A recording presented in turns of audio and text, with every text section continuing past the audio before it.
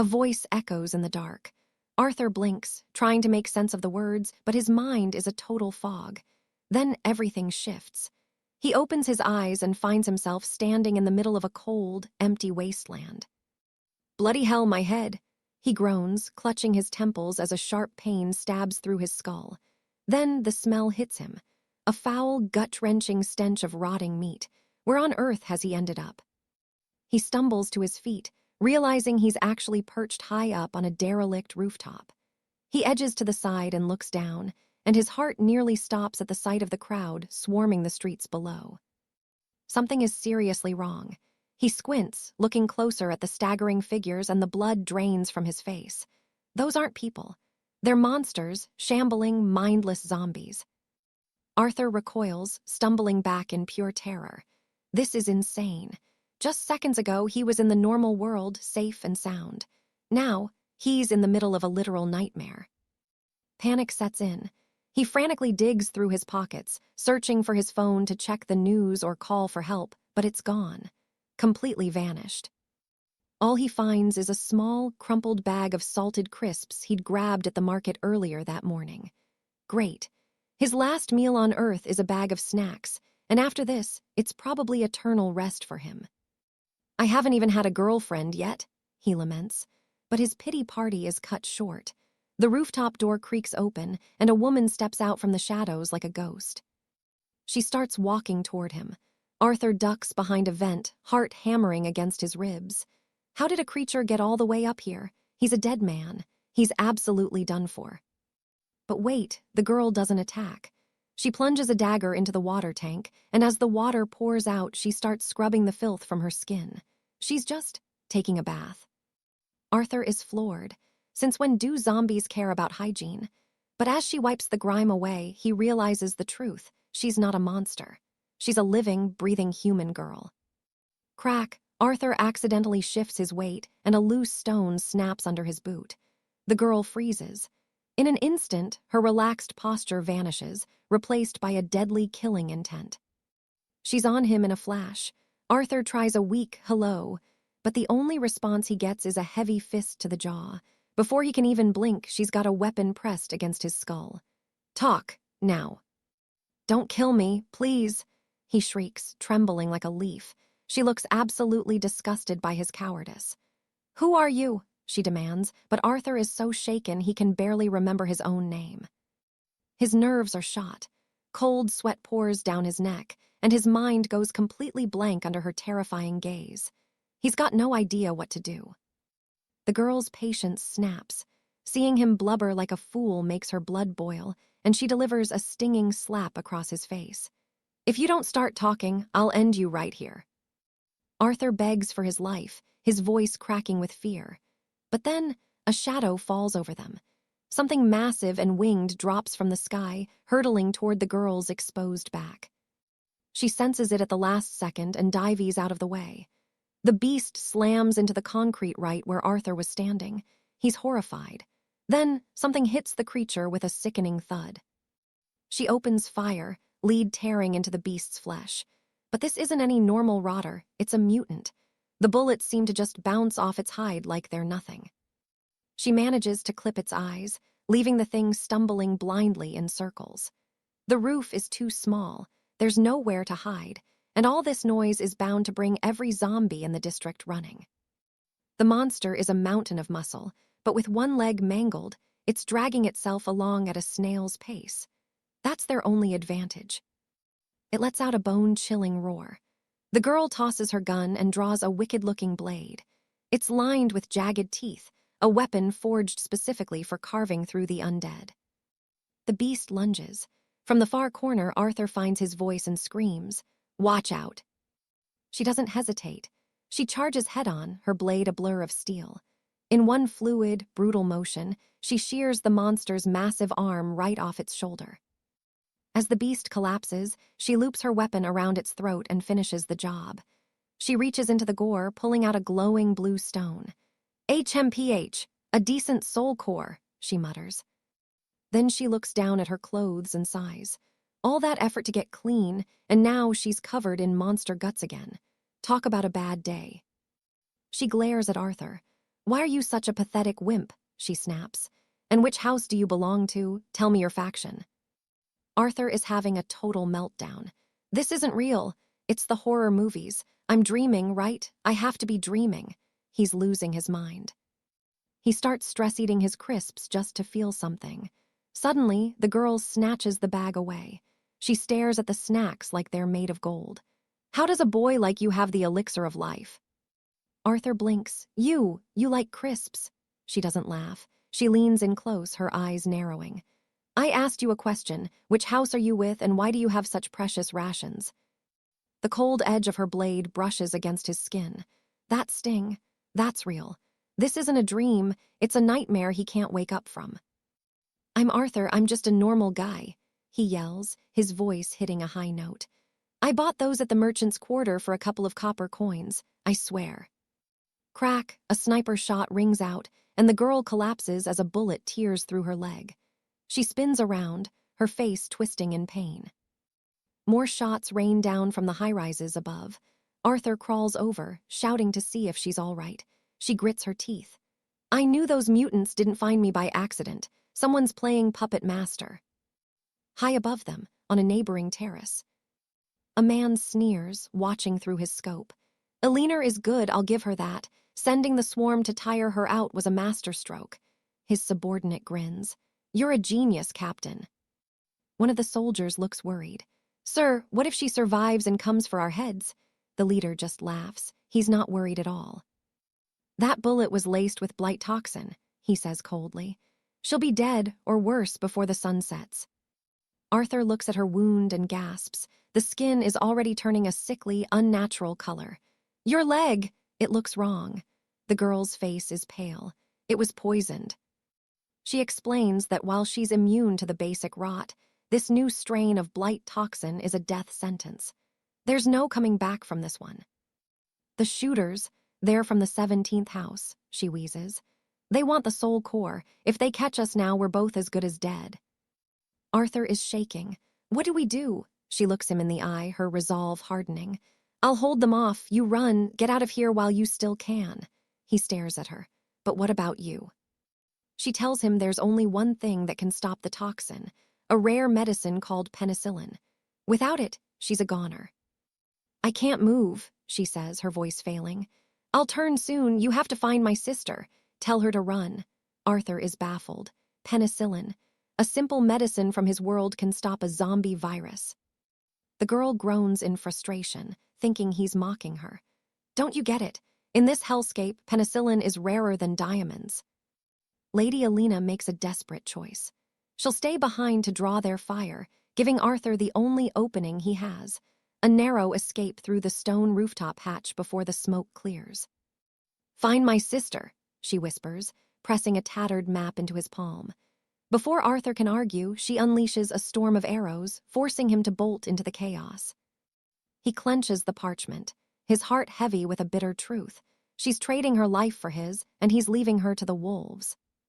Back in the high kingdom of 𝑨𝒏𝒂𝒅, a simple healing elixir costs mere copper. Suddenly, a shimmering celestial decree appears before his eyes. Initiate realm transfer. What are you waiting for? Alina's scream pierces through the smoke, begging him to save himself.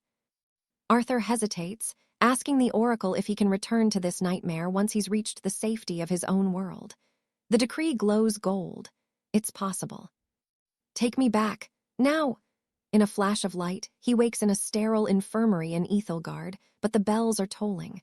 The capital is in absolute shambles. He doesn't care about the panic. Arthur sprints through the marble halls, eyes darting everywhere until he finds the apothecary's stash of sacred elixirs. Meanwhile, in the ruined empire, Alina collapses against the cold stone. She closes her eyes, praying Arthur at least finds her kin. She stopped firing, the mercenary captain sneers. He signals the Black Talon raiders to move in.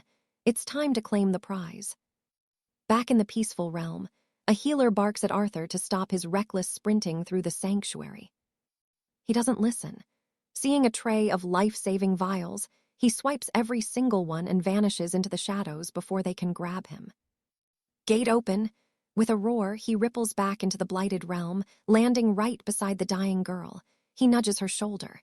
"Still with me, Elena." She stares at him like he's a ghost. "Are you insane? You should be miles away." But Arthur just presses a vial to her lips. "Drink. I went across worlds for this." Her eyes widen in pure shock. "How? Where did you find such a pure draft?" Arthur just shakes his head. "Don't ask, just know it's the real deal." "I'm not letting you die here," he vows, his voice steady. Elena hesitates for a heartbeat before downing the glowing liquid. He watches her, chest tight with nerves. Slowly, the gray rot leaves her veins. The toxin is fading. It actually worked. She stands, marveling at the strength returning to her limbs. "Arthur, what kind of sorcery is this?" Then clang.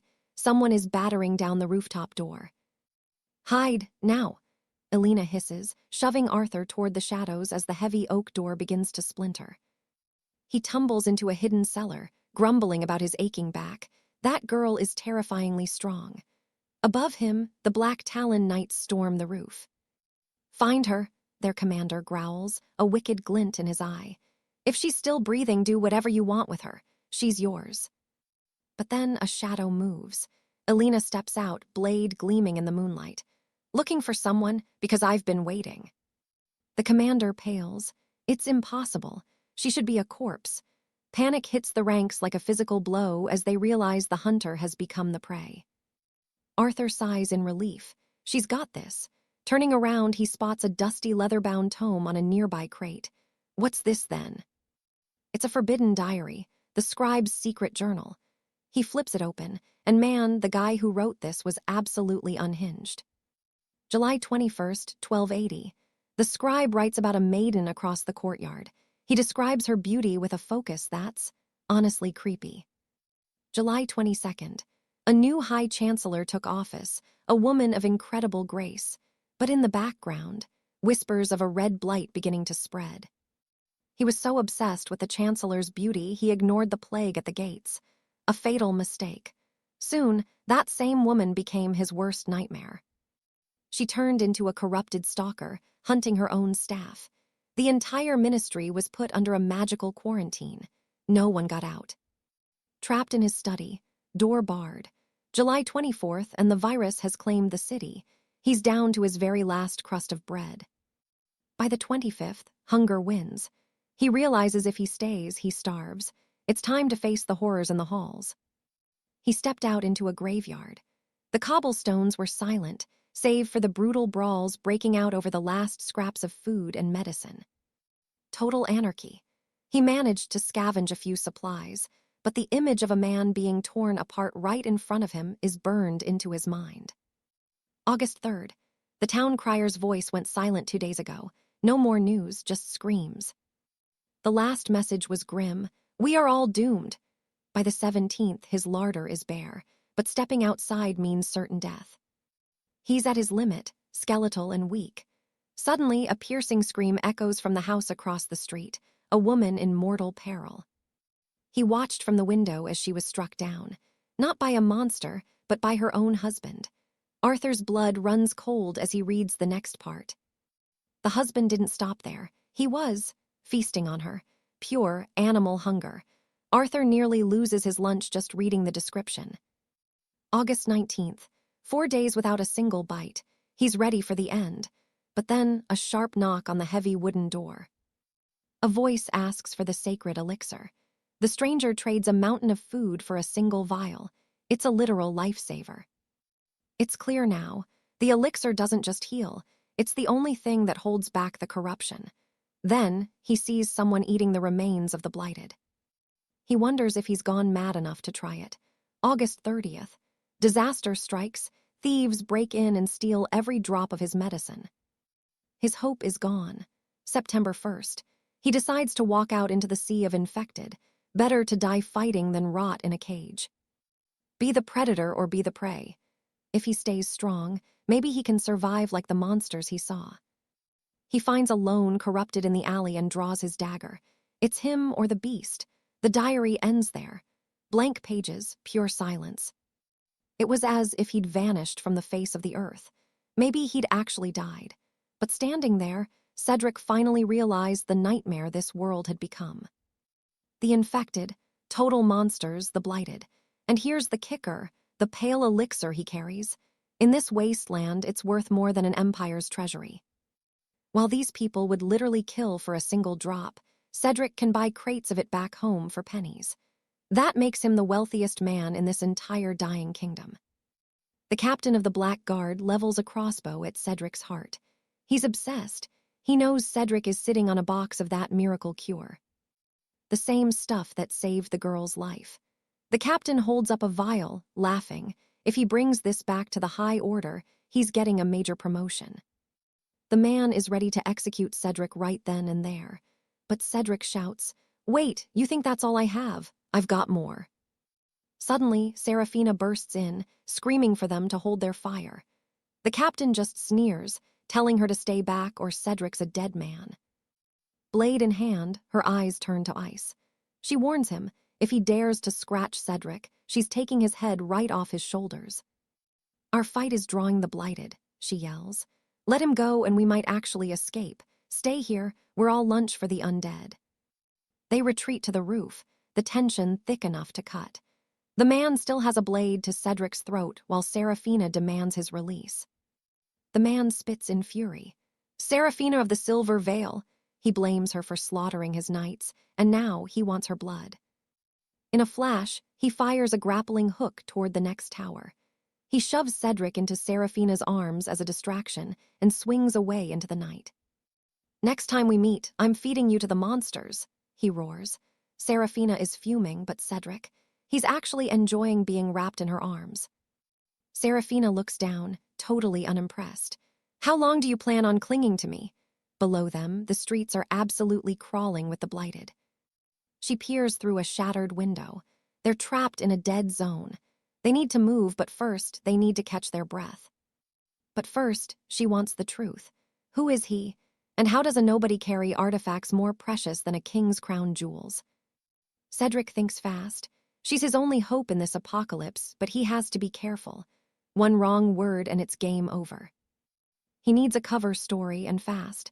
Instead, he tosses her a bottle of the pale elixir. Seraphina just stands there, completely speechless. "A gift," he says with a smirk. "Payment for the rescue. Stick with me and trust me, the perks are endless." She looks at him like he's insane. "Don't be shy," Cedric insists. "Just take it. I can get my hands on plenty more where that came from." Seraphina is reeling. Cedric doubles down, telling her he can get all the food they need. Her stomach growls, but she tells him to shut it. She's a warrior, not a mercenary. She isn't about to play bodyguard just for a few scraps of bread. Especially if he's a spy for a rival house. Cedric shakes his head. "I'm a freelancer, just a man from a land of luxury, enjoying the view." Seraphina watches him closely. He acts like a wise sage, and hey, his medicine actually saved her life. She owes him. "Fine," she sighs. "I'll keep you safe, but if I find out you're lying, I'll kill you myself." Cedric just smiles. "Call me Brother Cedric," he says cheerfully. Now that they're partners, it's time for some much-needed intel on this world. The girl agrees. It's time for Seraphina to give him a brutal lesson on how the world fell apart. The Crimson Blight wiped out 80% of humanity. A global nightmare. 9 billion people reduced to a mere fraction of survivors and mindless monsters. The monsters leave behind blight hearts. Part plant, part mineral. You can ingest them or refine them into pure power. These are used for ascension serums, with a 35% chance of evolving a human. Any less, you just don't wake up. The cores are the new gold. Use them as an energy source, or link them in a matrix to power entire settlements. The new Blight adapts to everything. Modern alchemy fails, but ancient remedies, like his pale elixir, work like a charm. But the recipe is gone. It's a relic. Without a kingdom, people have split into primitive tribes and warring factions. Right here, 3 powers rule: the Black Guard, the Earthbinders, and the High Climbers. That crew from before, the Black Guard, scum, violent criminals who would eat their own kind just to get ahead. Cedric listens, his mind racing. Everything was finally starting to click into place. Seraphina scans the dark horizon. The area is thick with monsters. "I'll take the first watch," she says. Sleep, we move at dawn. She stands perfectly still, a shadow in the moonlight. Cedric looks at her, a true survivor forged in the fires of hell. System, he whispers, take me back to the first realm. The world begins to blur and shift instantly. Cedric snaps his eyes open. It happened in a heartbeat. A woman is leaning over him, looking relieved that he's finally awake. He jumps, startled. Easy there, she says. It's his landlady, Beatrice. What on earth are you doing in my room? He stammers. You ran off like a lunatic, she scolds, but the doctor said you'll be just fine with some rest. She put herself down as his contact and even paid the bill. Now she's trying to spoon-feed him like a child. Cedric is totally speechless. She giggles and promises to make him some noodles. Your kitchen is empty, dear. I'm going shopping. Is there anything special you need? The boy rattles off a list of supplies. Once he's finally alone, he focuses his mind on the glowing ancient matrix in his vision. So Alistair notices this glowing mark on his arm looks exactly like a cursor. It's actually pretty wild. There's a storage vault, a dimensional jump, and even a power-on mode, but he's stumped. How do you flip the switch? Does the thing need to be charged up or what? Suddenly, Lady Lucinda bursts back into the room, buried under heavy shopping bags, and complaining that she's absolutely spent. Alistair jumps up to help, but she snaps at him to stay put. After all, he's still a patient. You see, Lady Lucinda is the daughter of House Sterling, a massive heiress. Even a blind man could see she's head over heels for him. But Alistair, he's broke. He can't give her the life she deserves, so he keeps those feelings locked away. But everything is different now. He has the primordial system. Traveling between two worlds means power and serious gold. Maybe, just maybe, they have a future. But then the door swings open. It's Lord Barrett. Lucinda freezes, asking her uncle what on earth he's doing there. The man doesn't even blink. Her father sent him to drag her to some royal dinner. Lucinda is fuming, shouting that she's busy and isn't going, but Barrett couldn't care less. He practically shoves her out, barking that it's an order from the Duke himself. He boots her out and tells her to wait by the carriage, then slams the door shut, leaving him alone with Alistair. Barrett turns his cold gaze toward our boy. Alistair just sighs. You want something? Barrett doesn't mince words. He thought they'd settled this, yet here Alistair is, still clinging to Lady Lucinda. He asks if the gold he already paid wasn't enough to buy his disappearance. He tells Alistair to name his price if he wants more, but the condition is simple: never speak to her again. The Duke will never accept a nobody. Alistair looks him in the eye. And what if I become the richest man in the kingdom? Barrett just scoffs. He knows every dog has its day, but looking at a peasant like Alistair, he's certain that day will never come. Alistair's expression goes ice cold. Fast forward to the other world. Seraphina is shaking Alistair awake. The sun is up, and they've got to move, fast. It's a 1-hour trek to the base. They're parkouring across rooftops, dodging the Blightwalkers below, until Seraphina finally signals that they've arrived. She tosses a rock at a hidden gate. It creaks open, and she leads him inside. Welcome to the hideout. From the outside, you'd never know this place existed. It's perfectly camouflaged. But Seraphina is already rushing ahead, telling him to keep up. She calls out to a girl covered in bandages, Rose. I'm back, she says, and I've got the healing elixir. Alistair realizes this is Seraphina's sister. Seraphina is practically vibrating with relief, telling Rose that this medicine is going to save her life. Alistair asks what happened to her. The truth: a brutal attack by a Blightwalker. Rose had gone out to clear some of the dead and trade soul shards for medicine, but she walked straight into an ambush. Rose is worried sick, asking if Seraphina got caught too, but she just smiles, pointing at Alistair. She's fine, and it's all thanks to her friend here. Rose looks at Alistair, whispering that she owes him her life.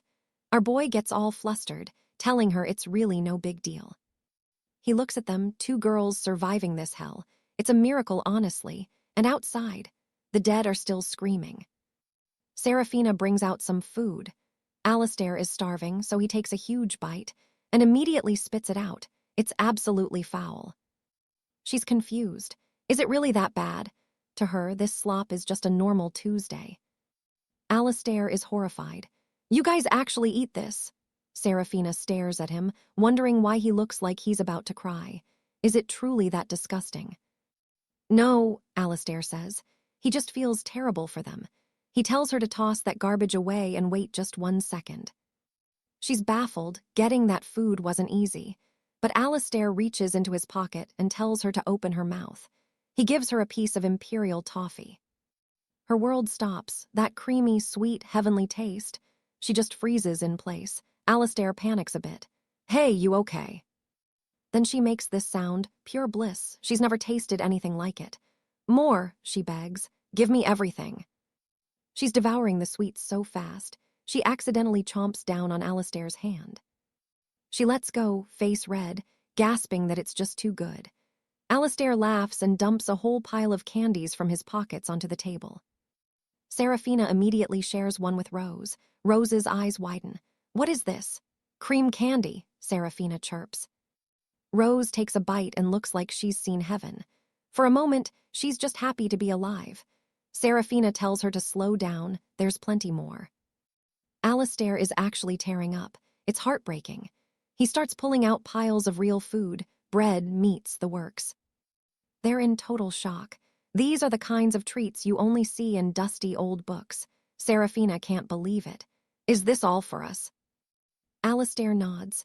Don't worry about it. I've got tons more where that came from. She blushes hard and hands him a small, heavy bag. It's filled with soul shards she's been hoarding. As he takes them, the mark on Alistair's arm starts to burn like fire. There's definitely a connection here. He accepts the gift, but asks if she's sure. These shards are like gold in this wasteland. Seraphina doesn't hesitate. That medicine saved their lives and the food. That's worth more than any pile of shards. She promises to pay him the rest back later, but Alistair just waves it off.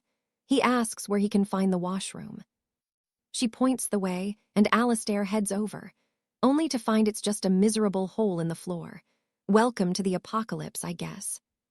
Alaric looks down the latrine pit and realizes it's a long way down. Still, nature calls. As he's checking out those shadow shards, something weird happens. A pulse of energy connects the shard directly to his arm. The shard literally merges into his skin. Suddenly, a mental chime rings out. His blink ability just got a major upgrade. Before, he was limited to 2 teleports. Now, he can bridge the gap 3 times in a row. Overjoyed, Alaric starts feeding more shards into the system. But he gets distracted for 1 second, and the shards slip, plummeting right into the waste pit. He manages to charge 9 blinks before deciding to save the rest for later. He reaches for his pouch, expecting a haul, but his heart sinks. It's light, almost completely empty. Where did they go? He stares down into the dark hole in the ground, and the realization hits him like a ton of bricks. He's completely speechless. He walks out of the latrine looking like he just lost his best friend. Elena asks what's wrong, but Alaric just stays silent. Outside, the ruins are absolutely swarming with the blighted. It's mealtime again, and Elena serves up that same disgusting, rotten stew. Alaric snaps. Why are they eating garbage when he gave them a mountain of fresh rations? She looks at him like he's crazy.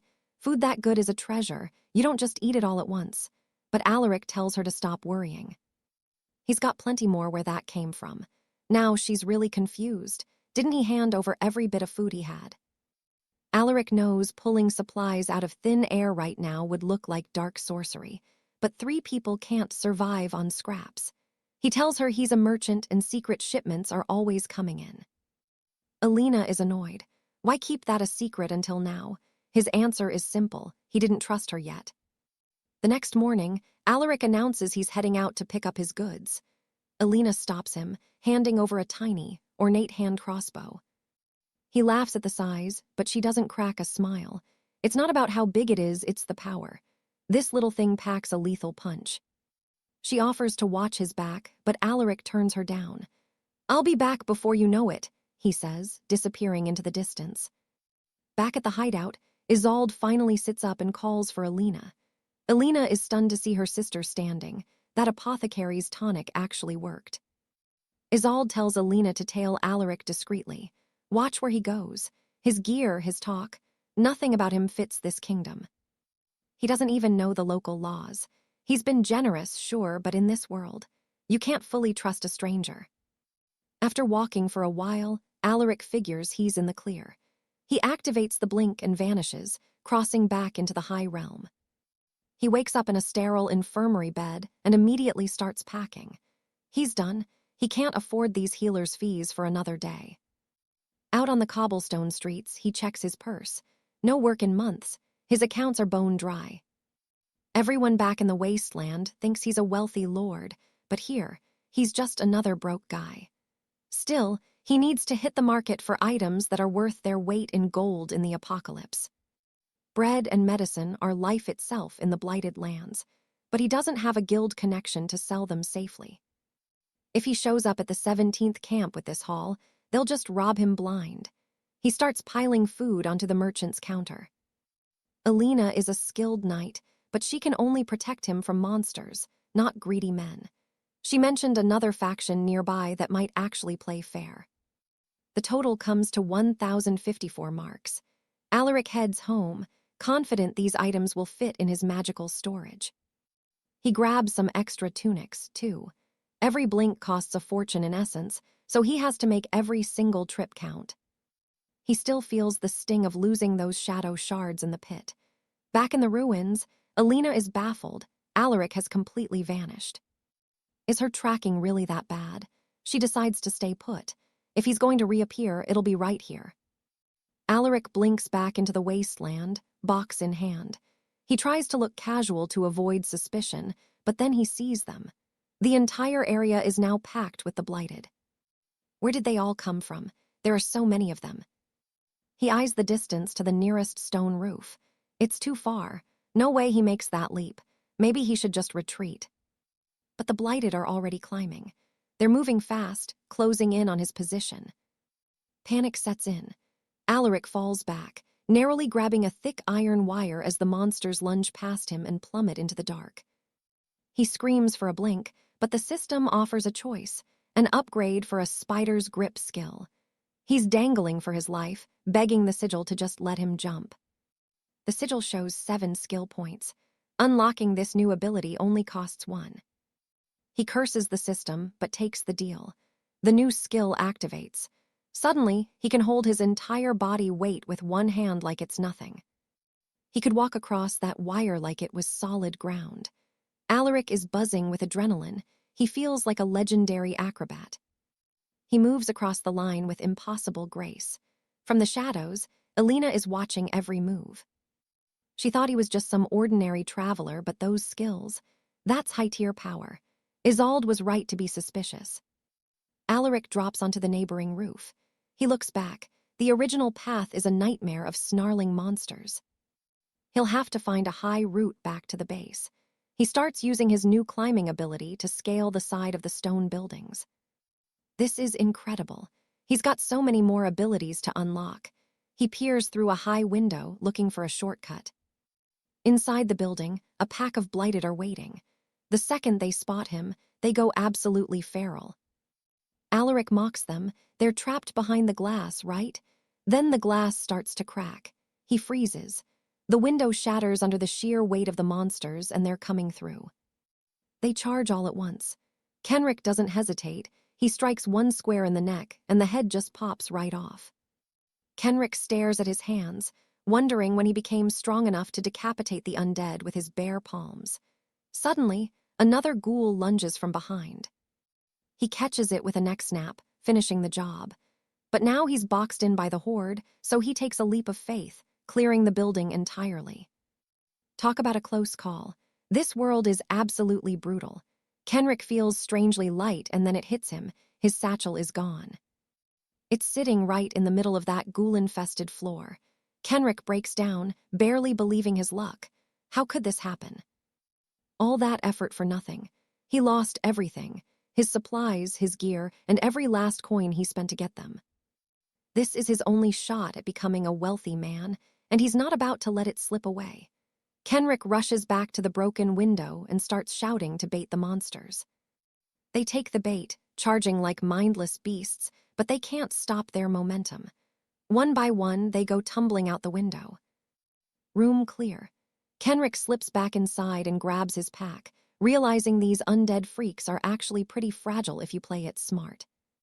But then, something catches his eye. Was that a shadow moving, or is he just losing it? Then, out of nowhere, a massive creature appears with a twisted smile, and it's moving fast. Kenrick is frozen in pure terror.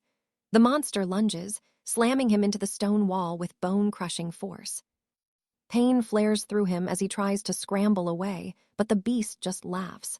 It's too fast, he didn't even see the strike coming. He could retreat to the safe world right now, sure, but he knows he'll eventually have to face this nightmare again anyway. Time for a gamble. He orders the system to burn every ghoul core he has for an upgrade. Boom, level 6.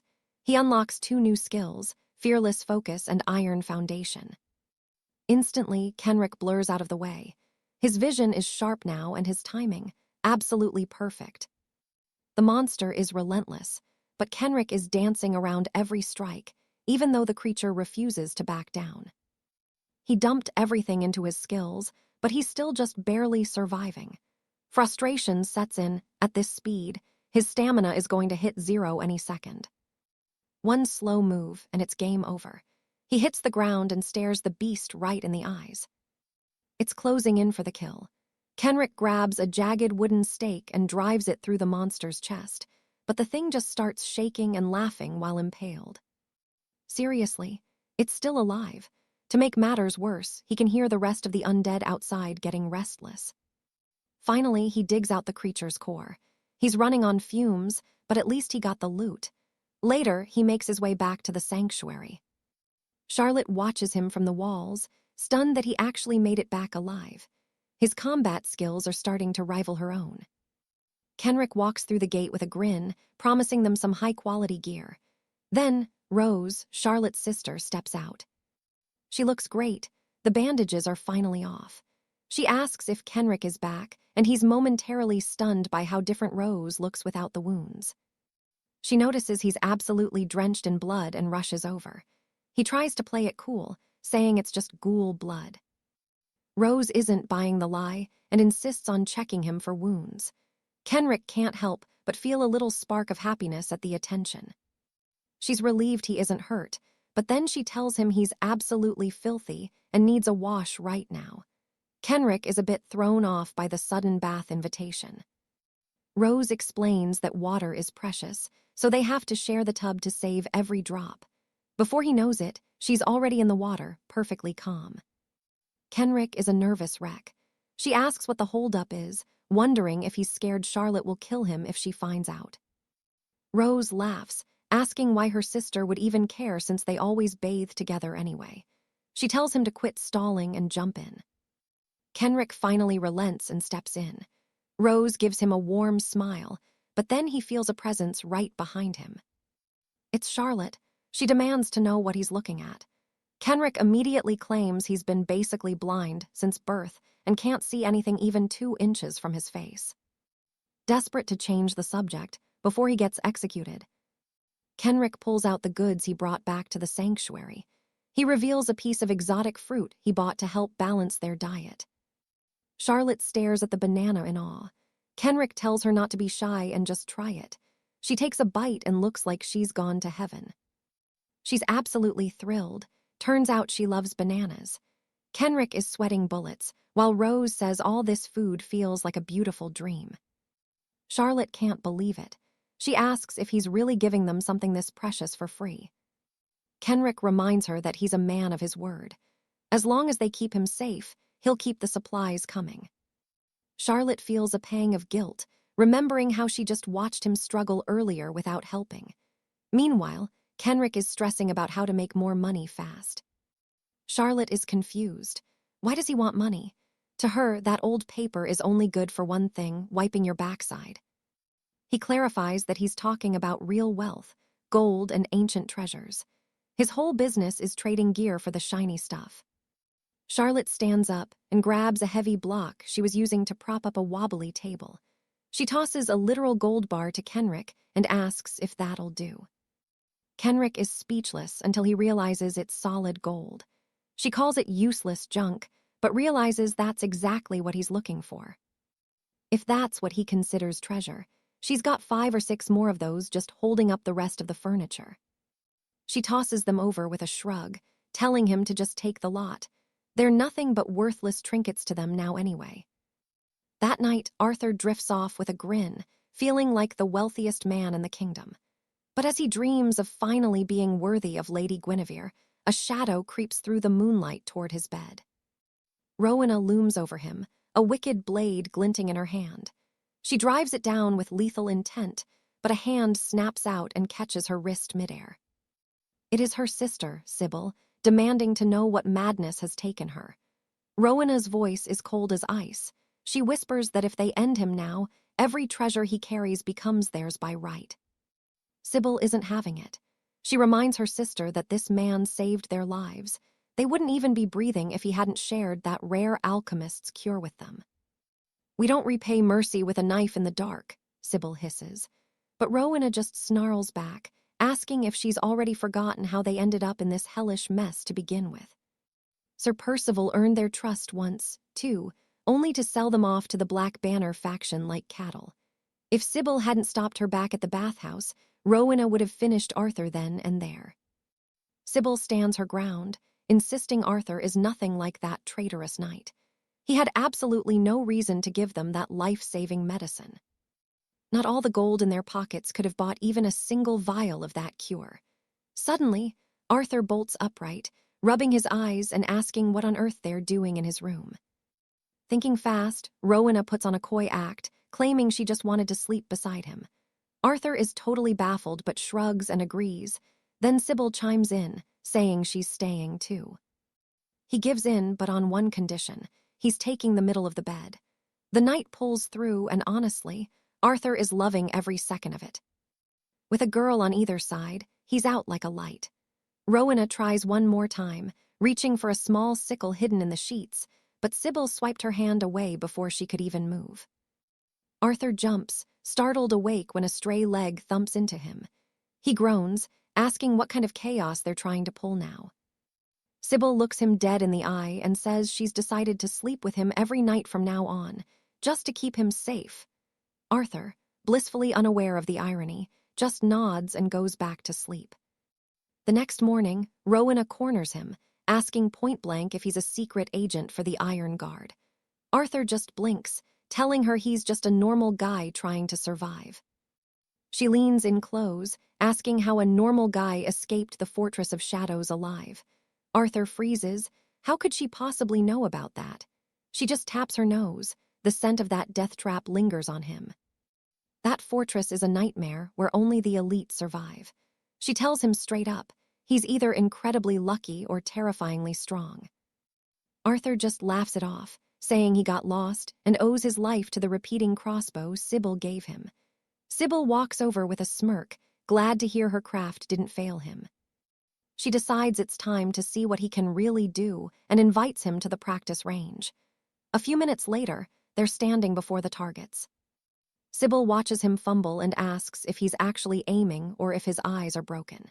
She steps up behind him, guiding his hands and showing him exactly how to grip the weapon. She's standing so close he can barely breathe.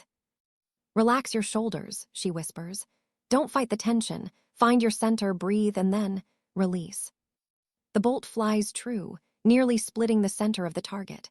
Arthur is buzzing with excitement, and suddenly the Sovereign's grace system flashes, long-range marksman's skill unlocked. The boy is floored as the system offers an immediate upgrade. But Arthur hesitates. He's burned through every shadow heart he had in the last fight. He needs to stockpile more for the next kingdom jump. He turns to Sybil and asks if she knows a place where he can acquire more of those precious crystals. She nods. There's a rogue trade outpost about 2 kilometers out. Arthur's eyes light up. It's time to go shopping. The pair sets out immediately. At the outpost, Sybil hammers on a heavy iron gate until a gruff voice from inside tells them to enter. They step into the dim room only to find a man leveling a heavy crossbow right at their chests. Sybil doesn't flinch, asking if he's still that terrified of the blighted. The man gives a dry chuckle and lowers the weapon, admitting he's far more scared of the living than the dead. He looks Arthur over and asks what he's looking for.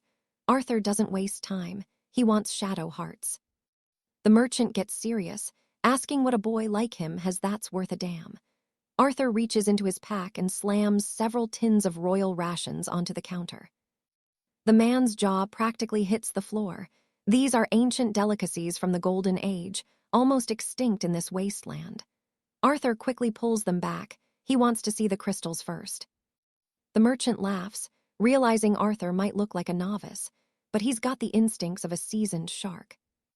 Arthur just shrugs. "You're the one who said humans are the real monsters.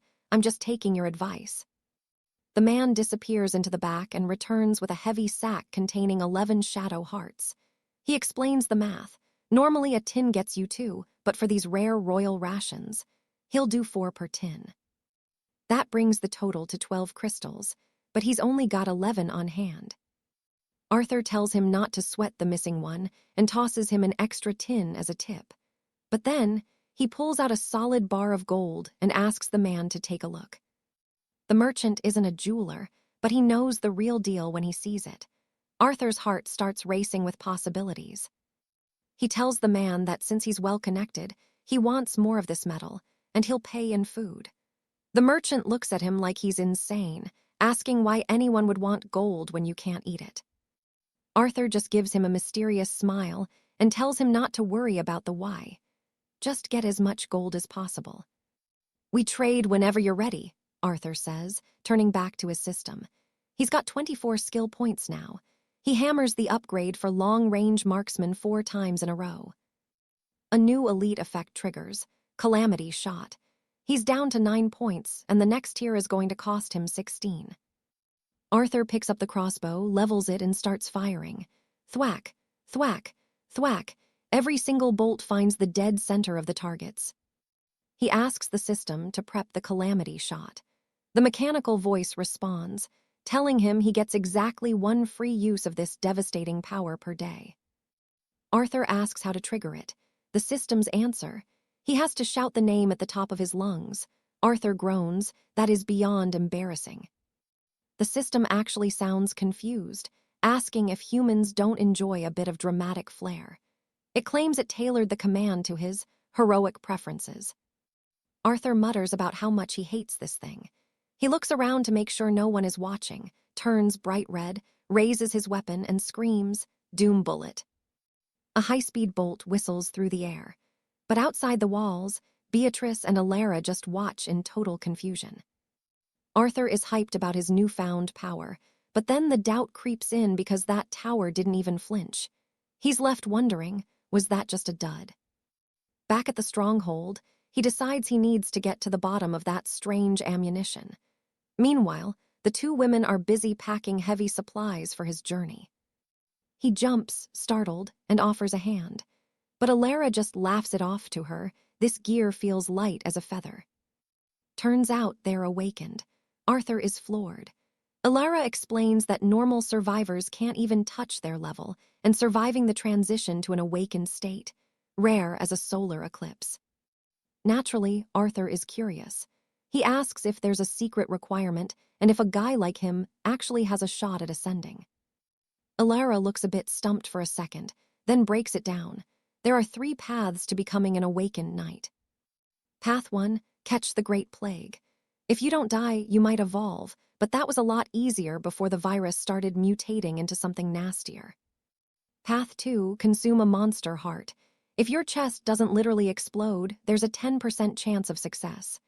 Path 3, an ascension elixir, best odds at 30% but still a gamble. Arthur's eyes light up. Where can I get my hands on one of those drafts? Alara says she can take him to the Iron Guild. They're all about the coin. As long as Arthur has something worth trading, they'll play ball. "Let's go," he says. The next morning, Arthur wonders why Beatrice is staying behind.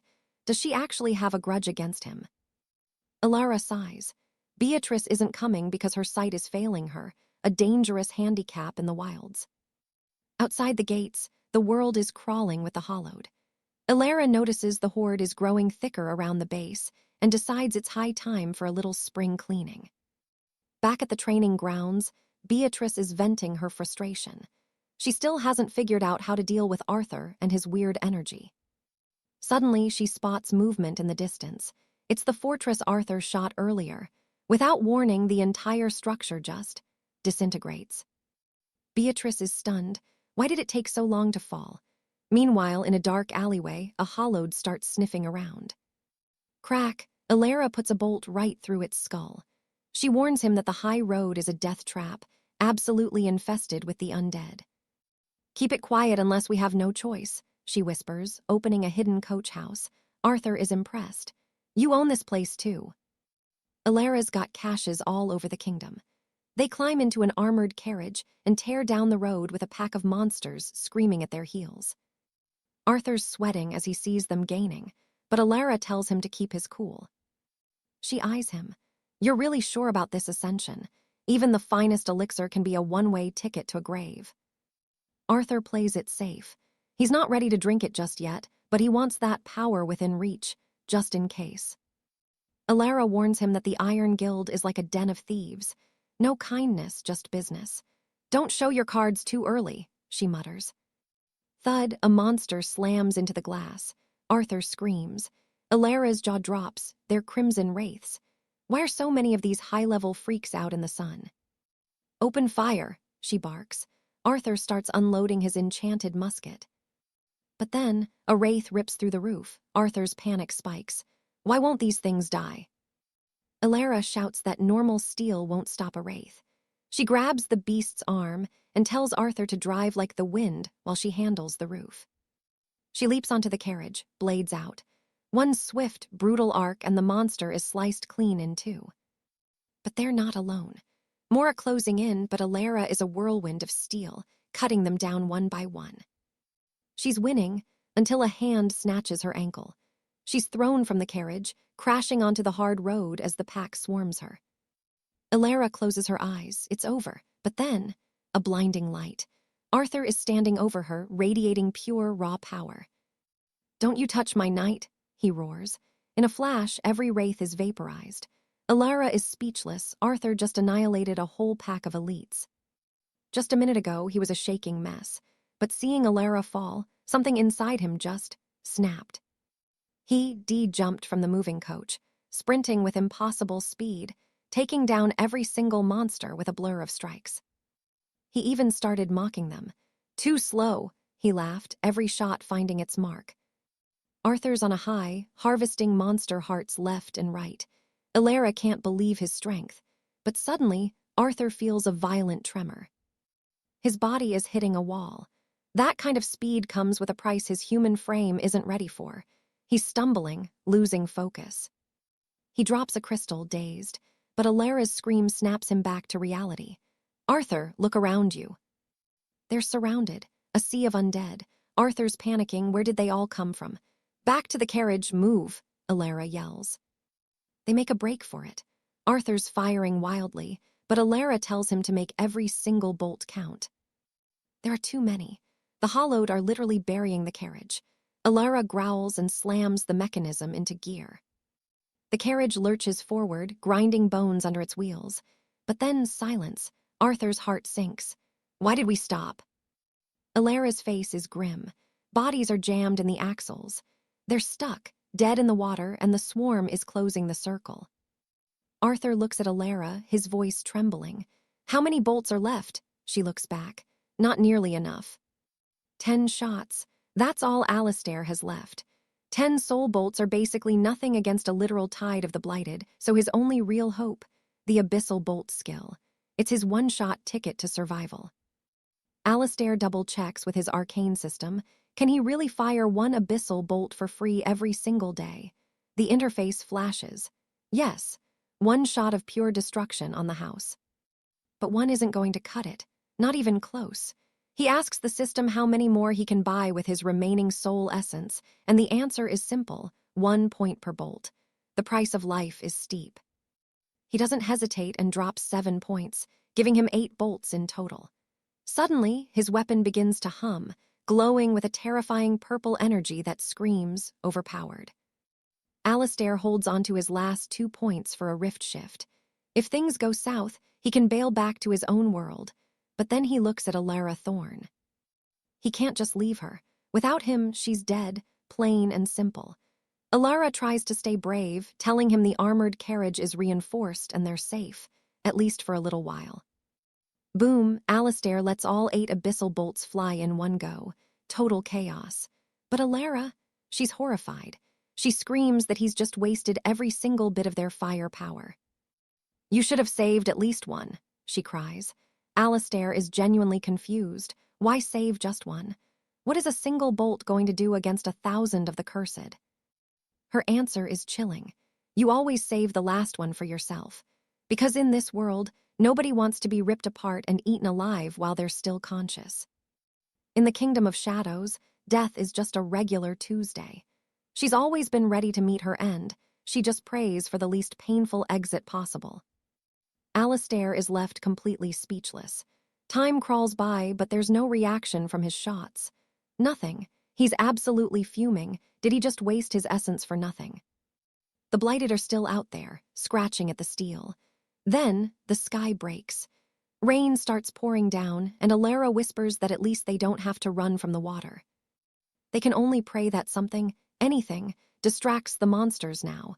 But the cursed don't budge. They just stand there in the downpour like statues made of rotting meat.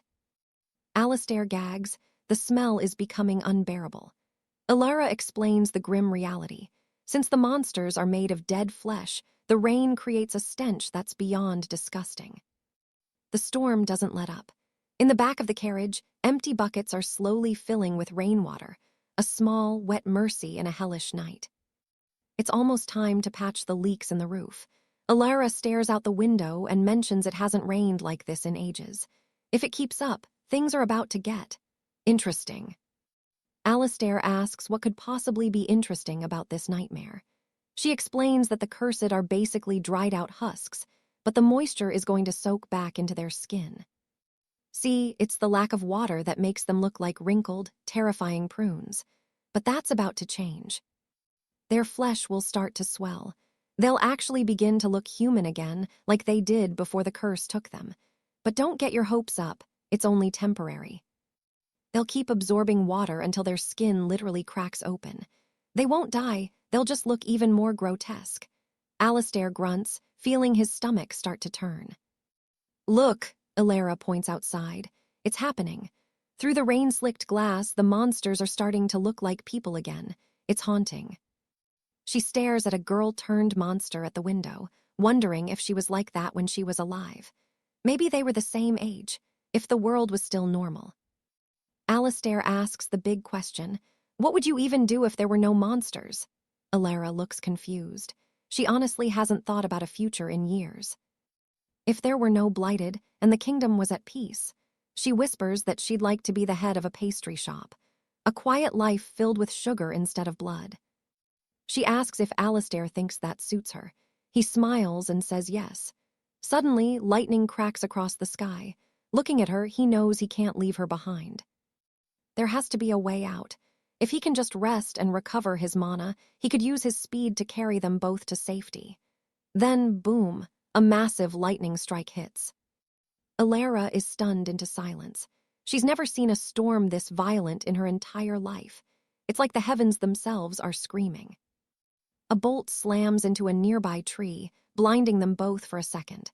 Then, another strike hits the carriage directly, the shockwave scattering the Blighted like leaves. Alistair is reeling, then totally shocked. The creatures are just dropping. The sheer impact of the lightning is killing them all instantly. Alara tells him to snap out of it and help move the bodies before they're blocked in. Alistair grabs a limb and winces. The corpses are literally boiling from the heat. As the sun finally rises, they finish clearing the path. They actually survived. They keep moving until, finally, they reach their destination, the Iron Fort. A lookout spots them. "Carriage approaching," he yells, sending a runner to wake up the warden. The gate guard isn't happy about the early morning wake-up call. The warden grumbles that it's way too early for visitors. At the main gate, a squad appearing out of the shadows orders Alistair and Alara to step out of the vehicle. He barks at them, asking where they're from and if they're looking for a handout. Alistair keeps his cool. No refuge, we're just here to trade supplies. They're escorted inside, where the warden eyes Alistair greedily. What did you bring me? Alistair places an item on the table with a heavy thud. The warden inspects it. It's an iron-bound delicacy, a sealed ration from the old world. Alara starts to complain about the price, but Alistair tells her it's fine. The man has to test the quality, right? As soon as the can is opened, the warden smiles. His guards are practically vibrating with hunger just from the smell. He takes a massive spoonful, then another. The guards are begging to know if it's good, while Alara fumes because the guy is eating the entire trade sample. The warden grumbles that it was gone before he could even savor it. Alistair just stays calm. Don't worry, he says. I've got plenty more. Alara is losing it. He's eaten 8 cans already. We could have traded those for a fortune. The warden just lets out a massive burp. Not bad, he says. I'm about 30% full. Can you believe this guy? He tells his guards they can have the scraps, and they start fighting over the empty cans like wild dogs.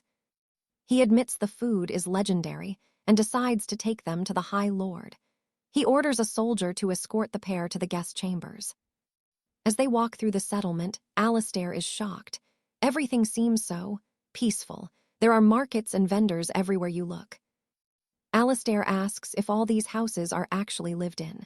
The soldier nods. Every single one is filled with refugees that the High Lord took in. Without this place, they'd all be monster food. But suddenly, crash. A young girl is thrown into the dirt as a man starts attacking her, screaming that she stole his medicine. Please, have mercy.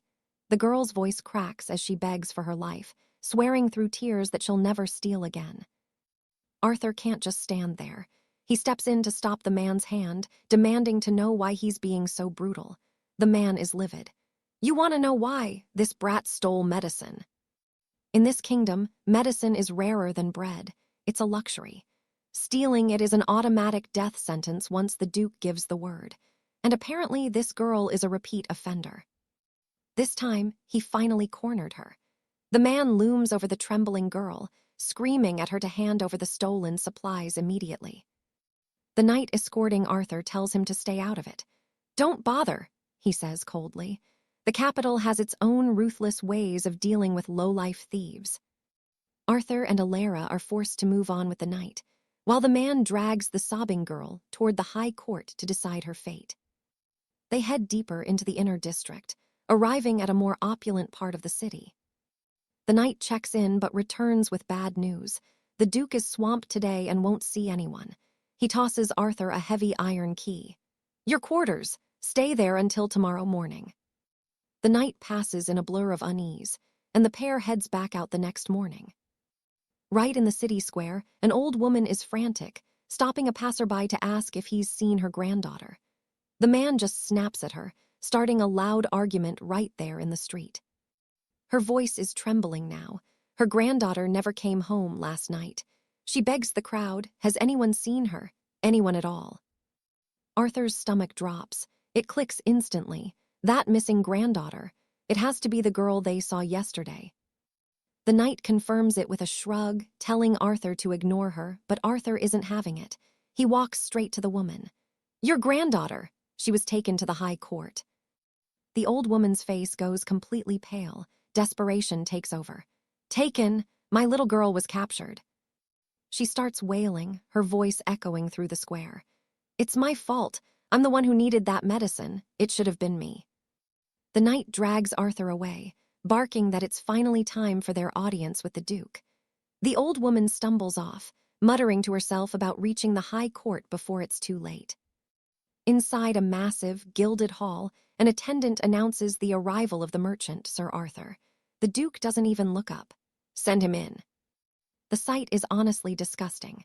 The Duke is lounging shirtless, gorging on food and surrounded by women. He looks Arthur over, declaring he only does business with people he actually knows. but rumors say Arthur's stock is legendary. Arthur steps forward, keeping his cool. "I've brought fresh meat, Your Grace, real meat. Everyone who tastes it wants more." "Care for a sample?" A guard carries the tins to the throne. The Duke pops one open, suspicious at first, then takes a massive bite. His eyes practically bulge out of his head. He doesn't say a word. He just grabs the other tins and starts shoveling the food into his mouth like a starving animal. "Incredible," he bellows, his mouth still half full. It's 1,000 times better than the salted trash his cooks usually serve him. He wants it all, every single tin Arthur has. The Duke is actually smiling now, asking Arthur what he wants in exchange for the whole lot. Arthur doesn't hesitate. "I want shadow stones, elixirs of ascension, and pure gold."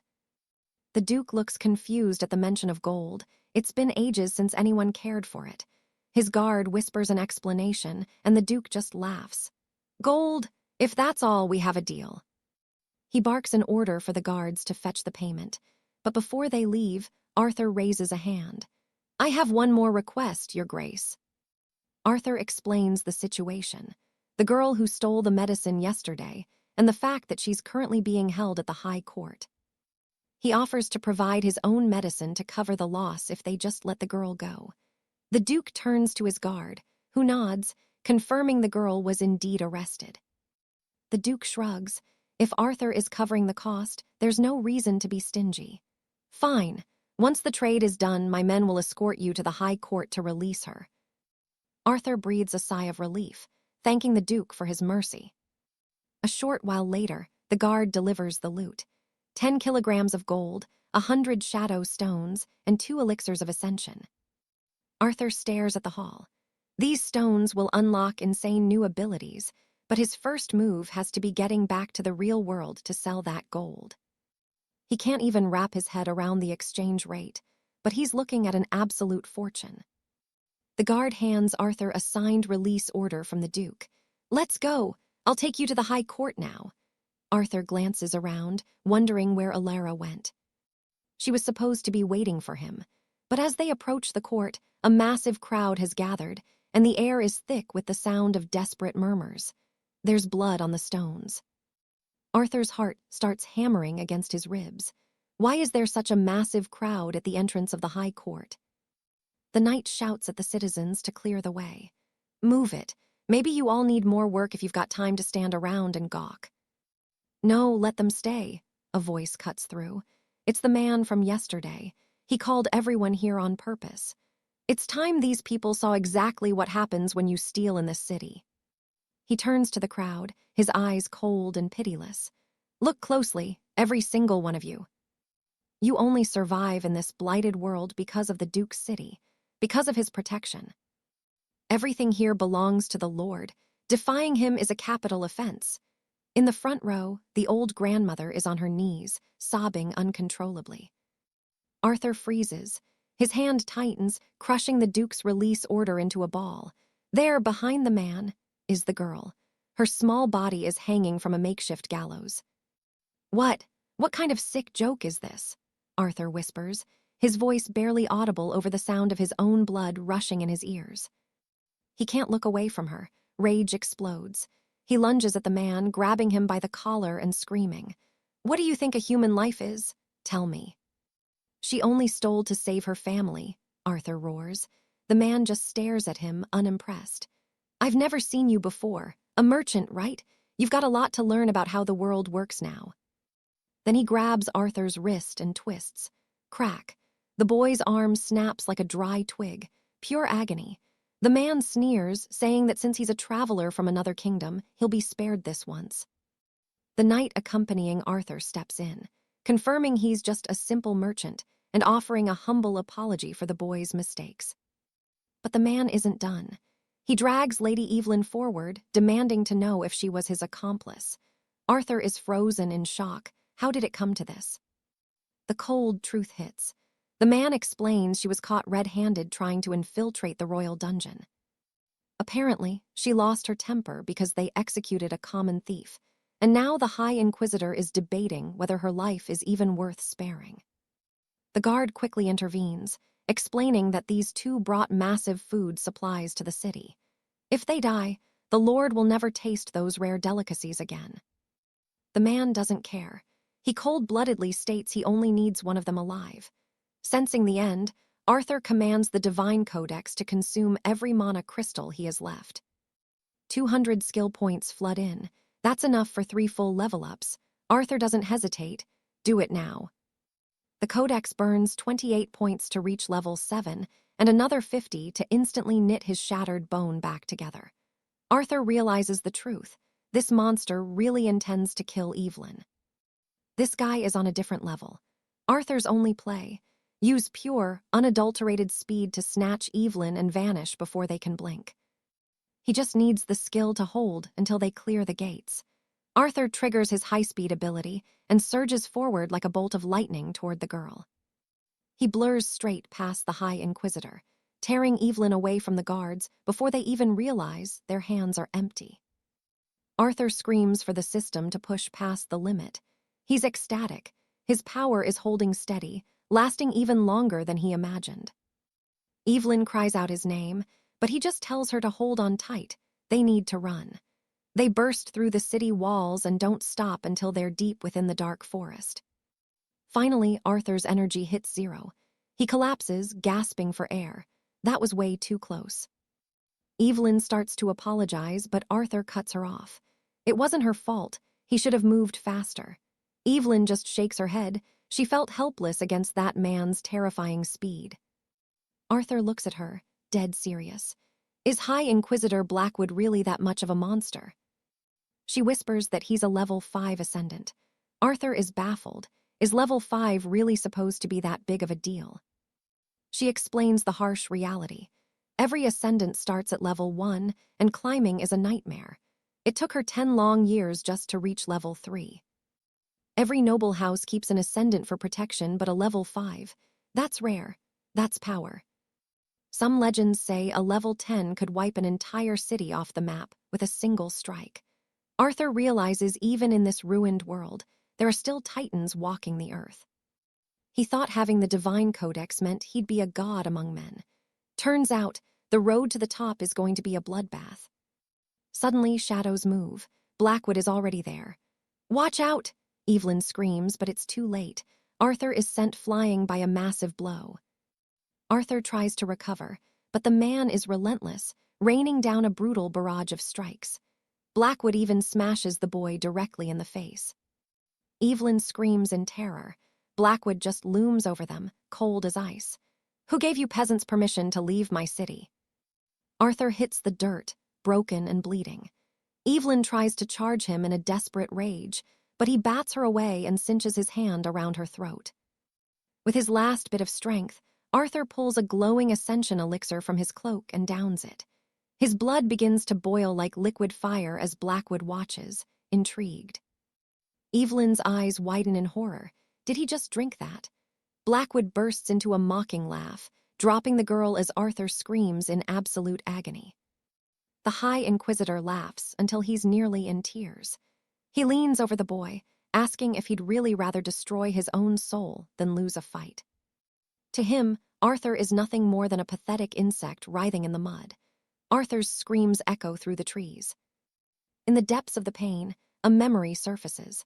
A child being asked why he's always covered in bruises from fighting. Young Arthur told them he wouldn't just sit there while his classmates treated him like garbage. His father didn't care. He just slapped him, calling him an embarrassment who was born but never properly raised. The old man just walked away with his ale. Years later, it was the same story at work. Arthur's boss told him he was fired. Arthur asked why. The manager just shrugged. The boss invited the interns out for drinks, and Arthur shouldn't have interfered. He told him to mind his own business next time. Arthur was walking alone that night when he saw a girl being cornered by a group of thugs. He stepped in, demanding they stop, but the men just shoved him into the dirt. But Arthur didn't back down. He fought with everything he had until the cowards heard sirens and scrambled into the night. The girl, Sarah, thanked him through tears and begged him to go to a hospital. Arthur just shook his head. As he turned to leave, he warned her that this part of town wasn't safe. She chased after him, desperate. She asked if he had a place to stay and offered him a room in her own apartment.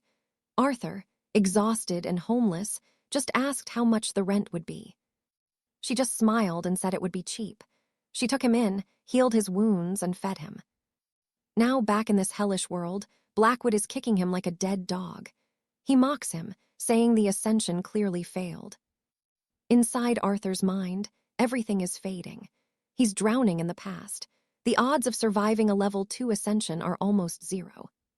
He looks at Sarah in his memory, telling her she's an amazing cook and should definitely open her own tavern one day. She looks so happy. She tells him that if he likes, she could do this for him every single day. Our boy Alaric, he's a nervous wreck.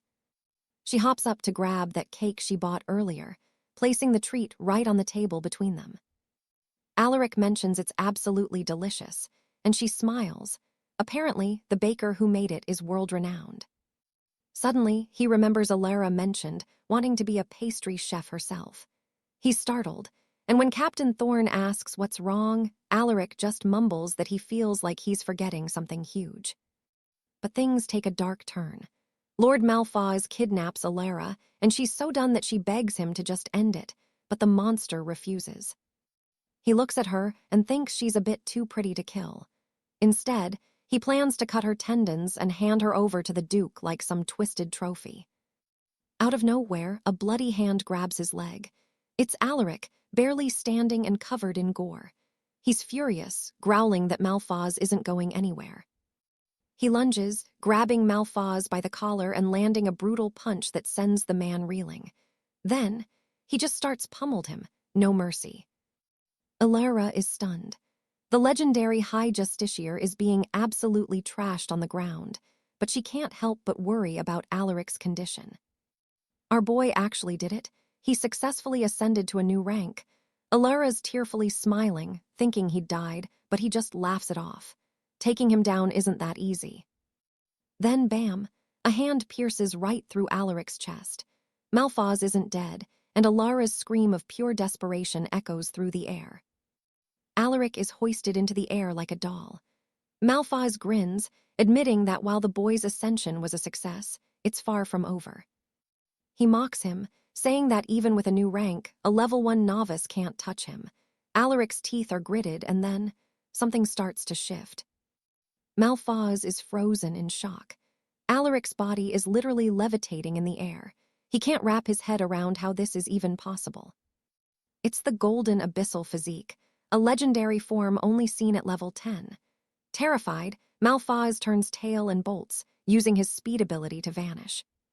He's panicking, wondering how Alaric accessed that power so early. It's a total nightmare, exactly like the last time he saw that divine glow. Alaric's entire form is glowing gold now. With just the flick of a finger, he unleashes a wave of pure, concentrated power. The blast races toward 𝑻𝒓𝒂𝒅 and hits him head-on. The explosion is massive, and trust me, there's no coming back from that. Back in the capital, Duke Sterling feels the earth shake, wondering if some ancient god just walked by. Even the guard captain feels the massive vibration of power. At the social club, the noble ladies are startled by the shockwave. Meanwhile, deep in the woods, Alaric finally collapses, unconscious. Alara catches him, but she's panicked. He's losing way too much blood, and she's desperately trying to stop the bleeding before it's too late. But then, something miracle-level happens. His wounds start sealing themselves up right before her eyes. She's absolutely speechless. She gathers him in her arms, determined to find a doctor. By the time the Duke reaches the forest, that god-tier aura has already vanished into thin air. He's left wondering why such a powerhouse was near his borders, praying he hasn't offended anyone. Elsewhere, someone is pounding furiously on a clinic door. Lady Isolde opens up, only to be nearly knocked over as Alara barges in with Alaric. The healer's annoyed, complaining about her door being broken. Alara is begging her to save him, but as Isolde examines the boy, her expression turns serious. Something is very wrong here. Alara asks if he's going to be okay, but the news isn't good. His life force is fading, and his condition is a total mystery. She runs a scan, and finds something insane. A strange metal is covering the area where his heart core should be. It looks like this metal actually saved his life, but 𝒊𝒍𝒍𝒊𝒐𝒏𝒔's never seen anything like it. Lady Beatrice asks if he'll make it, but the doctor can't make any promises. Alara's frantic, but the doctor tells her to keep it together and leave him there for a few days of observation. Meanwhile, the captain of the 17th Guard orders his men to beat him up. They're confused, but he says he's humiliated them enough already. He tells them it's time for their revenge, insisting he won't hold it against them. He's taking the hit for the team. The guards finally cave and start swinging. After the beating, the captain can't help but think his men didn't even hesitate to let him have it. He stumbles to the healer's door and knocks. 𝒊𝒍𝒍𝒊𝒐𝒏𝒔 opens it, looking unimpressed. He tells Dr. 𝒊𝒍𝒍𝒊𝒐𝒏𝒔 he's messed up again and needs help. She's fed up. This is his 3rd visit in a single month. She snaps that he's getting hurt way too often for her liking. He just shrugs, saying it's all part of the job. But inside, Alara is terrified to see him. She remembers how he threatened her last time. She's panicking, wondering why he's here and why his own knights don't have their own medic. If he realizes they're in the next room, he'll call for an ambush. She knows they have to get out of there and fast. Dr. 𝒊𝒍𝒍𝒊𝒐𝒏𝒔 tells the captain to wait elsewhere because she has another patient. Back in the room, she finds Alara acting crazy. She's trying to drag Alaric out. The doctor warns her he can't be moved, but Alara insists they're in grave danger. Suddenly, the door flies open. It's the captain. He levels his weapon at them, but 𝒊𝒍𝒍𝒊𝒐𝒏𝒔 throws herself in the way to protect her space. He's screaming that these two slaughtered dozens of his men, and he's going to finish the job right here, right now. He's already signaled his faction for backup. 𝒊𝒍𝒍𝒊𝒐𝒏𝒔 is livid, shouting that he's crossed the line by bringing violence into her clinic. She tells him straight, Alaric is her patient. If he lays a finger on him, he's banned from her healing for the rest of his life. She's absolutely furious. The captain finally calms down, realizing she's serious. He's not going to disturb her patients today. Baron Cedric coldly grants Lady Alara and our boy a few more days to vanish, warning them that his blackguard has already sealed off every single exit in the valley. He points a trembling finger at the pair, swearing on his noble house that there's no escape. The second they step past those gates, it's game over for them. But inside the boy's mind, the oracle's voice suddenly flares to life. Evolution complete. New talent successfully unlocked. Alaric can hardly believe he's still breathing. He actually traded 3 entire years of his life just to claw his way up to level 5. He's completely lost, but the oracle explains the brutal truth. To defeat that overwhelming monster, he'd unknowingly sacrificed his very own life force just to survive. I never imagined, the mysterious voice whispers, that someone could evolve through pure, raw willpower alone. Alaric freezes. Who's there? Who's speaking? The voice claims to be an ancient sage, explaining that this evolution will finally unlock the oracle's true potential. But Alaric is skeptical. Why me? Why was I given this power? The voice only offers a cryptic promise. I believe you can take this path to the very end. Reach the end of the road, Alaric, and that's where we'll finally meet. A full day passes, and healer Beatrice is absolutely stunned. It's pure magic, she mutters, his wounds completely vanished in less than 24 hours. She's never seen a recovery this fast in her life. Lady Alara looks on, her heart racing.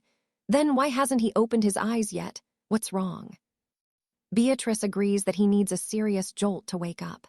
So she does the unthinkable and slugs the boy right in the face. Alaric bolts upright, totally startled. Are you a monster? Alaric yelps, clutching his jaw. Beatrice just shrugs, noting he's recovering perfectly, while Sir Julian tells the boy to quit whining and put some clothes on. Sometime later, Alaric looks toward the window. The Black Guard! They're still out there, surrounding us, aren't they? Lady Alara nods grimly.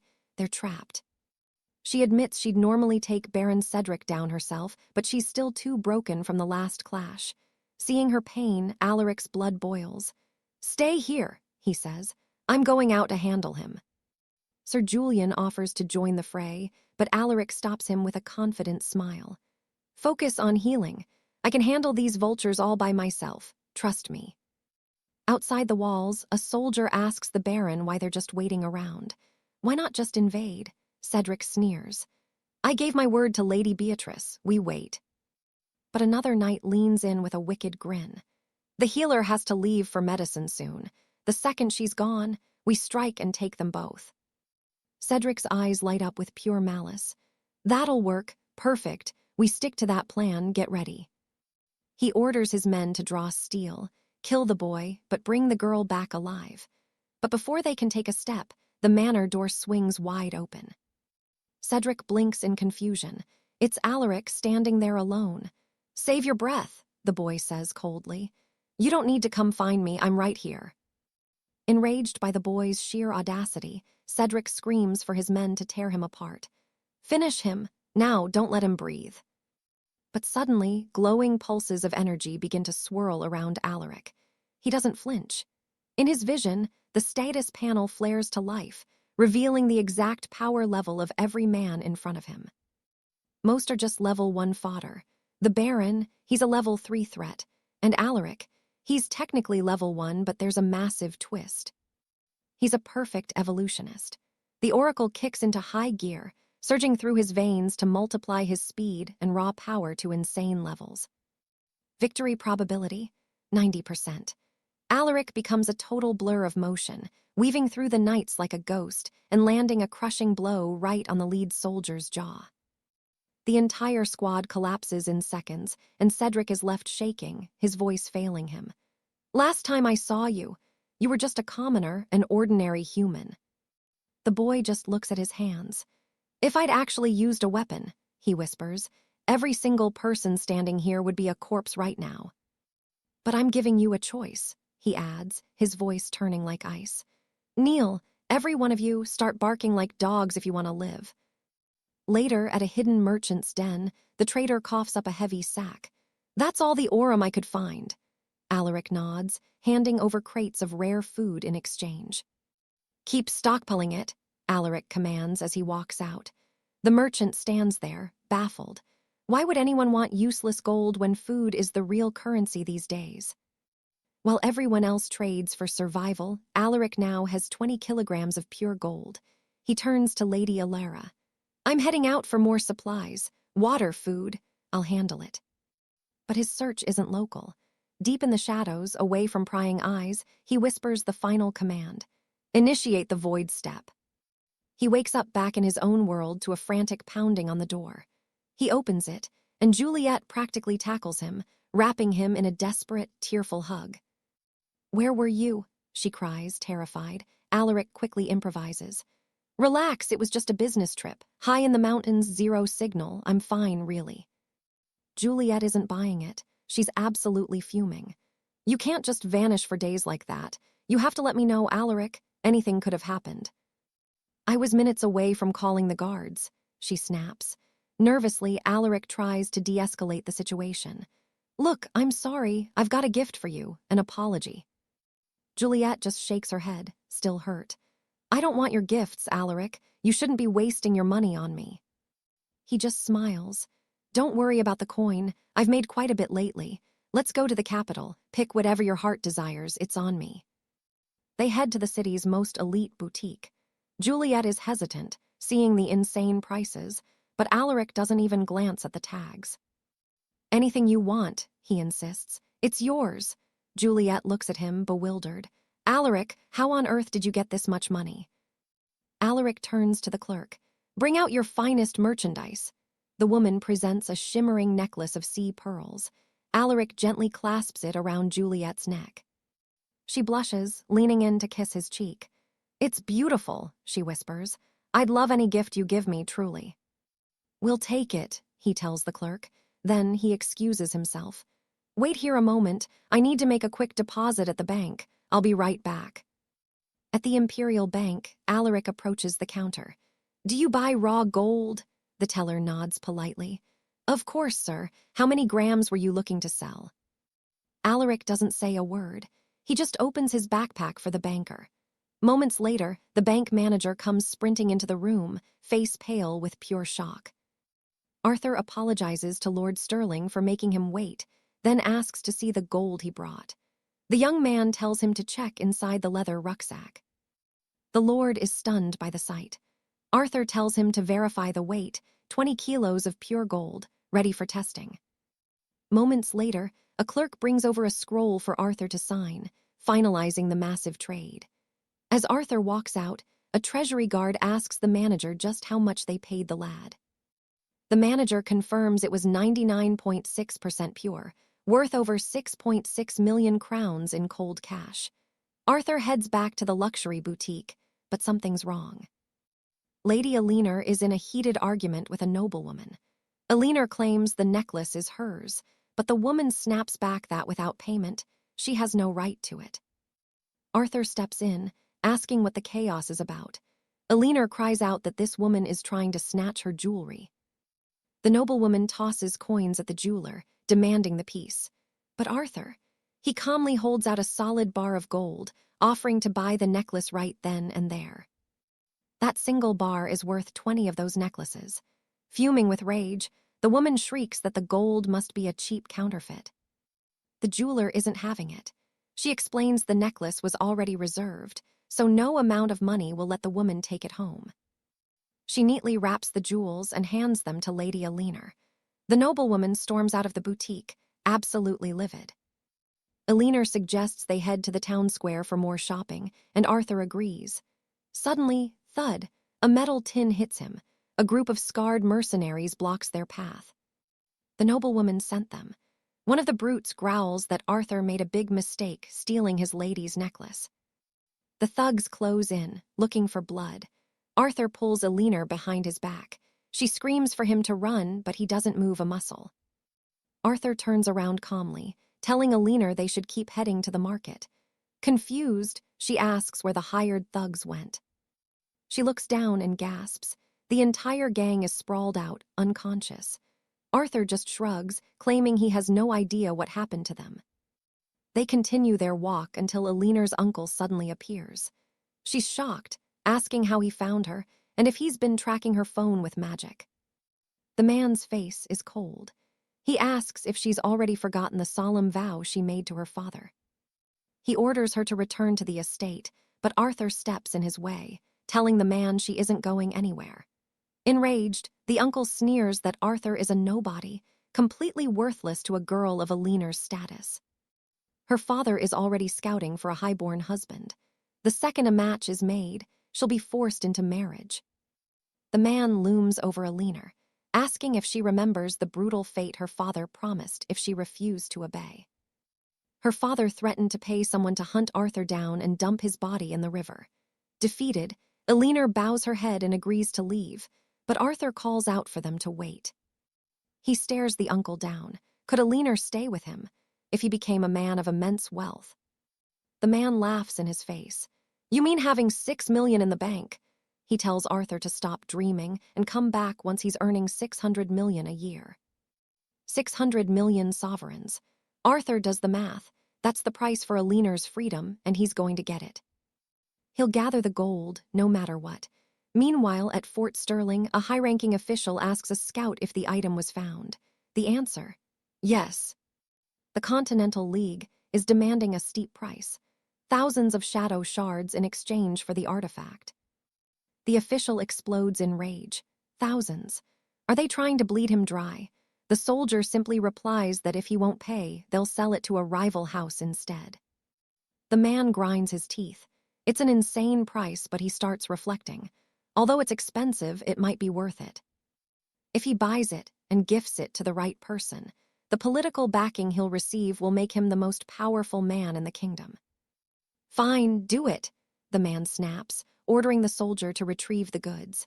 Elsewhere, Arthur returns home, announcing he's finally back from his trip. He's carrying a mountain of bags and trunks. Isabella is shocked. He went away to trade, but came back with even more stuff than he left with. Arthur starts listing his haul. Margaret looks on, confused. Why on earth did he buy so many sacks of flour? "To make desserts for you both," he says with a grin. He remembers she once dreamed of being a pastry chef, but Margaret shakes her head. Her only mission is protecting Arthur. Who has time for baking?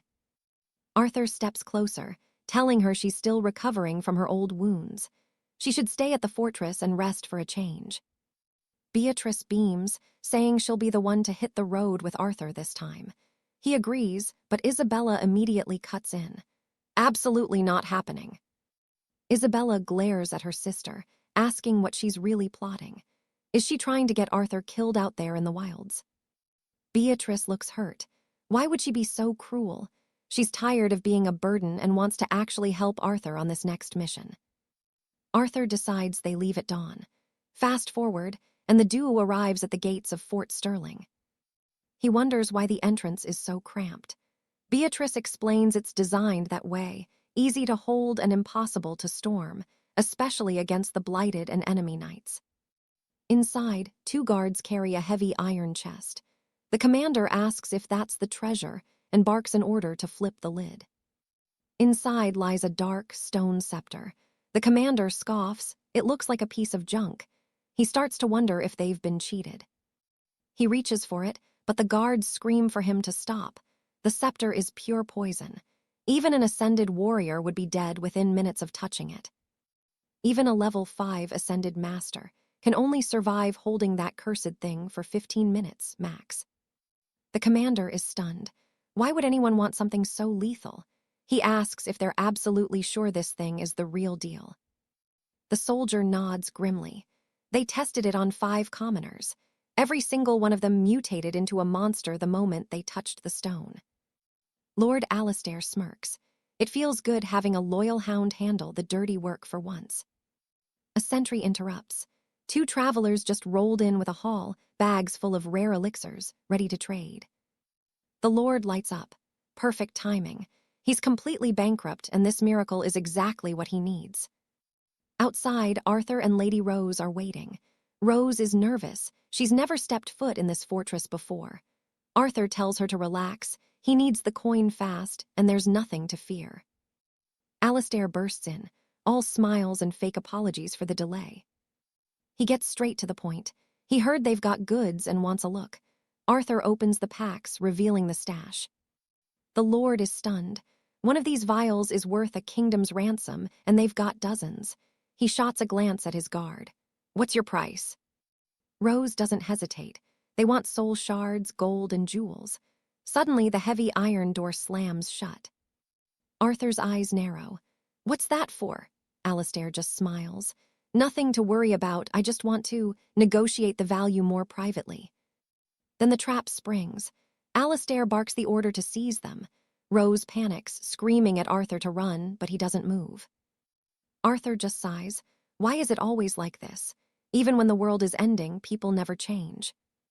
He just wanted a fair trade, but if they want to fight, fine. He moves like a shadow, tearing through the nights with speed they can't even track. He's a blur, scaling the stone walls with his bare hands and launching himself with power that shatters the floor beneath him. Every movement is surgical. One strike, one kill, taking down elite knights before they can even blink. Alistair is paralyzed with fear. Rose can't believe her eyes either. Since when did Arthur become this terrifying? Desperate, the Lord starts stuttering. It was just a misunderstanding, he claims. Arthur isn't buying it. After a quick beating, Alistair is on the floor, groaning about the pain and his mistake. Arthur just looks disappointed. He hates being forced into violence. The Lord starts begging. He'll give them anything. Whatever price they want, he'll pay it. Rose is fuming. You think we're still trading after you tried to kill us? Arthur calmly says yes. Rose thinks he's a total moron, trusting this snake. Arthur just stares. In this broken world, everyone is a wolf in sheep's clothing. But even wolves can be tamed for business. Alistair nods vigorously. Arthur has earned his utmost respect. The Lord leads them deeper into the vault to show off the payment. He presents a chest containing a cracked stone scepter. Arthur is unimpressed. A broken stick, is this a joke? Alistair starts sweating. He claims he spent his entire fortune on this relic. It's all he has left to give. He swears it's a legendary treasure that boosts the wielder's power. Go on, he says, test it out. Arthur reaches for the staff, wondering if it's actually worth anything. Alistair smirks internally. What an idiot. 5 seconds of touching that thing and the hidden poison will end him. He's already celebrating Arthur's death. But Arthur pauses. He tells the Lord to test it first. Alistair starts dodging, making excuses that Arthur should have the honor. Arthur doesn't budge. Test it. The Lord hesitates and Arthur's gaze turns ice cold. Something wrong. Arthur wraps the staff in a cloth and shoves it toward the man. Alistair recoils, absolutely terrified. "Grab it," Arthur roars. "With your bare hands." The scepter falls at the Lord's feet. He's trembling now. Arthur asks him why he's so scared. Did he really think Arthur wouldn't see right through his little trap? Arthur gave him a second chance and he blew it. Now, no mercy. Rose is screaming for him to just finish the guy. Alistair tries to speak, but Arthur's hand is already around his throat. He's begging for air, but Arthur's eyes are filled with pure rage. Arthur sees a vision of the victims Alistair has left behind. The man is turning blue, gasping for a breath that won't come. Suddenly, the phantom of an old mentor appears. "Is this how it feels to hold a life, Arthur?" Arthur freezes and drops the Lord. He turns his back. "Rose, pack the goods, we're leaving." Rose is stunned. Why let him live after he tried to kill us twice? She suggests poisoning him or just taking his head off right now. Arthur snaps. He tells her to shut up loudly. He takes the stone scepter as a penalty tax for the assassination attempt. Rose is disgusted. She thinks Arthur is a coward who can't pull the trigger. All that power, and he can't even kill a snake. She doubts he can protect anyone.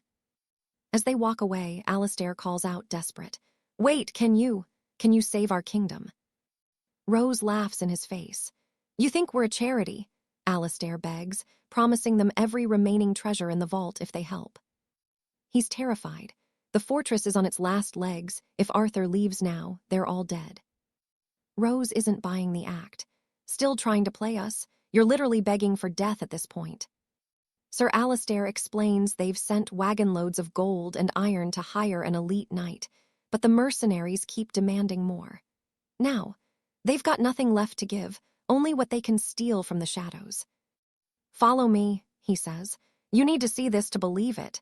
He leads the pair toward the edge of the citadel. A mass grave, dozens of charred corpses piled in a trench. Alistair's voice trembles as he reveals these were his own men, all slaughtered in a single afternoon. Kaelin asks who did this, but the answer is chilling. They're losing soldiers every day, and it's not an enemy army outside the walls. It's their own lord. To stop the spreading Blight, the High Lord orders the burning of the living and the dead daily. The stench, absolutely stomach-turning. Roland's horrified. If the Lord keeps this up, there won't be a single soul left alive in the kingdom. Exactly, the Knight Commander nods. That's why the tyrant has to fall. Kaelin realizes that's why Alistair spent every last coin trying to hire a rank 5 paladin. He needs the muscle. But one elite isn't enough. They need 3 to even stand a chance. Why? Because the High Lord is a rank 7 monster. The tyrant walks the streets like a god of death, striking down anyone in his path. One flick of his wrist, game over. "Every weak link must be purged," the Lord declares. Meanwhile, at the secret camp, 2 hired paladins are losing patience because their third partner hasn't shown up yet. They accuse Alistair of playing games. "Are you trying to scam us, Commander?" But Alistair stands his ground. He admits he doesn't have a third rank 5, but he has someone who can punch way above his weight class. The paladins, confused as hell. They point at a random squire. "This kid, he's barely a rank 4. But the commander shakes his head. That's not the one. He introduces Kaelin. The paladin stares him down, skeptically asking if this boy can actually trade blows with a rank 5 elite. Kaelin's response, "I've done it before." The paladin just bursts out laughing. A joke, a total comedy. He tells Sir Alistair he's been played for a fool by a child, ever since the Great Cataclysm began. Almost no one has broken the rank 3 ceiling, yet this kid thinks he's a rank 4 slayer. Please. Kaelin shrugs it off. Maybe the last win was luck, maybe not, but he's willing to prove it right here, right now. The wager is set. If Kaelin loses, He leaves the citadel and hands over 100 barrels of rare rations as compensation. "Deal?" Kalen asks, adjusting his enchanted gauntlet. It's built to withstand even the deadliest poisons. Alistair tries to play peacemaker, but the paladin isn't having it. "If the brat can't prove himself, I'm out of this suicide mission." He's not risking his life for a novice. A bit later, Kalen reminds him this is just a friendly spar. No one needs to die today.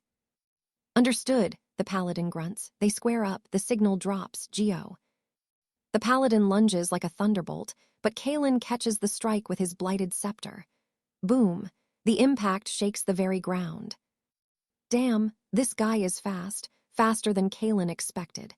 He's going to have to go all out immediately. "Not bad, little kitten," the paladin mocks, dodging Kalen's swings. "But you're nowhere near my level." Then, a brutal knee to the gut. Kalen hits the dirt hard. These rank 5s, absolute monsters. He scrambles back, trying to find an opening while the paladin taunts him for being a coward. Here he comes. Kalen waits for the perfect second. This is it, one strike to end the fight. Kalen lunges with the scepter, landing a solid hit. The paladin doesn't even flinch. "Hurt yet?" Kalen asks, breathing hard. "That move, I call it the bloodline breaker." But the paladin just stands there, watching. Sir Alistair looks worriedly at the other brother. "Is your sibling all right?" The man just scoffs. "Don't sweat it. My brother can handle a little toy staff." But Alistair yells out, "That scepter is laced with lethal toxins. Can he really tank that?" Suddenly, a blinding blue aura erupts from the paladin. He sends Kalen and the staff flying across the courtyard like they're nothing. Kalen crashes through the dirt. Before he can even breathe, the paladin is over him, delivering a bone-shattering punch to the jaw. "Game over," the paladin growls. "You've got talent for a rank 1, but beating some weak rank 3 doesn't make you a legend." He lectures him. Brute force is nothing without proper knight's technique. Kalen is just swinging wildly. "Go home, kid. Learn how to actually hold a blade." The paladin calls for his brother to leave the citadel immediately. He warns the commander. They'll help, but only if he finds a real rank 5 warrior, not some child-playing soldier. Suddenly, a raspy laugh echoes through the yard. "The boy is useless," a strange figure says. "You should have just called for me, Alistair." Kalen's heart stops, his scepter and his gauntlet, stolen in the blink of an eye. The hooded figure tells Kalen he's using the weapon all wrong. Kalen freaks out, screaming that a ghoul is talking to them. "I'm human, you idiot," the figure snaps. Kalen apologizes, saying the paladin's punch must have scrambled his brain. Commander Alistair is ecstatic. "Hajem, you've finally come to help us." But Hajem shakes his head. He's not here for the war, he's here for that beautiful staff. "Hey, that's mine," Kalen protests. Hajem looks at the commander with pure outrage. "You gave this masterpiece to him." The knight commander admits he dropped a fortune on that enchanted staff for Arthur. But now it's time for the young traveler to pay his dues and help the fortress. Fine, our mysterious protagonist agrees to the terms, though he's still acting a bit strange. Commander Alistair tells the hot-headed Julian to take a breath. He did what he had to do to secure an ally. Look, if the boy stays and helps take down the threat, he'll be showered with riches. Kalen says he's down to help, but there's a catch. One big condition. Here's the deal. Once the dust settles, every single bit of trade flowing through this fortress goes through him. He wants to be the kingdom's one and only supplier. The commander is skeptical since the base is starving for food and alchemy supplies. Can Kalen really deliver? Kalen just smirks. He's got everything, and he's selling it cheap. All he needs is the gold. Seeing a golden opportunity, the commander agrees. We've got ourselves a deal. One of the Tier 5 knights is clearly in pain, but tries to play it cool. Later, with the team assembled, Alistair thanks them for stepping up to save the fortress. Time for the briefing. But first, to keep everyone on the same page, the commander starts the introductions. First up is a knight named Baron Thorn. His specialty? Unbreakable skin. This guy is literally a human shield who can shrug off heavy crossbow bolts like they're nothing. Then there's his brother, Finian, another Tier 5 powerhouse who can freeze anything with a single touch. And then we have Celas, who introduces himself with a creepy little laugh. Celas is also Tier 5, which is terrifying. Then there, 𝒔𝒂𝒅𝒔, a Tier 1 initiate whose only job is to gather and channel energy. Finally, Elara introduces herself as a Tier 2 strategist who can calculate battle variables like a magical clockwork machine. Now, let's talk about how we catch a king. Their target is King 𝒓𝒂𝒅, a Tier 7 monster who can literally turn his body into liquid. That makes him almost impossible to pin down in a fair fight. The plan: lure him into a reinforced vault. Once he's inside, Celas will flood the room with paralytic vapors to scramble the king's nerves. Thorn and the heavy guards will move in to restrain him, while Finian uses his frost magic to lock him in place. Then they trigger the trap and seal him inside a specialized arcane box. Thorn thinks the plan is solid, and Julian laughs. Looks like they finally found 𝒓𝒂𝒅's weakness. "When do we move?" someone asks. The commander's face goes dark. They've already lost too many good people. "It's happening tomorrow. No more waiting." The sun sets and a new day of battle begins. Commander Alistair plays the bait perfectly, leading the tyrant right into the trap. The heavy vault doors slam shut, and 𝒓𝒂𝒅 realizes he's been played. "Planning to kill me, Alistair." The king lashes out with a whip of high-pressure liquid, but Thorn leaps in the way. He tells Alistair to get to safety. He's got this. 𝒓𝒂𝒅 is absolutely livid now. Arthur tries to catch him off guard with a heavy strike from his staff, but the king blocks it effortlessly. Kaelin moves like lightning, pulling Arthur back a split second before a counterblow connects. Arthur finally shows some respect, apologizing for being a jerk earlier. Kaelin's response: "Don't touch me." Thorn tries to land a heavy punch, but 𝒓𝒂𝒅 is too fast. He manages to slice right through Thorn's unbreakable skin. The big man is stunned. How did he break through his defense? 𝒓𝒂𝒅 just sneers. High pressure, high-speed liquid can cut through anything. That's when Finian makes his move. Freezing the king's liquid attacks midair. Thorn seizes the opening and hurls the tyrant across the room. Furious, 𝒓𝒂𝒅 targets the ice mage, but Kaelin is way ahead of him. He rushes in and pulls Finian out of the line of fire. As Kaelin prepares to strike, Thorn roars at the king to keep his eyes on him. Distraction worked. Thorn lands a massive blow. "His form is shattered," he screams. This is their window. Finian shouts that the moment has finally arrived.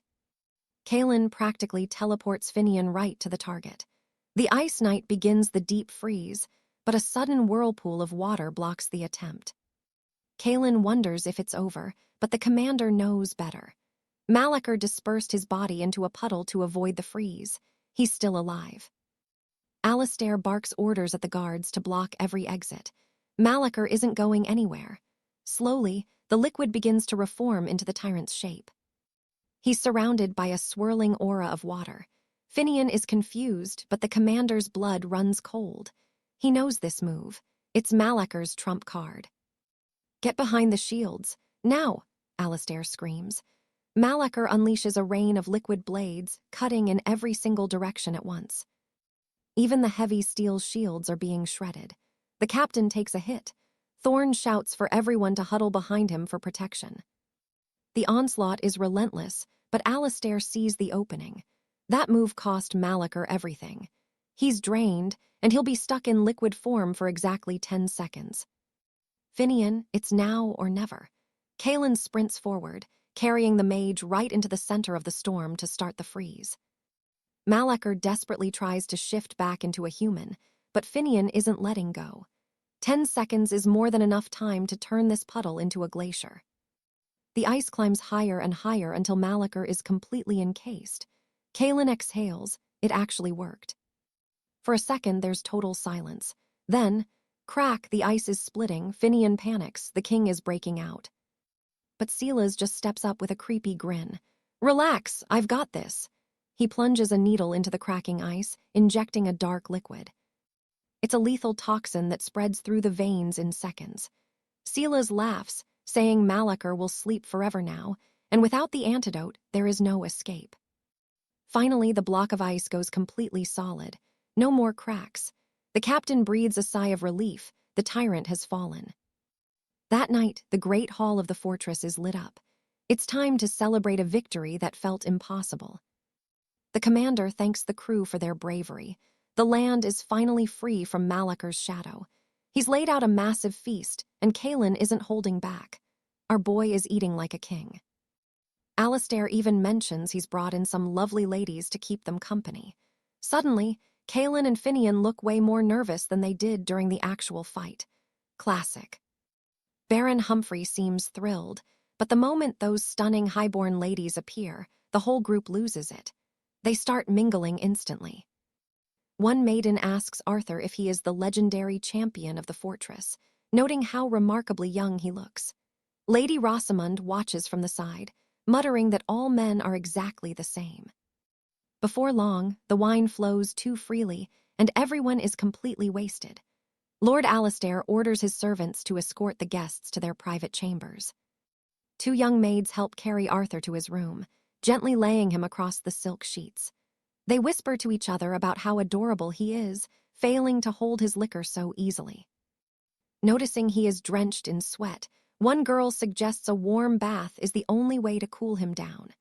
Meanwhile, in another hall, Sir Cedric tells his companions that Lord Alistair truly understands a man's needs. They decide to spend the entire night in deep conversation.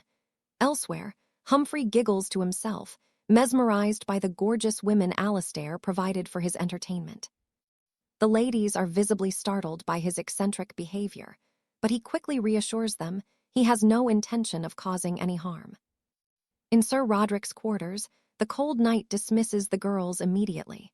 He tells them that is enough and shuts the heavy door right in their faces. Back in Arthur's room, the maids use a damp cloth to gently wash him. One remarks that he is so far gone he will likely sleep straight through until dawn.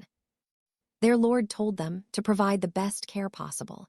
They prepare to finish the cleaning and slip out so the champion can finally rest. But then, something catches their eyes.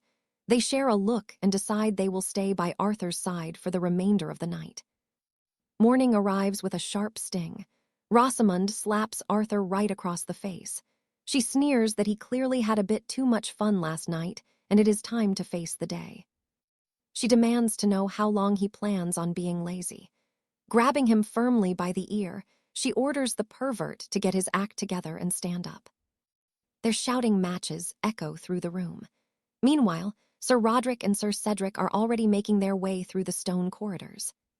Cedric is clearly struggling, complaining of sharp pains in his back and legs. His brother asks if he is all right, and the young man gives a strained nod. Lord Alistair asks if they must depart so soon, offering them a few more days of luxury, but the brothers insist they have royal duties to attend to. Arthur promises he will return within 3 days with the vital supplies the fortress needs.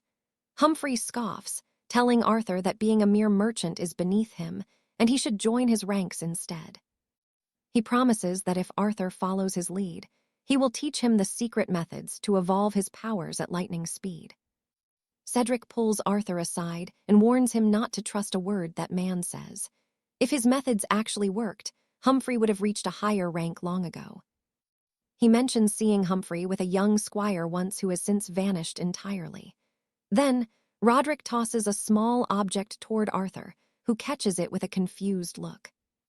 It is a speaking stone for long-distance communication. Roderick tells him their elite organization needs talent like Arthur's if he ever wants a seat at the table. All he has to do is call through the device. 3 days pass in a blink.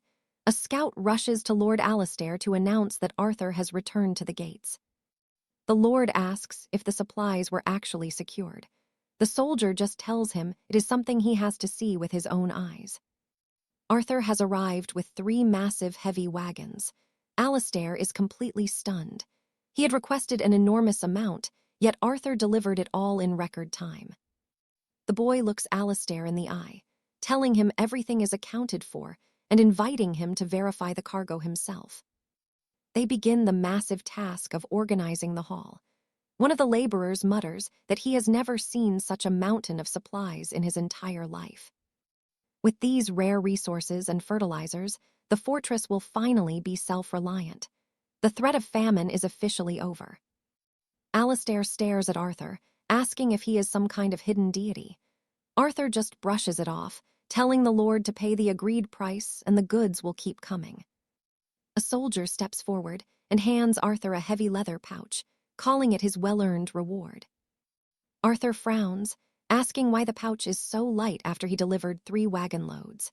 Alistair explains that these are black obsidian shards, worth infinitely more than the common beast cores originally promised. Arthur holds a shard as his internal eye activates, informing him that a single crystal contains 100 ability points. He is floored. This tiny stone holds 50 times the potential of a standard core. The power is staggering. Alistair adds that he also has the promised gold. He leads Arthur to a heavy wooden crate, admitting they searched the lands, but gold is hard to come by these days. He pries open the lid to reveal a hoard of solid gold bars. Arthur nods in appreciation. This is more than enough. Later, back at the secret hideout, Arthur tells Rosamund and the others he will be gone for a few days. He then teleports back to the modern world, clutching his heavy chest of gold. It is far heavier than his old rucksack. Hidden beneath the gold bars, Arthur discovers an ancient, weathered painting. It looks like a priceless antique. He squint reads the signature at the bottom. It says Picasso. Arthur just shakes his head, thinking it is a very strange name. He hangs the masterpiece on his wall like a common decoration. Elsewhere, 2 powerful men are examining a different painting in a high-end gallery. One comments that, while the art is bizarre, the 200 million he spent on it was a steal. The other mentions that Lady Genevieve is currently attending the courtship meeting they arranged for her. The man tells steward Celas to watch over his daughter closely. He cannot have her causing a scene or ruining the family reputation. Celas bows in agreement, but asks what should be done about Arthur. They still cannot find the origin of the massive gold quantities he is moving. He suggests bringing in the authorities, but the man dismisses the idea. He authorized the gold trade himself and sees no need for the law to get involved. Arthur clearly has powerful connections they can use, but he is adamant about one thing. Genevieve is never to end up with a man like him. The man demands a son-in-law with status and real power. At the courtship dinner, the young noble meeting Genevieve asks if the venue meets her high standards. She gives a simple yes. The noble mentions her father worried she was becoming a hermit and invites her to spend the season at his family's private coastal estate. But Lady Isabella shuts him down cold. She's not interested, not even a little bit. The guy tries to play it smooth, offering her a grand tour of the continent, but she isn't buying it. She's dead serious about this refusal. Honestly, she only showed up because she was forced, keeping in touch. Yeah, that's not happening. Isabella stands up, calls him a pathetic womanizer to his face, and walks out. She's not wasting another second of her time. The man is fuming, calling her ungrateful, while Isabella heads home. But wait, her father, Lord Blackwood, is already there waiting for her. She's livid. Why are you here? He just demands she show some respect and call him father after everything he's done. Isabella isn't having it. She tells him to get out, and if he ever shows up unannounced again, she's calling the royal guard. Her father just sneers. Keep scaring everyone off like this, and you'll drive away every noble suitor in the kingdom. Furious, Isabella screams that he's just treating her like a piece of property to sell off for his own profit. She tells him she already loves someone, but her father. He calls Arthur a nobody who could never make her happy. He refuses to leave his empire in her hands if she's with him. But Isabella fires back, reminding him he was a nobody once too. She doesn't give a damn about the family business. She just wants to be happy for once in her life. Then comes the threat. Lord Blackwood warns her, if she doesn't obey, Arthur is a dead man. He'll make the boy disappear forever. Isabella's voice trembles. He's driving her to the grave just like he did to her mother. That's his real goal, isn't it? He tells her to shut up, but she screams right back. He's the monster who drove her mother to the brink of madness. Crack, he slaps her right across the face. She stares back with pure hatred. Meanwhile, Arthur is just at home, writing a shopping list. Suddenly, the doorbell rings late at night. It's Isabella. Arthur is stunned. Why didn't she just call him first? He was going to see her tomorrow. He's so excited, telling her that soon he'll have enough gold for her father to finally accept him. But then she kisses him. Arthur is completely caught off guard. She gets closer and he pulls back, totally flustered. He asks if it was her father, if something happened. But she tells him to forget the world. For now, just focus on her. Isabella draws him in, whispering how much she missed him, asking him to just hold her tight.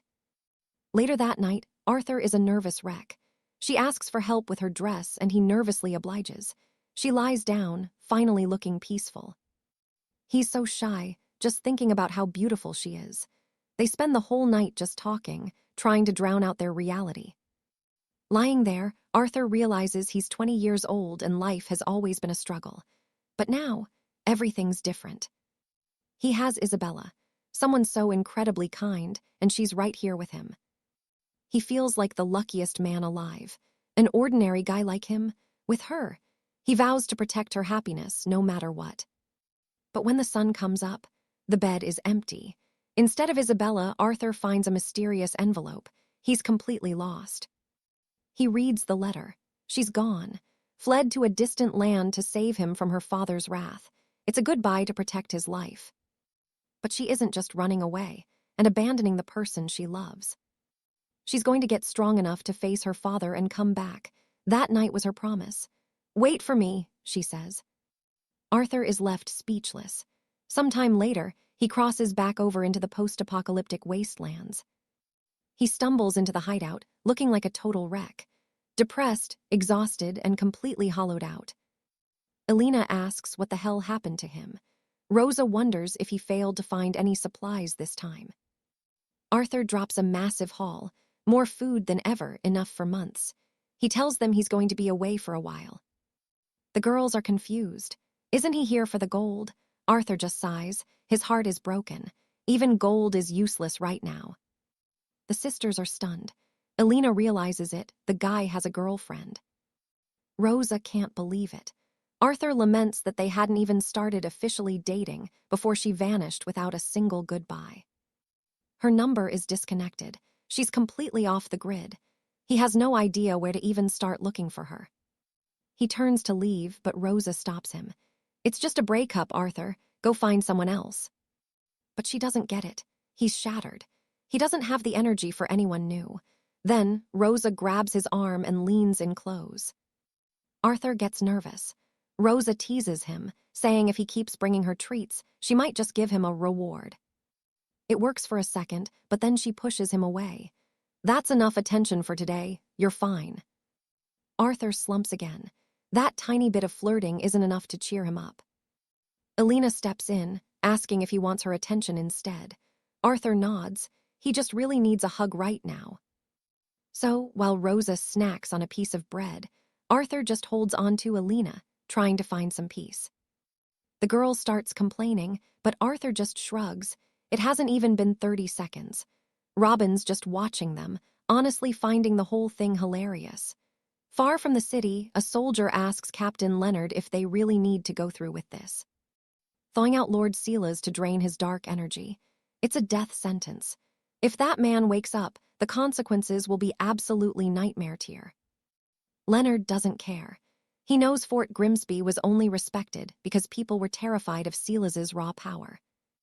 Now that everyone knows he's gone, the outpost could fall any second. They're out of time. Leonard barks an order, "Fetch Lady Jane immediately." The soldier nods and bolts. Leonard steps closer to the ice, staring at the frozen figure. He still has no clue what Celas saw out there that snapped his mind. But honestly, it happened at the perfect time.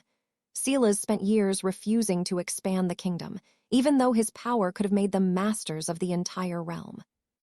His own hesitation was his downfall, and now, Leonard wants that crown for himself. He's planning to use that power to dominate the distant lands. Meanwhile, Alara is already losing her mind because Arthur is being such a brat. Suddenly, a beep rings out from her pack. The girls are totally confused by the noise. Arthur starts digging through his own gear. It's the long-range transmitter Commander William gave him. Robin screams at him not to touch it. One reply and the enemy will track the signal straight to their base. Arthur isn't a fool. He knows the risks. He uses his insane speed to ghost out of there before even thinking about answering. He blurs across the city ruins and hits the roof of a cathedral. He clicks the device. "William, that you."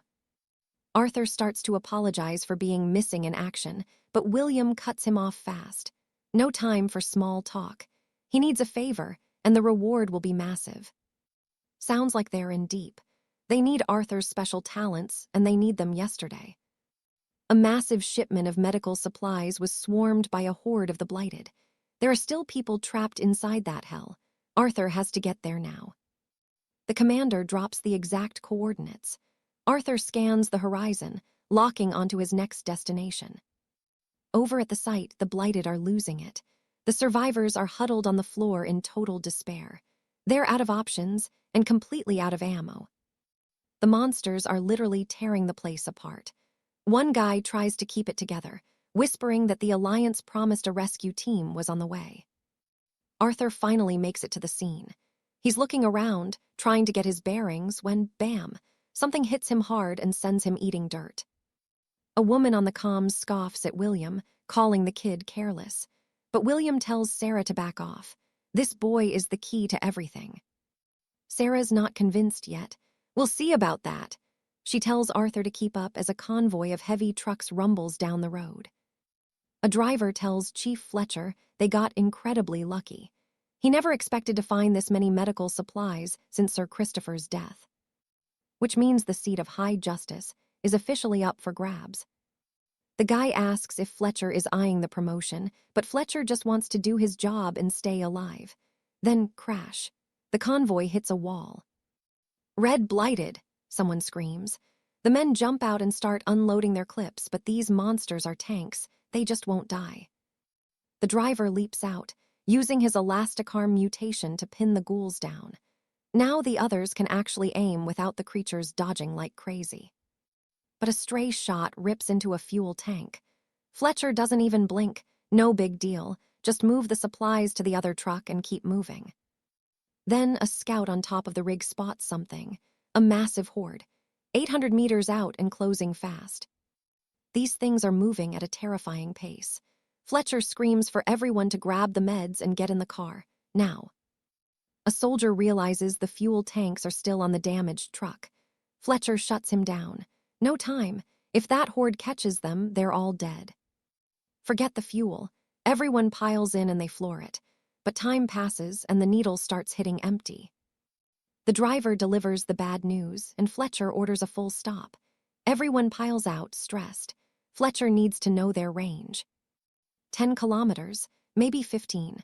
But the High Alliance is still 30 kilometers away. They're stranded in the middle of nowhere. Fletcher knows they're exhausted, but there's no rest for the wicked. They have to find gasoline or they're finished. There's a stash 5 kilometers out. Fletcher decides to split the party, sending his vice captain to hunt down the fuel. The vice, who's also Fletcher's personal driver, nods and heads out. A small group starts picking through a graveyard of old cars looking for gas. One guy thinks they've got enough. The vice captain orders a regroup, but snap. The Blighted come out of the shadows and snatch his men. Gunshots ring out everywhere. One soldier screams for everyone to run. The vice captain echoes the order, just get out of there. It's too late for the ones who were bitten. He screams at them to stop firing. The noise is just going to attract every monster in the county. But it's too much. They couldn't get away without shooting.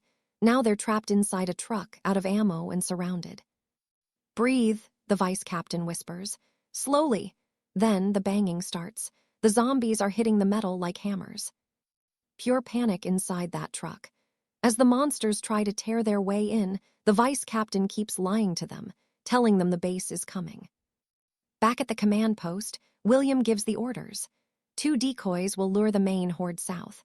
Wendy will split a smaller group off to the west. Arthur asks where he fits in. William looks at him. "You're with me. We're going in to save those people." There are so many monsters out there, But then, a noise. A Lurkar approaches, blaring sound to draw the nightmare away. Inside the armored carriage, they blast a distracting tune, baiting the undead to follow the rhythm. It works. The horde drifts away. Lord Arthur signals the advance. Kay asks why so many monsters are lingering. Arthur grunts, explaining that rot has made some of them stone-deaf to the music. Arthur vows to hold the line while Kay begins the rescue, but the heavy iron gate is bolted shut. "Open up fast," Kay shouts. The lock finally clicks open, but Kay freezes. There were supposed to be 12 survivors, not this. He stares at Captain Julian. Where is everyone else? Once they regroup, Cedric's jaw drops. One man, that's the whole rescue mission. Julian's voice trembles. Last night, the Iron Fortress ambushed his unit. Everyone was slaughtered. He is the only one left alive. Cedric is absolutely fuming. Just you, and not a single crate of supplies to show for all this risk. He snaps that they never would have risked this many nights for one man. Julian pleads, adding that his scouts are also trapped nearby. Cedric doesn't care. The Duke paid for one rescue, any more will cost you extra. Julian begs, it is a literal death sentence without them. Without help, his men are dead. Julian offers to pay every last gold coin from his own personal fortune to cover it. Kay steps up to help, but Cedric blocks him. The boy looks at Arthur. You promised me a reward, this is it, save them. Cedric mutters that Kay is either a hero or a total fool. Arthur sighs, turning away. Fine, go save them, kid. Cedric is absolutely livid. Are you insane, brother? You know exactly how suicidal this mission is going to be. Suddenly, a shadow flickers on the roof. Cedric gasps as a Crimson Knight undead appears, then 10 more. The group freezes in shock. Why are there so many high-tier monsters? Sarah snatches a leaping creature out of the air and crushes its skull instantly. Badass. But the victory is short-lived. A dozen more of those red-eyed freaks are already charging straight for them with killing intent. This isn't normal. Arthur bellows for everyone to stop wasting mana and sprint for the armored carriage immediately. Move, move, move. Julian and Sarah hack through the horde, but Kay screams a warning. The carriage, it is already swarming with the undead. We are cut off. Cedric's head is spinning. How is this possible? They lured the entire horde away minutes ago. This shouldn't be happening at all. They are back and the numbers are staggering. Thousands of them. Arthur keeps his cool, regular undead can't climb walls. We are safe. Right. Focus, he commands his knights. Kill those Crimson Knights first. They are the only real threat to us up here on the roof. They clear the roof, blades flashing until the last elite falls. Now comes the hard part, escaping a literal ocean of monsters below. Then the impossible happens. A monster digs its rotting claws into the stone wall and starts scaling the building like an insect. More follow, Kay's heart sinks. They are climbing. These aren't normal. They are just like the behemoths he faced when he first arrived here. Arthur's eyes widen in disbelief. A group of undead ogres. You have got to be kidding me right now. This is a joke. We are dead, someone whispers. 6 giants are closing in fast. Sarah narrows her eyes. This isn't just bad luck. It is calculated. Rank 3 elites followed by rank 3 giants. It is unheard of. Arthur knows something is very, very wrong with this horde's behavior. It is like they are being led. An ambush. This isn't a mindless swarm. It is a coordinated army, and they just walked into the trap. One choice left, fight or die. But then Kay spots something, a massive, dark shape coiled around a distant tower. Look over there. It is a nightmare made of smoke and shadow, with 100 legs gripping the stone. It is absolutely gargantuan and terrifying to behold. Arthur lowers his eyeglass, his face turning pale. Gods help us, that can only be a dread king. Most turn into mindless rot, but those with enough will become something worse. A king who commands the dead with a single thought. Run, Arthur screams. It is a rank 3 dread king, but it hasn't spotted them yet. This is our only chance to flee. Cedric barely rolls away as an ogre's massive fist smashes the roof. The impact nearly sends him flying off the edge. They are too fast. Sarah tells the others to go while she holds them back, but no one is willing to abandon a comrade. Cedric looks at the next roof. "Kay, can you make that jump?" The boy nods, but he can only carry one person across at a time. Captain Julian grips the boy's shoulder. "I am trusting you, kid." Kay just tells him to hold on for dear life. As the Dread King nears, Kay coils his legs for the leap. Then screech. A piercing sonic wail tears through the air, hitting everyone. The sound is agonizing. Julian collapses, clutching his ears. Kay tries to move, but his powers are gone, completely silenced. Sarah takes a brutal hit. She hits the deck hard. Everyone is reeling. Kay realizes the horror of the situation. The king's scream has blocked all of their magical abilities. He reaches for his secret weapon, the bolt of ruin, but the vision in his mind flashes red. The target is too far away. Arthur lunges to shield Sarah, but he is a second too slow. An ogre's teeth sink deep into his shoulder.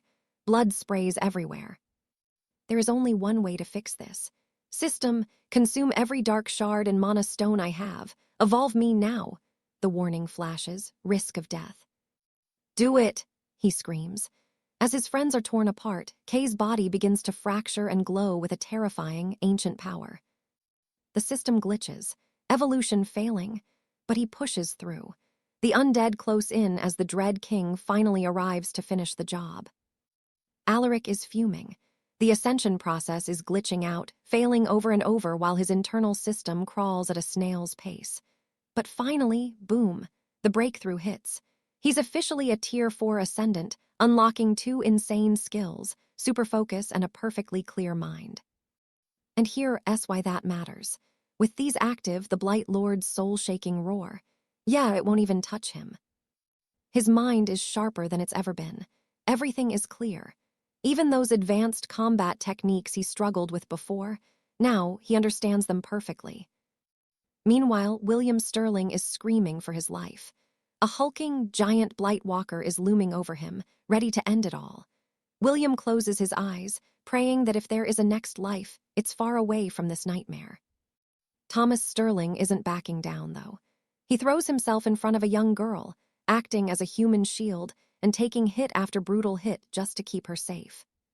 That's when Alaric strikes. He lunges at a monster threatening the rest of the group, and with one clean motion, he literally rips the creature's head off.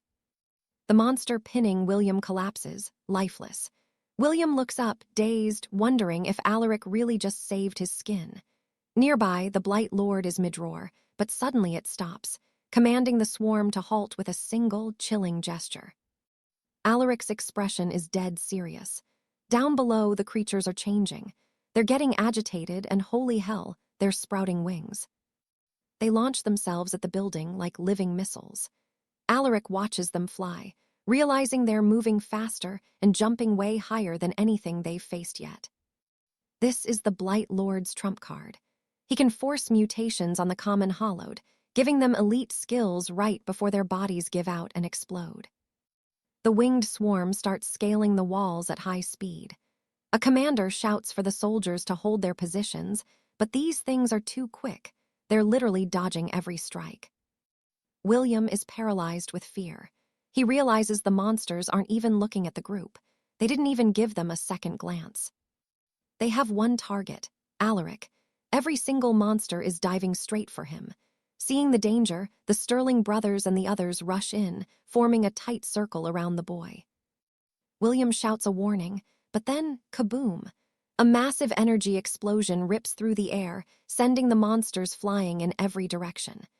Alaric wipes his brow, admitting that was way too close for comfort. There were just too many of them at once. William is standing there, jaw dropped, asking how on earth he took down that many elites with a single move. I mean, he's thinking Alaric's only gift supposed to be speed. Thomas senses the shift in the air. He asks the big question, "Are you Tier 4 now?" Alaric just nods. He finally reveals the truth. His real power isn't speed, it's energy accumulation. William practically loses his mind. Tier 4? How is that even possible?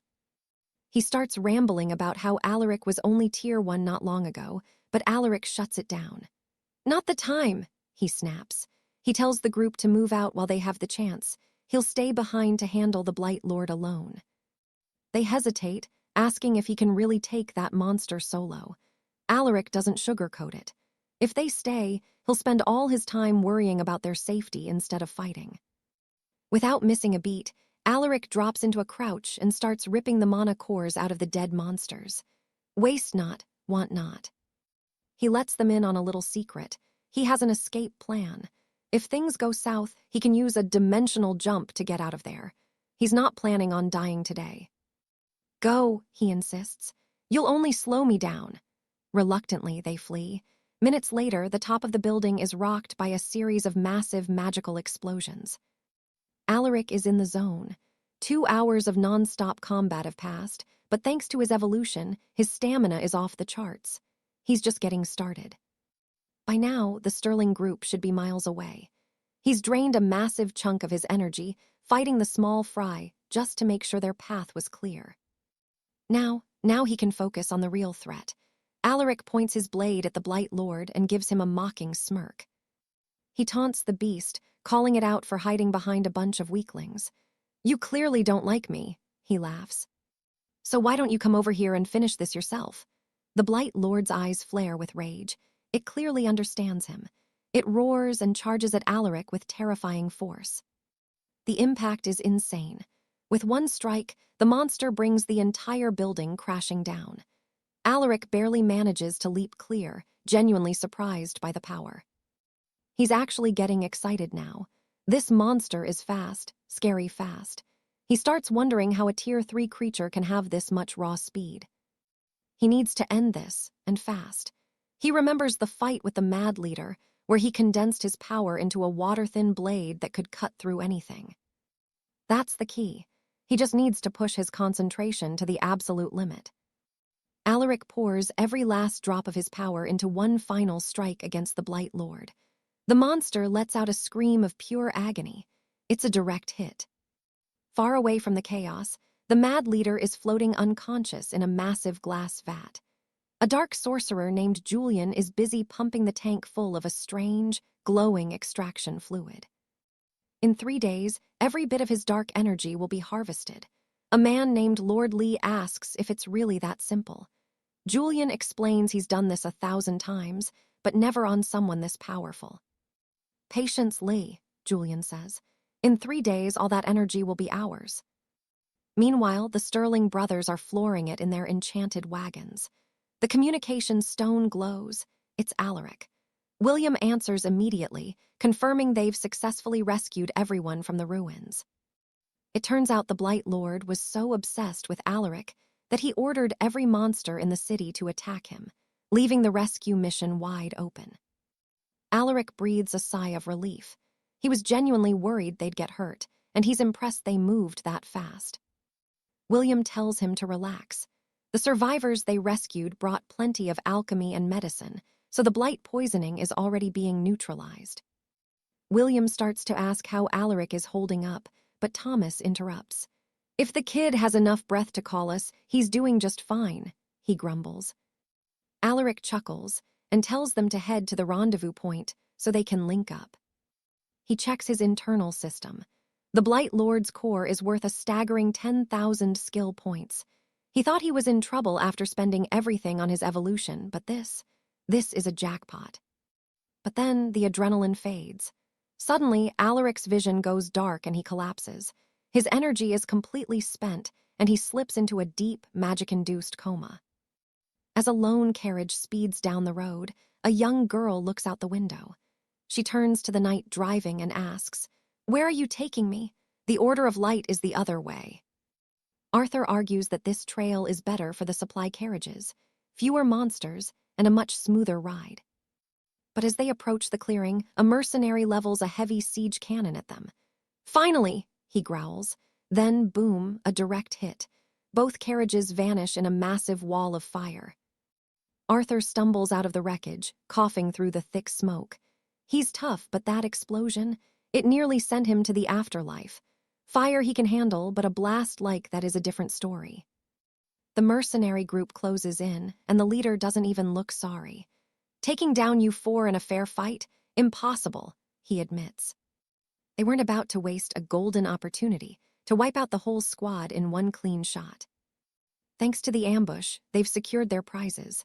Now they're hauling them off to Outpost 17. Kale, meanwhile, is still out cold on the dirt. 2 guards check him over, whispering in awe. Is he actually sleeping? And wait, is this really the guy who slayed that Tier 3 ghoul king? Too dangerous to leave a beast like him here, the other grunts. Let's move out before more monsters show up. Time passes, and Kale is dead to the world until a pair of little girls start pulling on his cheek. He wakes up shouting. The kids bolt, leaving Kale confused and staring at the ceiling. Where the hell am I? 10 days. He's been out for 10 straight days. Talk about a long nap. His first thought, finding Alistair and the rest of the crew. He reaches for his communication stone, but the woman shakes her head. Confiscated. Magic comms are strictly forbidden inside the fortress walls. Kale demands it back, promising to vanish and contact his group the second he clears the gates. The woman just gives him a look. You really want to leave just like that? Is that how you treat the people who rescued you? Kale pauses, feeling a bit guilty. My apologies, I'll repay the debt properly. Name it gold, supplies, what do you need? She smiles, but it's not about the money. We appreciate the offer, but gold isn't our priority. We need strength. We need people like you, Kale. The order has a favor to ask. Kale sighs, giving in. Fine, I'll do it. Just let me speak to my friends first. Excited, she agrees. Deal. I'll send an escort to take you outside the walls so you can use your sending stone. But standing outside the gates, there's nothing but silence. No one is picking up on the other side. Maybe they lost their stone, the woman suggests. Anyway, back to the base. The lady commander is waiting. Kale realizes he isn't going anywhere anytime soon. They stop before a massive, imposing tower. Kale's confused. Why are we here? I thought I was meeting your leader. She turns to him, holding her nose. I wanted to tell you earlier, but before you meet the lady, you desperately need a bath. 10 days of grime and sweat. Yeah, he smells like a sewer. She shoves a washing kit into his hands and points the way. He heads into the bathhouse, still grumbling. Do I really smell that bad? He sniffs his tunic, nothing. But then he walks in and oops. A woman is already in the water. Kale bails immediately, face turning bright red as he apologizes for the wrong room. He finds another tub and finally sinks in, letting the heat soak into his bones. Everything is moving way too fast. Between the ambush and this new place, he hasn't even had time to dwell on his broken heart. Maybe staying busy is exactly what he needs. Right now, he needs to focus on the coin. If he helps this order, he might land himself a lucrative trade partnership. But suddenly, the doors swing open. A crowd starts filing in. A group of noble girls, all excited for their soak. Kale freezes in the water. Wait, why are they all women? Panicked, he ducks down and throws a towel over his head. Stealth mode. If he can just stay quiet, he can slip out without anyone noticing. One girl sits right next to him, complaining about the water being too hot, before her friend laughs and shoves her straight in. Pure chaos. This is it, his chance to bolt. But then the captain steps in, blocking the only exit. She gives a stirring speech about training and courage. Then she drops the bomb. All right, girls, towel fight. She wants to see how the squad handles a battle when they're caught completely off guard and unprepared. A couple of girls try the door. It's locked tight. The captain smirks, the key dangling from a chain around her neck. Only the winner gets the key. Now you have 3 minutes to find a partner. The girls immediately swarm the captain, begging to be on her team. Everyone else scrambles to pair up for the brawl. 3 minutes on the clock, and time is up. One poor girl is left standing alone, nearly in tears. No one wants to team up with her because they think she's too weak. Desperate, the girl looks at the captain. Can I still participate, please? The captain scans the room and points a finger right at the corner, right at Kale. There, your partner. Kale is absolutely speechless. He's trying his best to look like a girl with that towel, but his heart is racing. Me! The others whisper, who even is she? She's definitely not on the team. Come on out, don't be shy, the captain commands. Kale has no choice, he steps into the light. The rules are simple. No magic, no special abilities, just towels. And then the duel begins. It's a total free-for-all. Girls who have had grudges for weeks start settling scores. Kale's partner is baffled. Why is no one attacking us? I have no idea, Kale mutters, just trying to survive. Meanwhile, the captain is a one-woman army clearing the floor. Moments later, almost everyone is down. Only 3 groups are left standing. The captain looks at her second-in-command. So, who do you want to face next? The lady scoffs, asking if an invitation is even necessary. She challenges the captain to a duel right then and there, drawing her steel with lethal intent. The clash begins, an absolute spectacle. They trade blows from every angle, steel ringing against steel in a blur of expert strikes and counters. The captain lunges, trying to sweep the vice-captain off her feet, but she recovers with impossible grace. Arthur watches from the shadows, genuinely stunned by their sheer skill. The pace is relentless. Hearts stop when the captain takes a grazing blow to the neck, but the duel ends there. The lady concedes, admitting Celas has become terrifyingly strong. The captain catches his breath, announcing there's only one duo left to face. If she defeats them, the tournament victory is hers. Arthur's partner nudges him to step up first. He gets hyped, ready to jump in, but his partner stops him cold with one question. Have you actually fought before? Arthur freezes. He's never held a sword in a real fight, and if he steps out there now, his entire cover will be blown instantly. His partner sighs and decides to go solo. She charges the vice-captain, boasting about new techniques she's mastered, but she's shut down and defeated in seconds. The vice-captain claims the key, noting that Arthur's teammate, Thomas, clearly needs more training.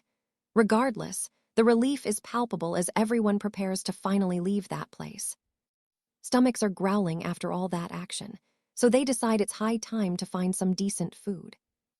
The vice-captain suspects a fixed fight, but the lady insists Celas won fairly.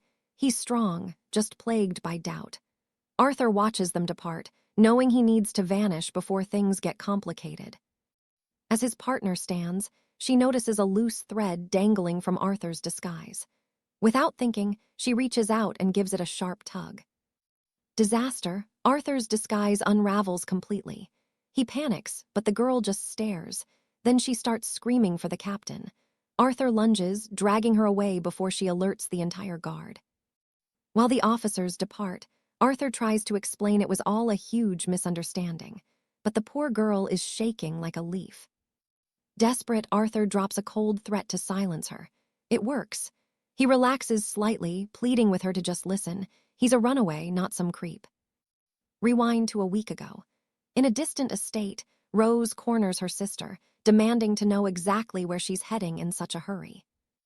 Yelena explains she's searching for Arthur. He's been missing for 3 days. Worried sick, Rose joins her, and the two set off for Outpost G4. Rose hopes they can track down Lord Fenwick's associates at the outpost. Even if Arthur is gone, that contact is their only lead. Lord Lionel meets them, claiming he has no clue where Arthur is. Still, he admits that if anything happens to the boy, it'll be a political disaster for everyone involved. Lionel promises to send his knights to find him and secure Fenwick's contact. Yelena is grateful, but Rose remains silent, her eyes filled with suspicion. Once they're clear, Yelena asks about her sister's sour mood. Rose just shakes her head. Something about the whole situation feels completely wrong. The outpost captain has changed. He's erratic, and his magical shield of ether is flickering and pulsing out of control. They need to grab Fenwick's contact and run. Meanwhile, miles away, Lord Fenwick's own men have been lured into a deadly ambush and are now completely trapped. A noblewoman among them vents her rage. They've been caged for a week with bread and water, but zero news. Then, the sound of heavy boots echoes down the hall. She goes quiet as a shadow looms. A man enters, mocking her fiery temper and reminding her that he told her to stay calm if she wanted to live. The prisoners gasp in shock. They recognize the face in the torchlight. It's the High Commander. They demand to know what treason he's committing. Under the cover of night, Yelena and Rose scale the outpost walls and vanish. An adjutant asks if they should really just let the girls go. The captain argues that detaining them would only draw unwanted attention, but he's genuinely concerned for Arthur's safety. Their family's wealth is the key to his prosperity. He quietly orders his scouts to shadow the girls and report every single move they make. The sisters put distance between them and the outpost, riding hard in their carriage. Rose tells Yelena to sleep. She's been at the reins all night. They share a simple meal of dried rations by the road.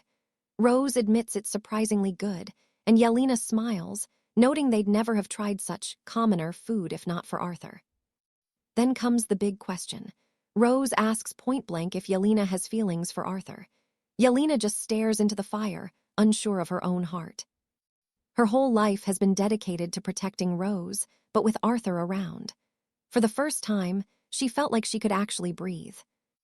This silence is terrifying. Either he's in grave danger, or he simply got tired of their drama and vanished. Yelena sighs. At this point, the why doesn't even matter. She just wants him back. Yelena turns the tables, asking Rose what happened to the girl who wanted Arthur's head on a pike. Rose admits he isn't half bad. Yelena teases her, telling her to be nicer next time, especially since Arthur thinks Rose is actually quite cute. He'd confessed it to her personally, and Yelena couldn't help but agree.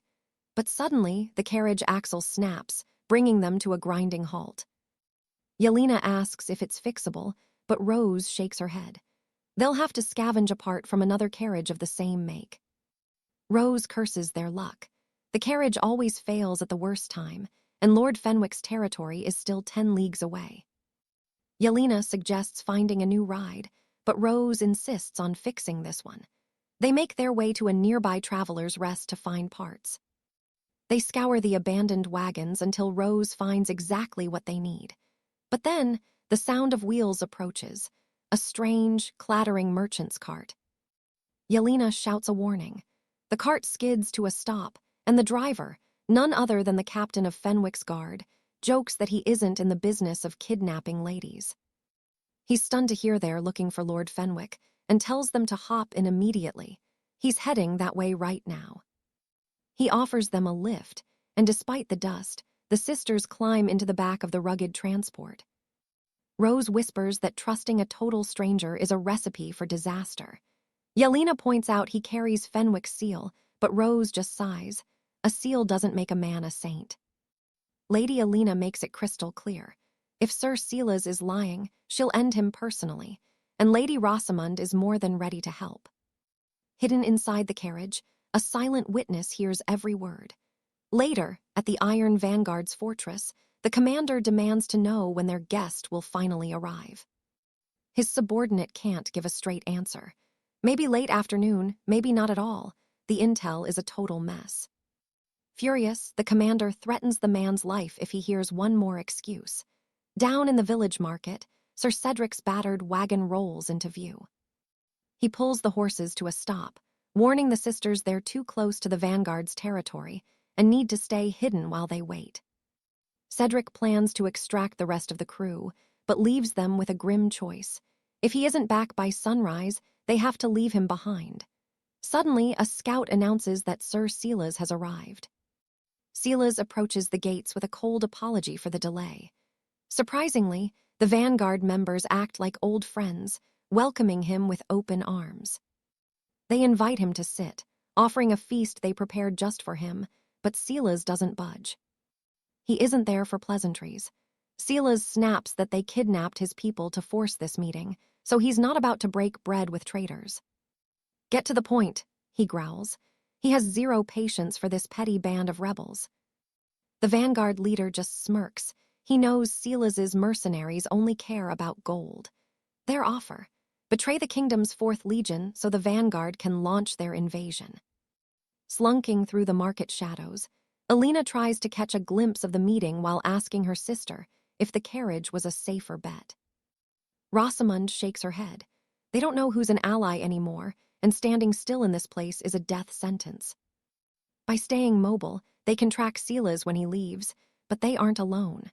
High above, a sniper levels his sights on the two sisters. The assassin pulls the trigger, but a blade catches him first. one of Commander 𝑭𝒐𝒐𝒅's men. He warns the girls to stop right there. They've reached Vanguard soil, and his protection ends at the border. Rosamund is livid. The 4th Legion has been shadowing them this entire time. Deep in the Vanguard's dungeons, Cedric's team is locked away. One of the women wonders aloud why Celas would risk coming here and what these rebels truly want. Celas arrives to break them out, telling them to run for the wagon where the girls are waiting. Elena and Rosamund watch from the brush as the team finally appears. It's Cedric's crew, all right.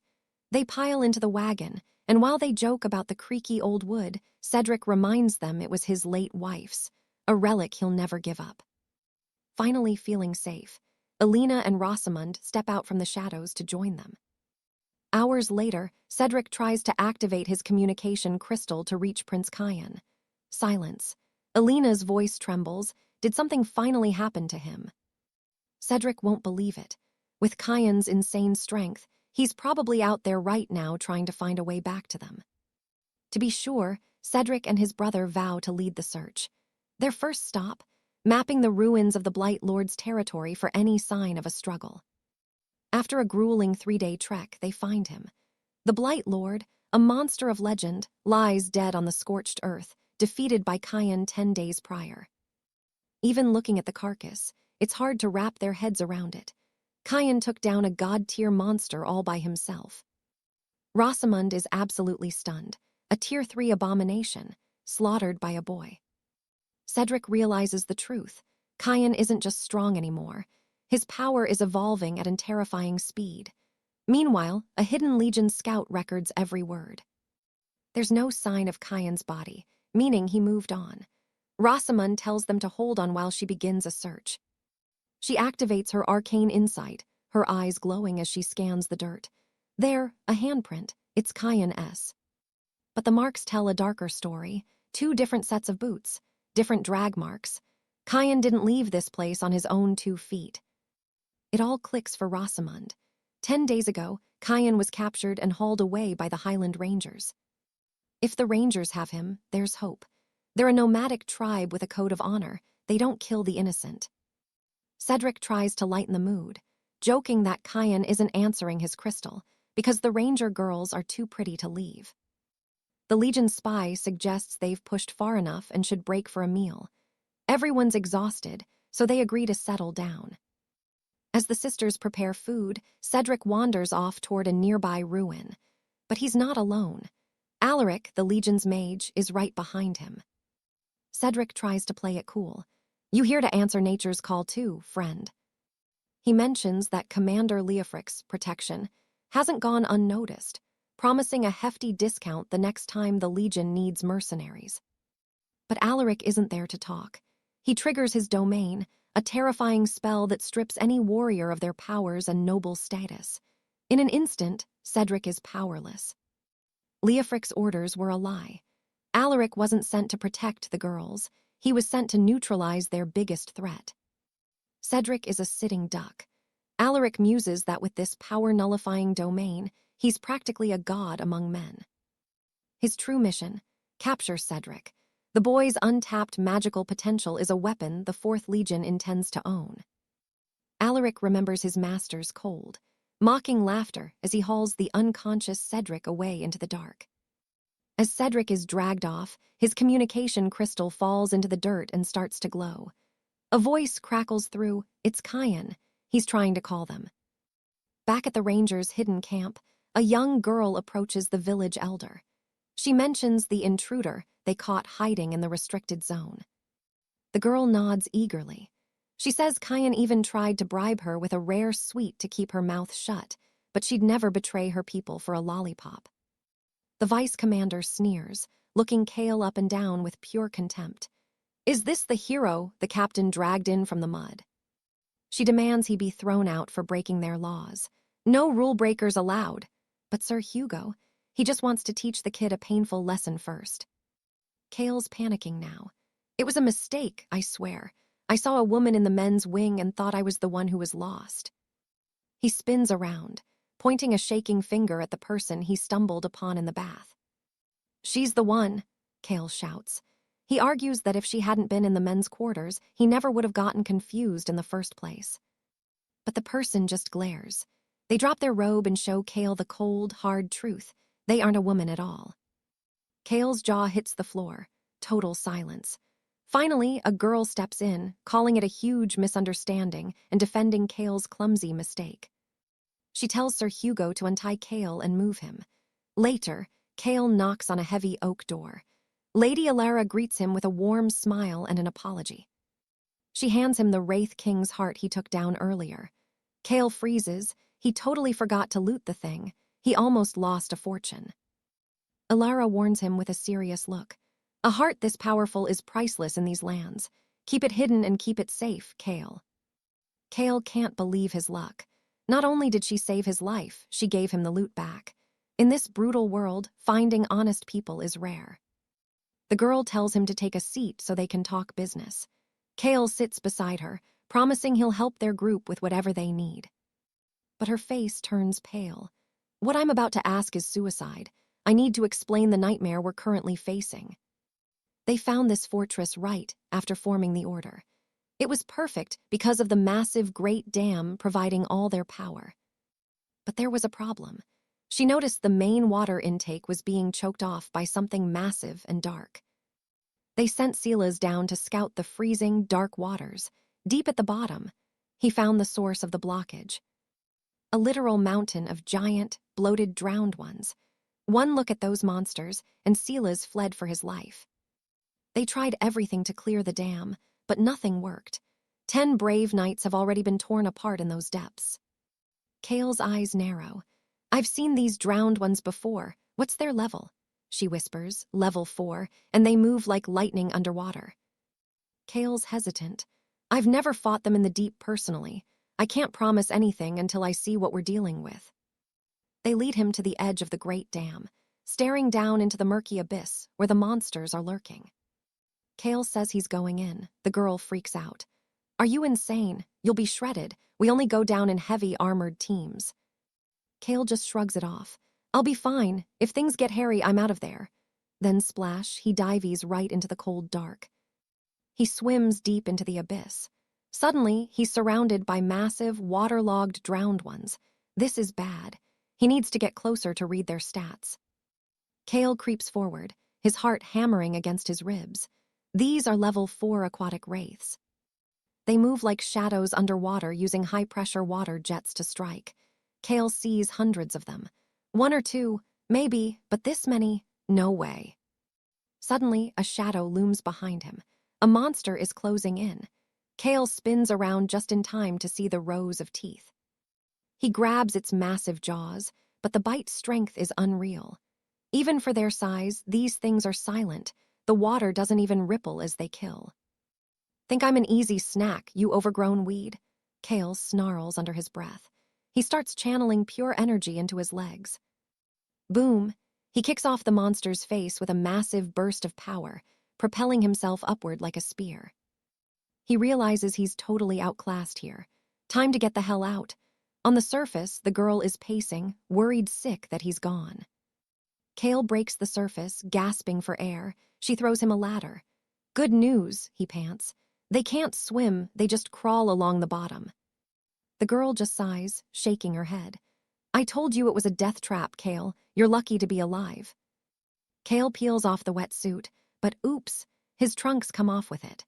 The girl screams and chases him away while Kale yells about the suit being too tight. Later, Kale meets the High Leader again.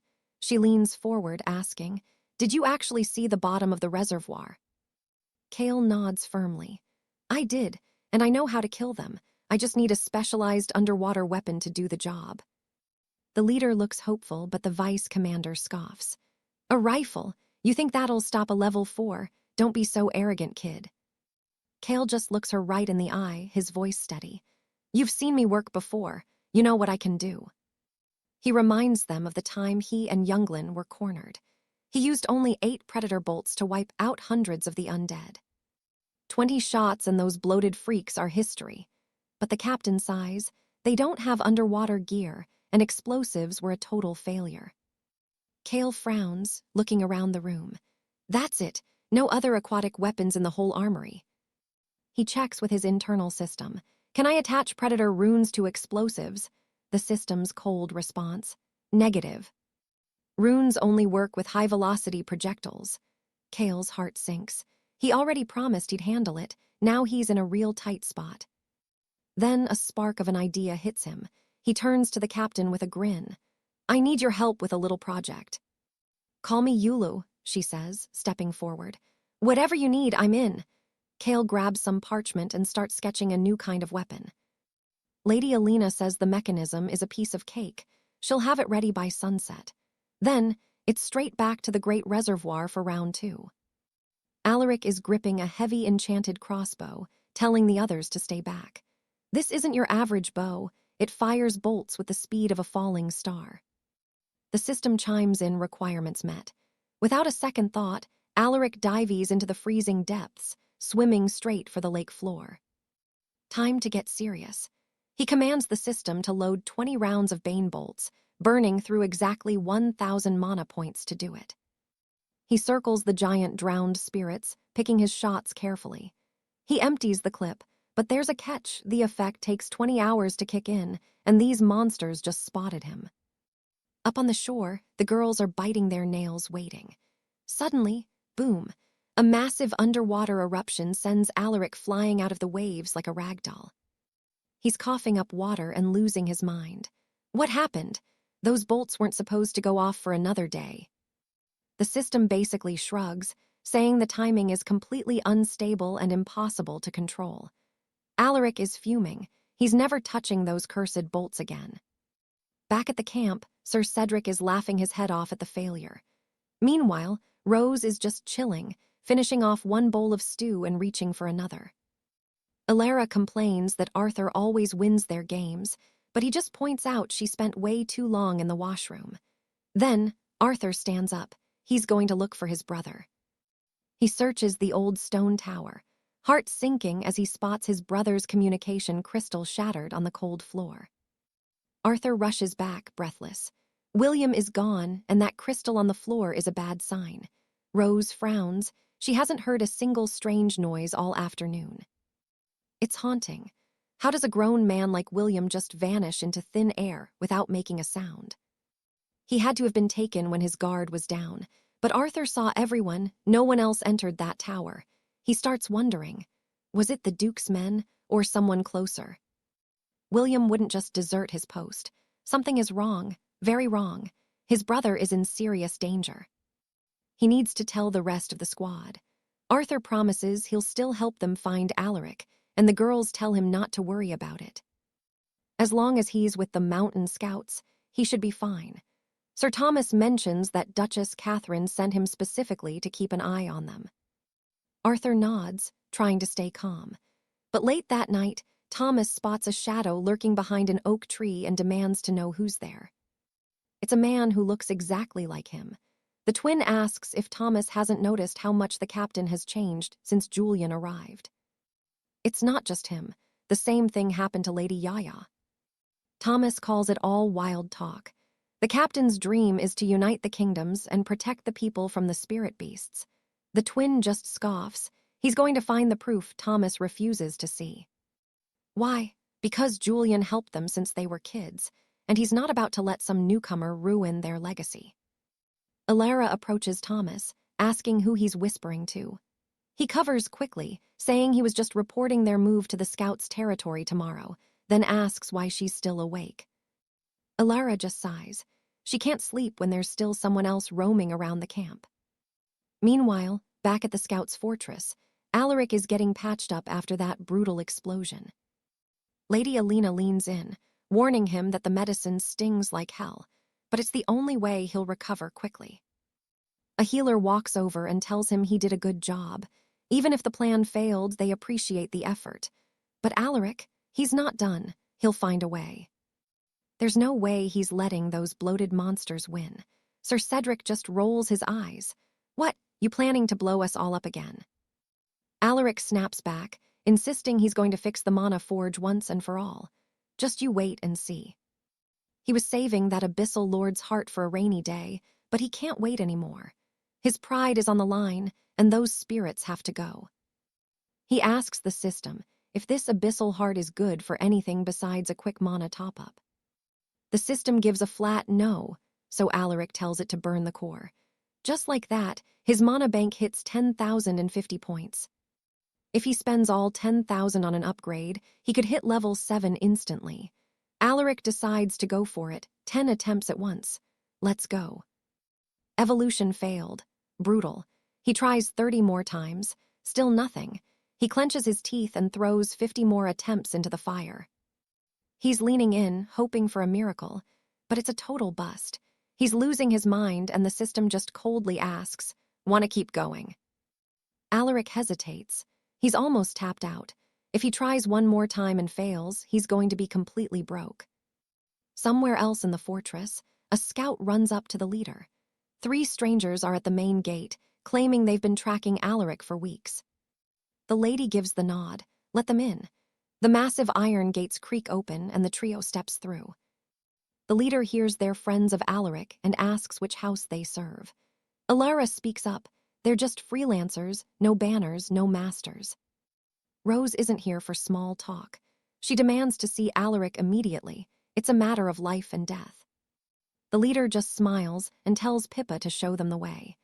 As they walk, Rose whispers that this is exactly what she expected. Our boy Alaric completely forgot about them. She's starting to wonder why they even bother following a guy like him. Alara just remembers seeing him leave that morning. Pippa points to a wooden door and tells them Alaric is inside. Alara reaches for the handle but freezes, suddenly unsure. Rose tells her to just open the damn door, but Alara won't budge. Alara turns to walk away, saying at least they know he's alive. Rose looks crushed, but then the door swings open. It's Alaric. He lets out a huge shout the second he sees Alara standing there. Arthur pulls her aside, asking how on earth they found him and if they've got enough rations. He could have sworn he heard her voice calling out earlier. Rose starts venting immediately, asking if he has any clue what kind of hell they went through to get here. Elena quickly scolds her sister to hush, while Arthur just stands there, totally lost. With a soft smile, Alara tells him none of that matters as long as he's safe. But once Arthur catches up on the news, his face hardens. He needs to know who took Finn. Alara shakes her head. She isn't sure if Frederick went after him on his own or not. Arthur sighs, clearly feeling the weight of it. He never expected them to risk their lives just to find him. He should have sent word sooner. He tells them he needs to speak with Lord Cedric and Marcus right away. The repairs on the Royal Aqueduct are going to have to wait.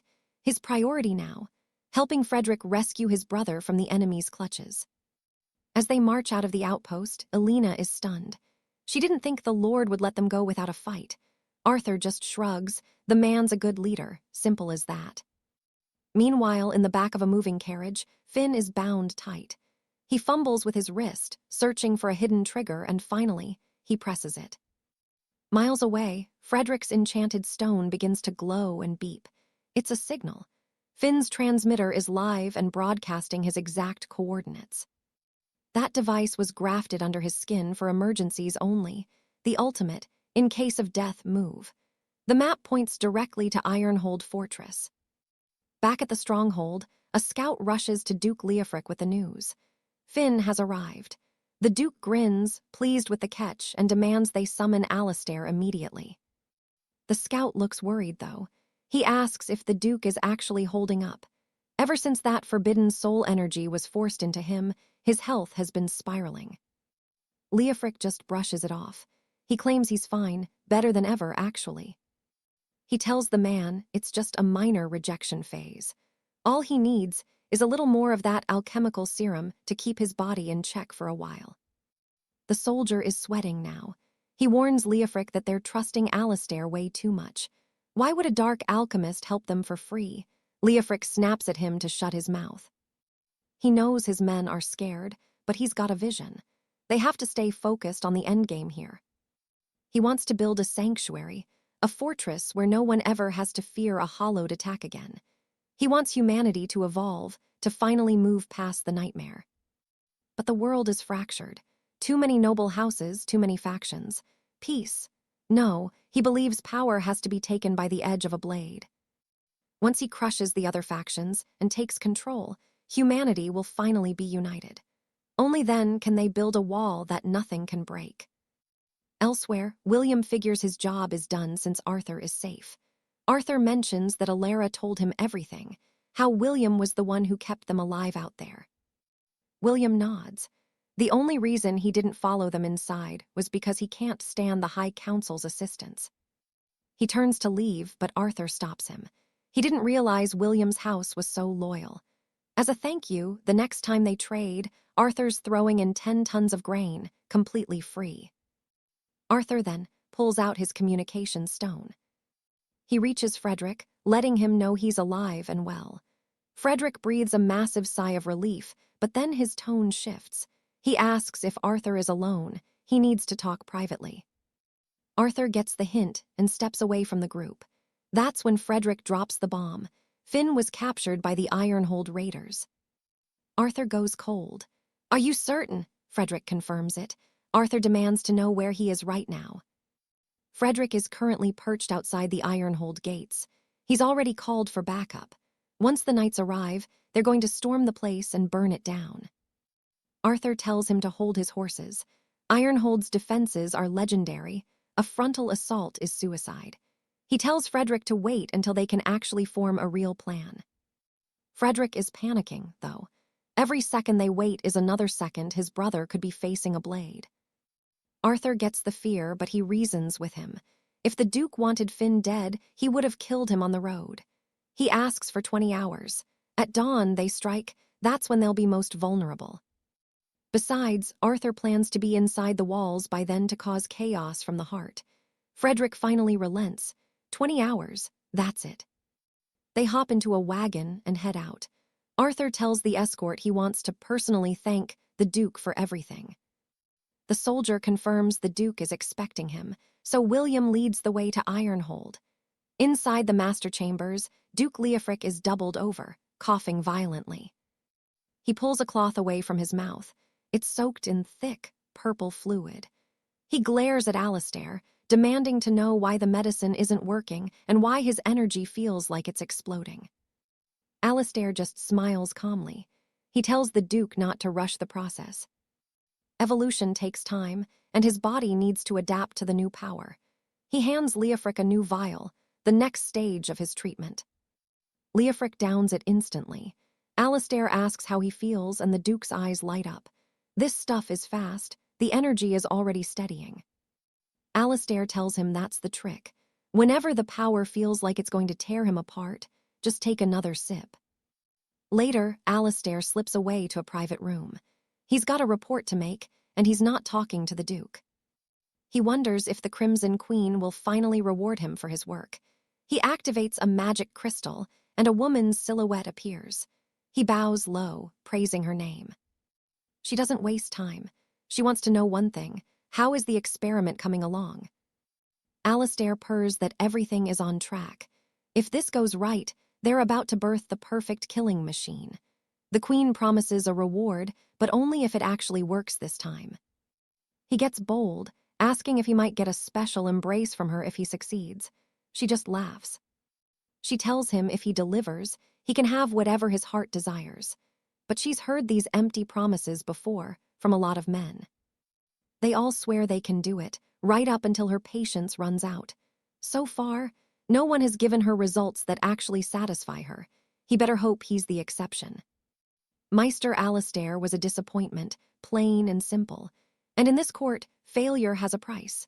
The Queen finishes him off without a second thought. It's brutal.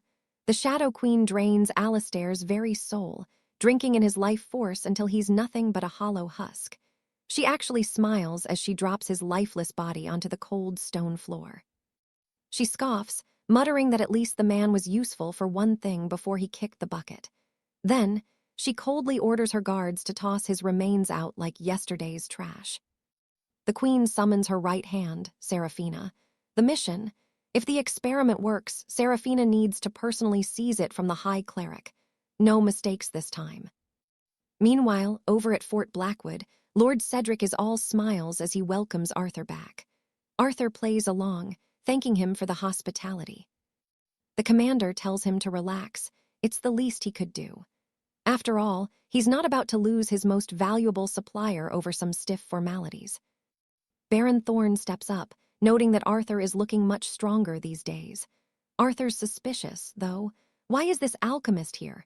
Cedric just shrugs it off, saying Thorn is providing some specialized medications. The gears start turning in Arthur's head. He sees exactly what's happening. To keep things casual, he announces he's brought several crates of fine wine to celebrate the night. Thorn is curious, though. He wants Arthur to spill the secret of how he got so powerful later on. For now, the whole group heads to the Great Hall to start drinking.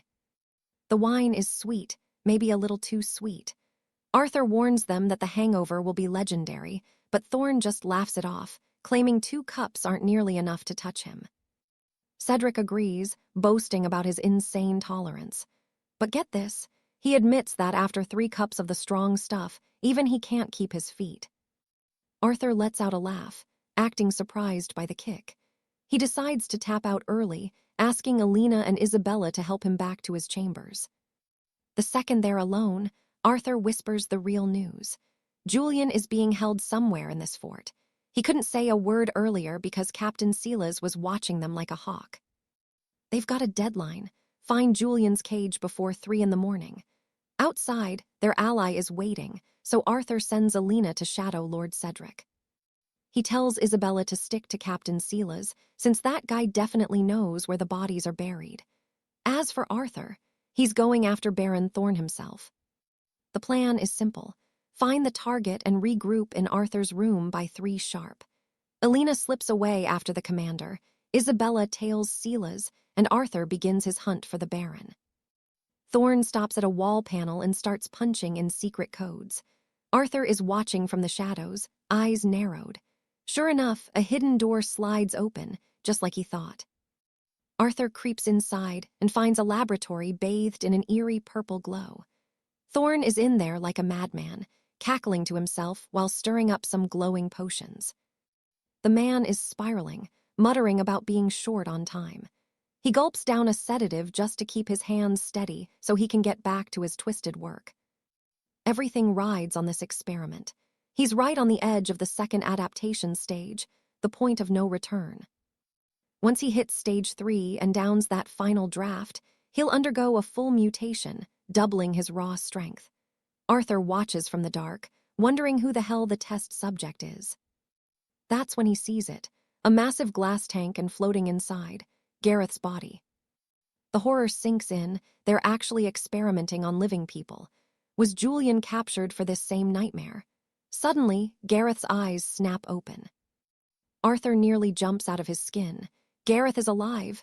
The man's mouth moves, silently begging Arthur to save him. But Arthur hesitates. This guy tried to kill him once, why play the hero now? Suddenly, Thorn's magic crystal starts screaming. It's Cedric. He's roaring for more medicine, shouting that the energy inside him is tearing him apart again. Back in his private study, Cedric is losing it. His body is literally warping, the power inside becoming a chaotic mess. Alina is watching from the vents, and she's terrified. Cedric's back is twisting into something grotesque and inhuman. She has to wonder, is there even a man left in there? Thorn barks back that he's on his way. He's actually thrilled. The commander is almost at the 3rd stage of the mutation. With a wicked grin, he bolts out of the lab. This is Arthur's chance. He starts tearing the place apart looking for Julian. It's a house of horrors, butchered animals and preserved embryos everywhere you look. Arthur stops dead, staring at the specimens. Are those human? He tries to tell himself it's impossible, especially since the creatures have wings, but the doubt is there. He rips open a heavy metal crate, and there he is. Julian, floating in some weird liquid. Arthur hauls him out, shaking him and screaming for him to wake up. Thank God he's still got a pulse. He's alive. Arthur goes to leave, but he passes Gareth's tank again. He's angry, he's frustrated, but he realizes he just can't leave the guy to rot. Arthur grumbles that he's only doing this because he can't stand the sight of it. But he makes it clear. The second Gareth tries to kill him again, all bets are off.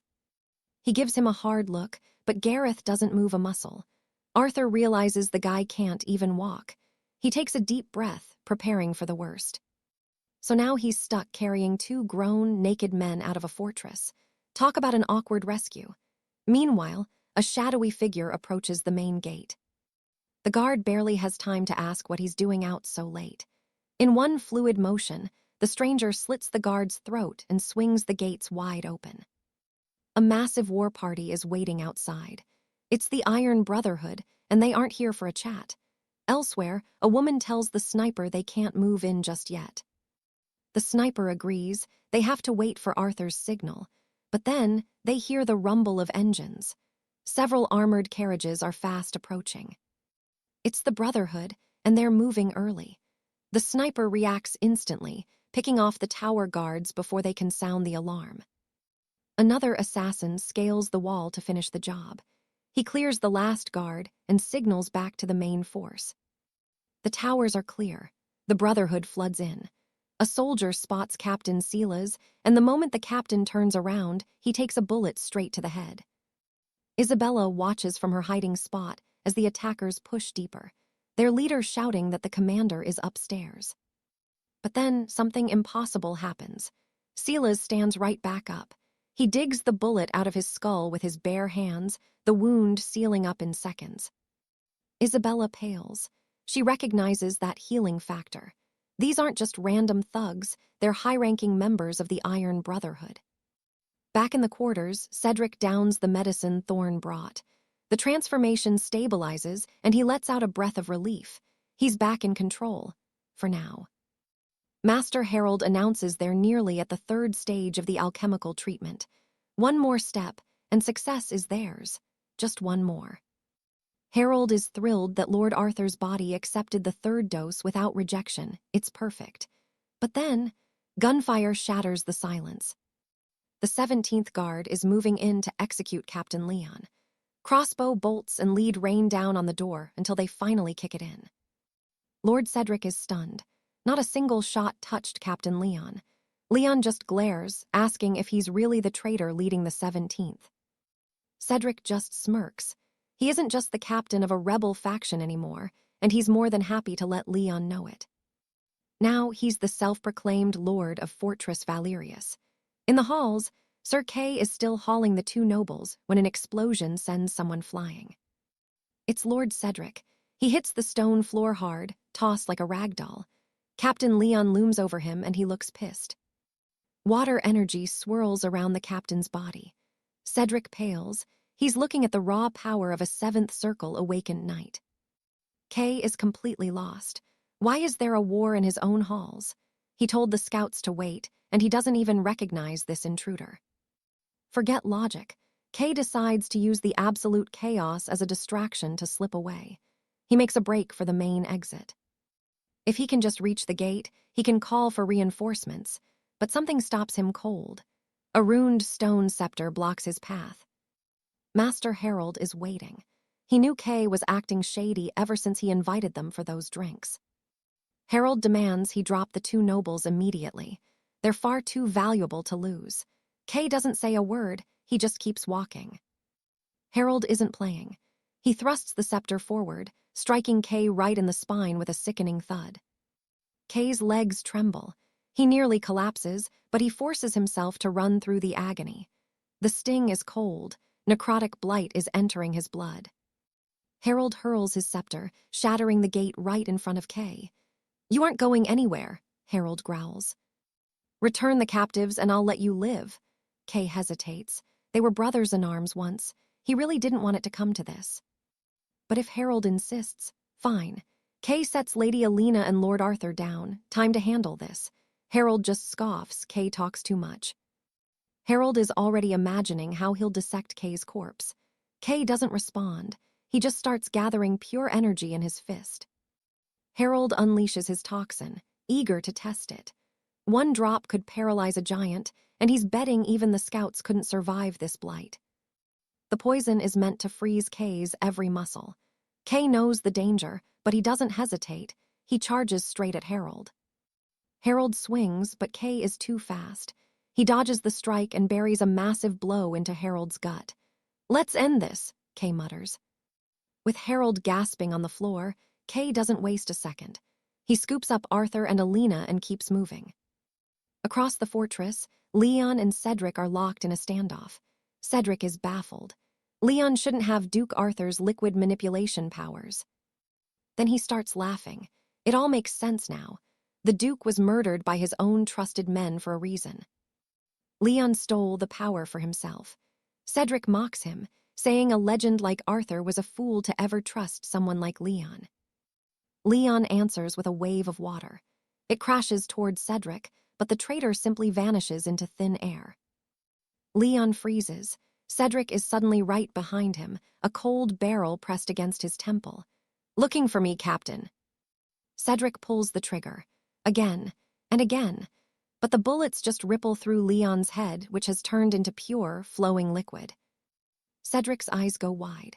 Leon's power is insane. He can turn his entire body into water at will. Leon lunges back, but Cedric is gone again. He reappears a safe distance away, mocking the captain's reach. This is bad. Leon realizes Cedric isn't just fast. His movements are literally impossible to track with the human eye. Cedric is sweating, though. He's a sixth circle teleporter with a 500-meter range, but traditional weapons won't kill a man made of water. Leon strikes in a blur of motion, over and over. Nothing but air. Cedric is a ghost in the room. The boy pops up in different corners, and Leon's frustration is starting to show. Cedric admits this wasn't part of the plan. He needs a new way to stop the captain, but for now, he's going to have some fun dancing around him. Time ticks by. Leon is wasting massive amounts of energy, his strikes finding nothing but empty space. Leon growls, wondering how long the traitor can keep jumping, but Cedric knows he can't win a battle of exhaustion. Suddenly, the 17th Guard arrives. They've finished off everyone else in the sector, and they're ready for blood. Cedric is shocked to see them so soon. He moves to join them, but Leon strikes at the 3 guards. Cedric blinks away just in time. One of the soldiers snaps his fingers, a magical shield shimmering into existence to block Leon's path. Cedric takes the opening. He teleports behind Leon and fires another shot at his head. Same result. The bullet passes through a liquid skull. "Now," Cedric screams. One of the guards unleashes his true power. A whirlwind sword erupts, trapping Leon in a violent vortex. Cedric cheers, telling his man not to let the captain escape, but the guard is straining. He can't hold this form for long. His wind magic is reaching its breaking point. Leon is trapped, for now. Alistair turns into liquid, and Baron Sterling screams at his men not to let him slip away. He barks an order, and a mage conjures 2 massive iron gauntlets that pin Alistair to the floor. Sterling grins. He looks at the wind mage and tells him to just hold on. He'll be right back with the finisher. Trapped inside that iron cage, Alistair is going wild, trying to smash his way out. The mage holding the spell. He's sweating bullets just trying to keep the monster contained. Sterling stalks past, chillingly calm. "Be right back," he says. He reaches for a heavy weapon, a prototype alchemical fire staff. He unleashes a torrent of flame onto the iron hands. His plan? Cook Alistair alive inside that cage. Meanwhile, over at Fort Jackson, pure chaos is breaking out. Arthur leaps from the battlements.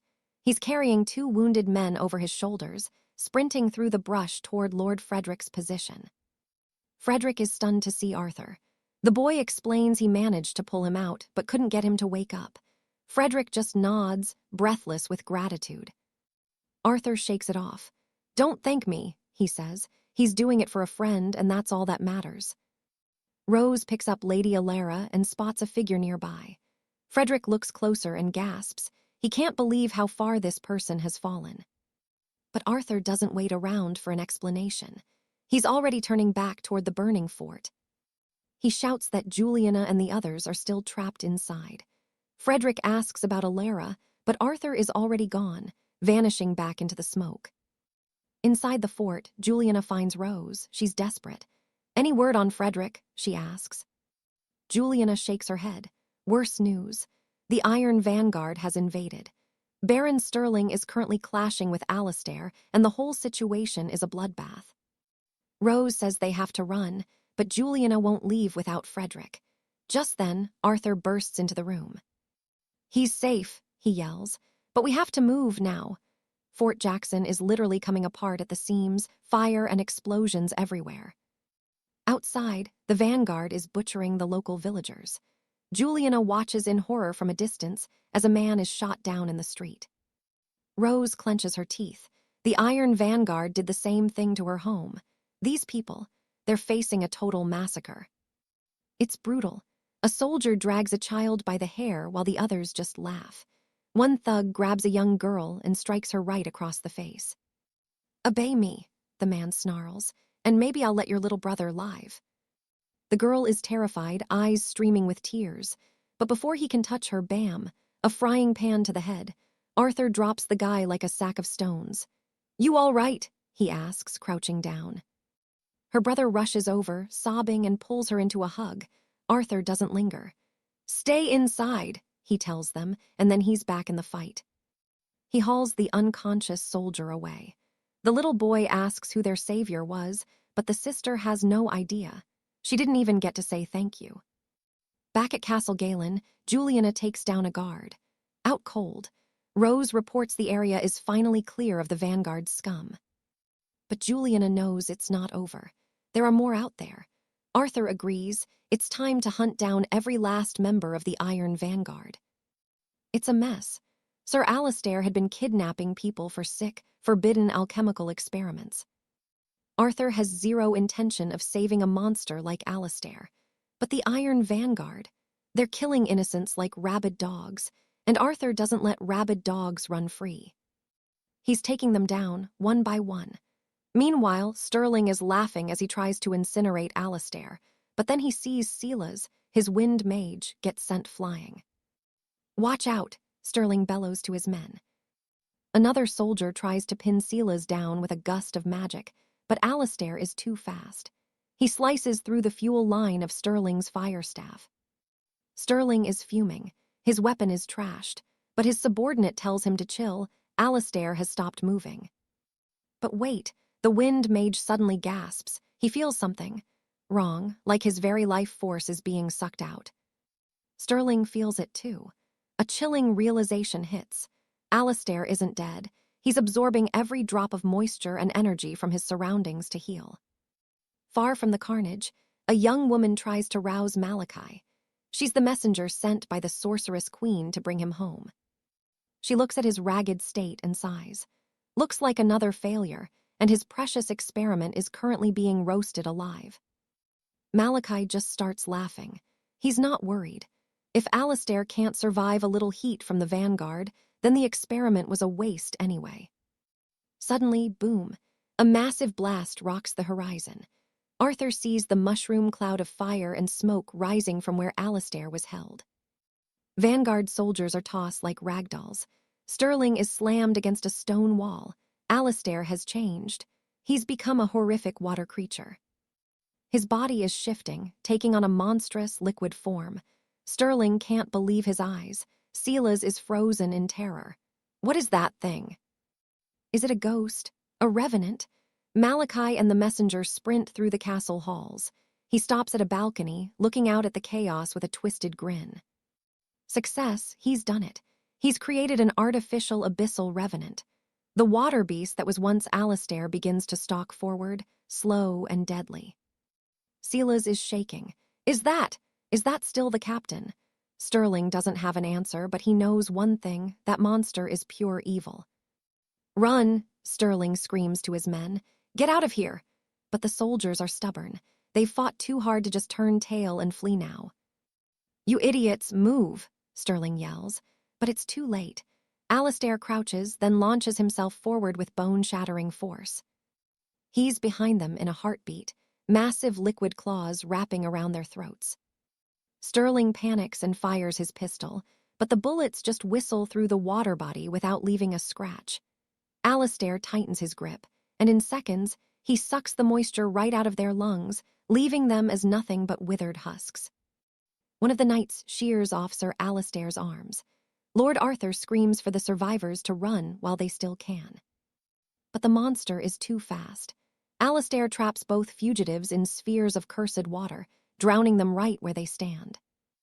Arthur roars in a blind rage, demanding their release, but Alistair hits him with a high-pressure jet from his back that pierces his armor like paper. The Lord is stunned. He was struck the very second he finished his teleportation. Alistair tosses his broken body across the field. Then the feeding begins. Alistair starts absorbing the life force of the fallen. Sir William notes the monster is literally draining the moisture from their corpses. The group shudders.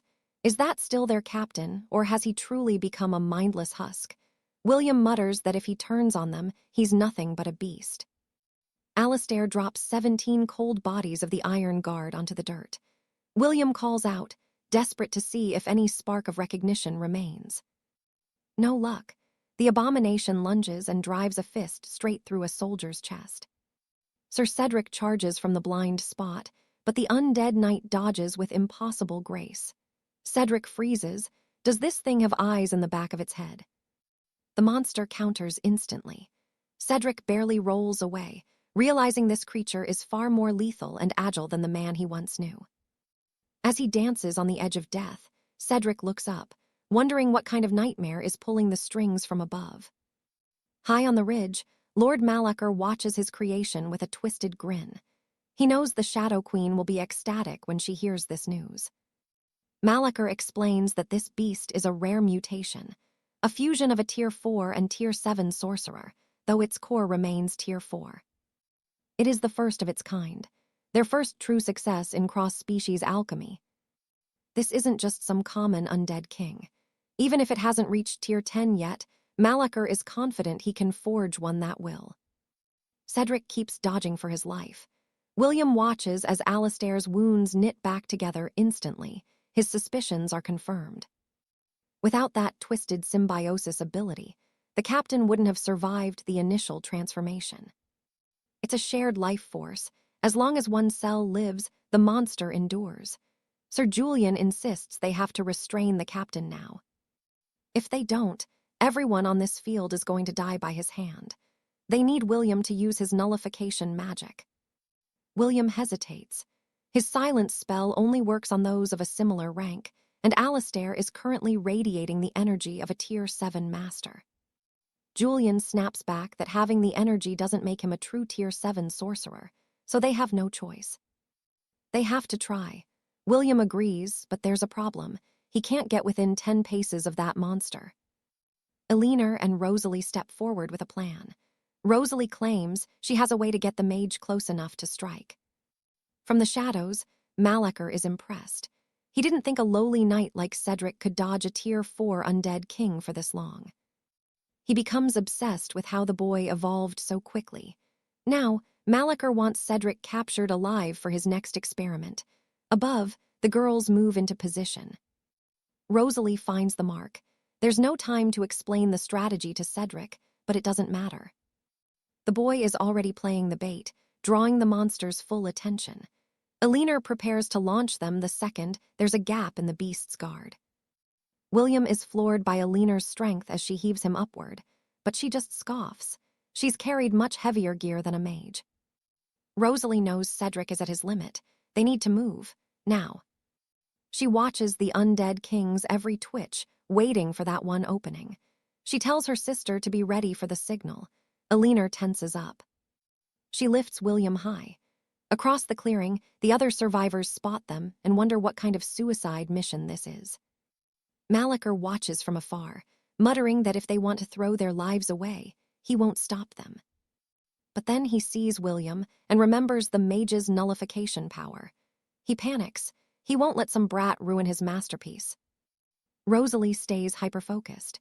She sees the opening and shouts for the throw, but 𝑻𝒓𝒂𝒅 lets out a piercing whistle. The undead king snaps his head around, spotting the group in the air. Rosalie screams for them to get down.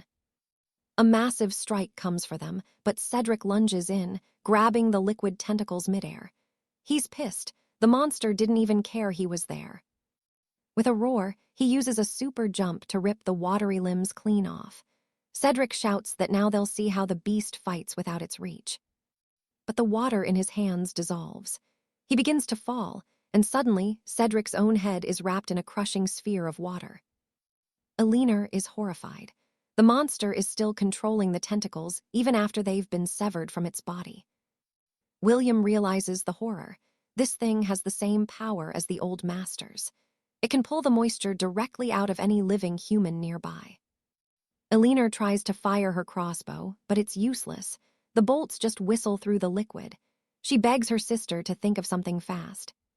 Cedric is seconds from suffocating. Then, blink. He vanishes into thin air, slipping between dimensions before reappearing on solid ground. That was too close. He was almost a dead man. Up on the hill, 𝒔𝒂𝒅 is losing his mind. How did the boy just disappear? He wonders if the knight is hiding a second bloodline power. Cedric catches his breath. He knows he has to get back in there immediately. He charges back in, reappearing right in front of the stunned monster. The crowd is speechless as Cedric continues to dance around the beast's lethal blows. Sir Arthur says he just needed a quick breather, but he's not letting that thing corner him again. He keeps dancing around every heavy strike the beast throws. Our boy realizes that just playing defense is a losing game. Since the monster is made of pure water, intense heat should be its one true weakness. Arthur knows that if he focuses his inner mana, he can ignite a massive heat source. He crushed a golem king with that exact move before, so this should be a walk in the park. But there is a massive catch. He needs time to channel that power. In a scrap like this, he would be dead before the first spark even ignites. Lord Mordred wonders if Arthur has the same blink skill as Sir Conrad from the 17th Legion. But Beatrice shuts that down. It is not the same thing at all. Conrad could travel across the entire battlefield, but Arthur, he just vanishes and pops back up in the exact same spot. Mordred starts to leave, and Beatrice asks where he is going. He says he has had enough fun for one day. Now, they have to clean up the mess and deliver the perfected specimen to the Dark Empress. Arthur is sweating it. This is the first time he is actually trying this plan, and he has no clue if it is even going to work. The plan: slip into the astral plane to charge his mana and dive back in when he is ready. If it hits, that golem king is absolute history. The beast swings, but Arthur vanishes again. Lady Alina is caught completely off guard, and then suddenly something hits her. It looks like a strange, glowing dart. Lady Rosalind starts panicking for her sister's safety, just as Mordred creeps up right behind her. The man tells her it is just a sleeping draft because they started making a mess of his plans. Look down. Sir Cedric and Sir Gareth are already out cold on the ground. Beatrice is not taking any chances. She grabs a heavy enchanted arbalist and aims right where Arthur vanished. He has to reappear at some point, right? Boom, Arthur is back, fully charged with scorching energy. The beast spots him, but Beatrice pulls the trigger. The magical bolt screams through the air. Arthur looks over and his heart drops. Rosalind threw herself right in the line of fire, taking the hit for him. Arthur is in total shock. Rosalind hits the dirt. Arthur screams her name as the two sisters lie motionless on the ground. Even Mordred looks surprised by that turn of events. Arthur loses it. He roars Mordred's name and charges, mana burning in his hands. He grabs the man by the throat, demanding to know what he has done. Mordred is stunned. He wonders what kind of power this is and how a Tier 4 knight could possibly possess this much concentrated mana. Mordred quickly tells him that Rosalind is not dead yet. If they stop the fighting now, there is still a chance to save her, even though she was hit right in the chest. He swears Rosalind jumped in front of the shot on her own. They never meant to hit her. If Arthur just lets him go, he promises he can help her. Arthur releases the man, nearly getting blasted by a water strike in the process. Right, the Golem King is still there. Mordred blows a silver whistle and the creature freezes. The monster shrinks back down to human size and stands like a loyal guard right in front of Mordred. Mordred smirks, admitting he did not expect the beast to be so obedient. It looks like his forbidden alchemy actually worked. Arthur notices the beast is under Mordred's thumb. Mordred just laughs, telling him not to worry because the creature won't attack anymore. Fighting now, it won't benefit either of them.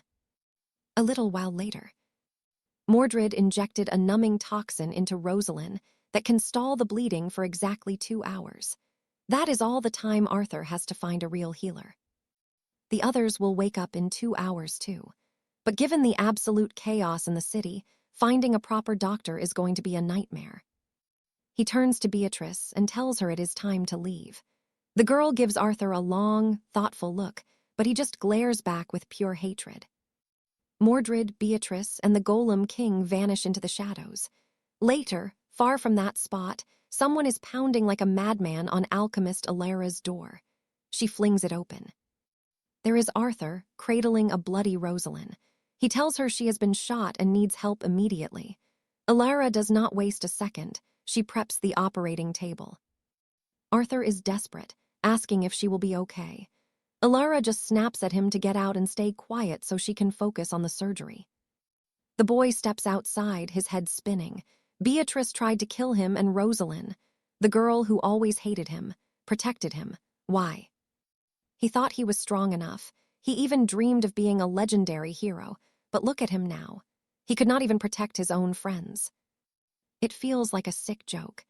Inside the room, Alara is working like a woman possessed to save Rosalind's life. She manages to pull out a piece of the bolt, but it is bad. There are dozens of fragments, and her equipment just isn't precise enough for this kind of surgery. She steps out of the room, and Arthur is on her in a second. Did it work? No, she says. Her equipment just is not sufficient for this. Rosalind needs to be moved to a real facility, somewhere better. Arthur does not care where it is. He will take her there himself. The woman tells him the only place with that kind of tech is the infirmary at the royal citadel. Meanwhile, at the royal citadel, a commander walks in demanding a status report. Another man with a bionic leg is sitting there, waiting. He tells the soldier to start talking. The report: 3 outsiders are at the city gates. One of them has been shot, and they are begging for medical help. They are offering all their supplies in exchange. The man stays silent for a long moment, then finally gives the order: let them in. Back in the city, Mordred and Beatrice are making their getaway. He actually thanks her for taking those shots earlier. Without that distraction, he says he would have taken some serious losses. Beatrice is confused. The bolts did not even hit Arthur. Rosalind blocked them.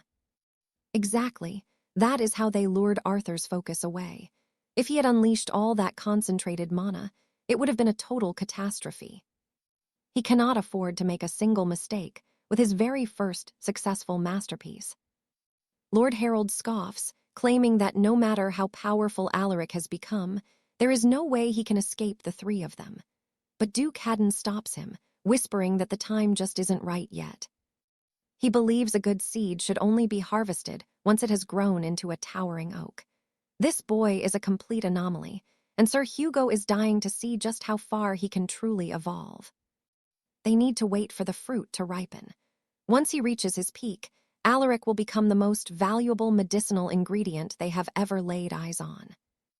Miles away at the physician's outpost, the doctor asks Alaric if he's absolutely sure about this, considering his bloody history with the Great Duchy Alliance. Alaric doesn't hesitate. He has to go. The wounds Alara sustained are festering, and she simply doesn't have any time left to wait. The massive iron gates creak open, and Alaric commands the doctor to stay behind and wait for his signal. The second he steps inside, the heavy gates slam shut, locking him in. Suddenly, he's standing face to face with Sir Cedric. The man is actually alive. He stays deathly silent, then simply turns away as a guard tells Alaric he's being taken to the High Lord. Alaric follows closely. When they arrive, the High Lord greets him with a grin, remarking that it's been far too long since their last meeting. He admits he's been practically counting the days until Alaric's return. Apparently, the Lord developed a serious taste for that preserved salted beef and has been desperate to trade for more. Alaric plays it cool, telling him he brought an even bigger haul of meat and supplies this time, enough to keep the Lord's belly full for a long while. Consider them peace offerings for his past disrespect. The High Lord gets visibly excited, waving off any political tension. He says there's no need to dwell on the past. Even Sir Cedric has made his fair share of blunders. Alaric breathes a small sigh of relief. Finally, some progress.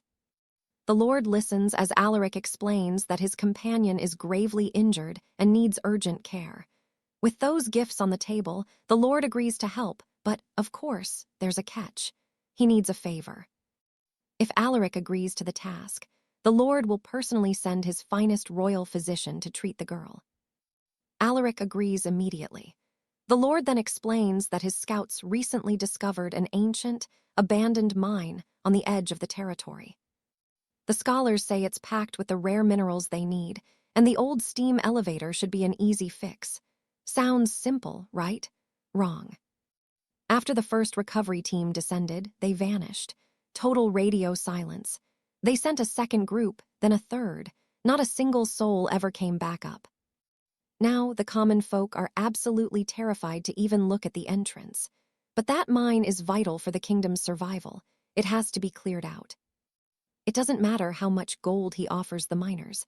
They all refuse to go back down into that darkness. So the Lord wants Alaric to go down, find out what's killing his men, and bring back anyone who might still be alive. Alaric accepts, provided Alara is treated inside the city walls where she's safe. No problem at all. The Lord nods and promises to send a carriage to collect her immediately.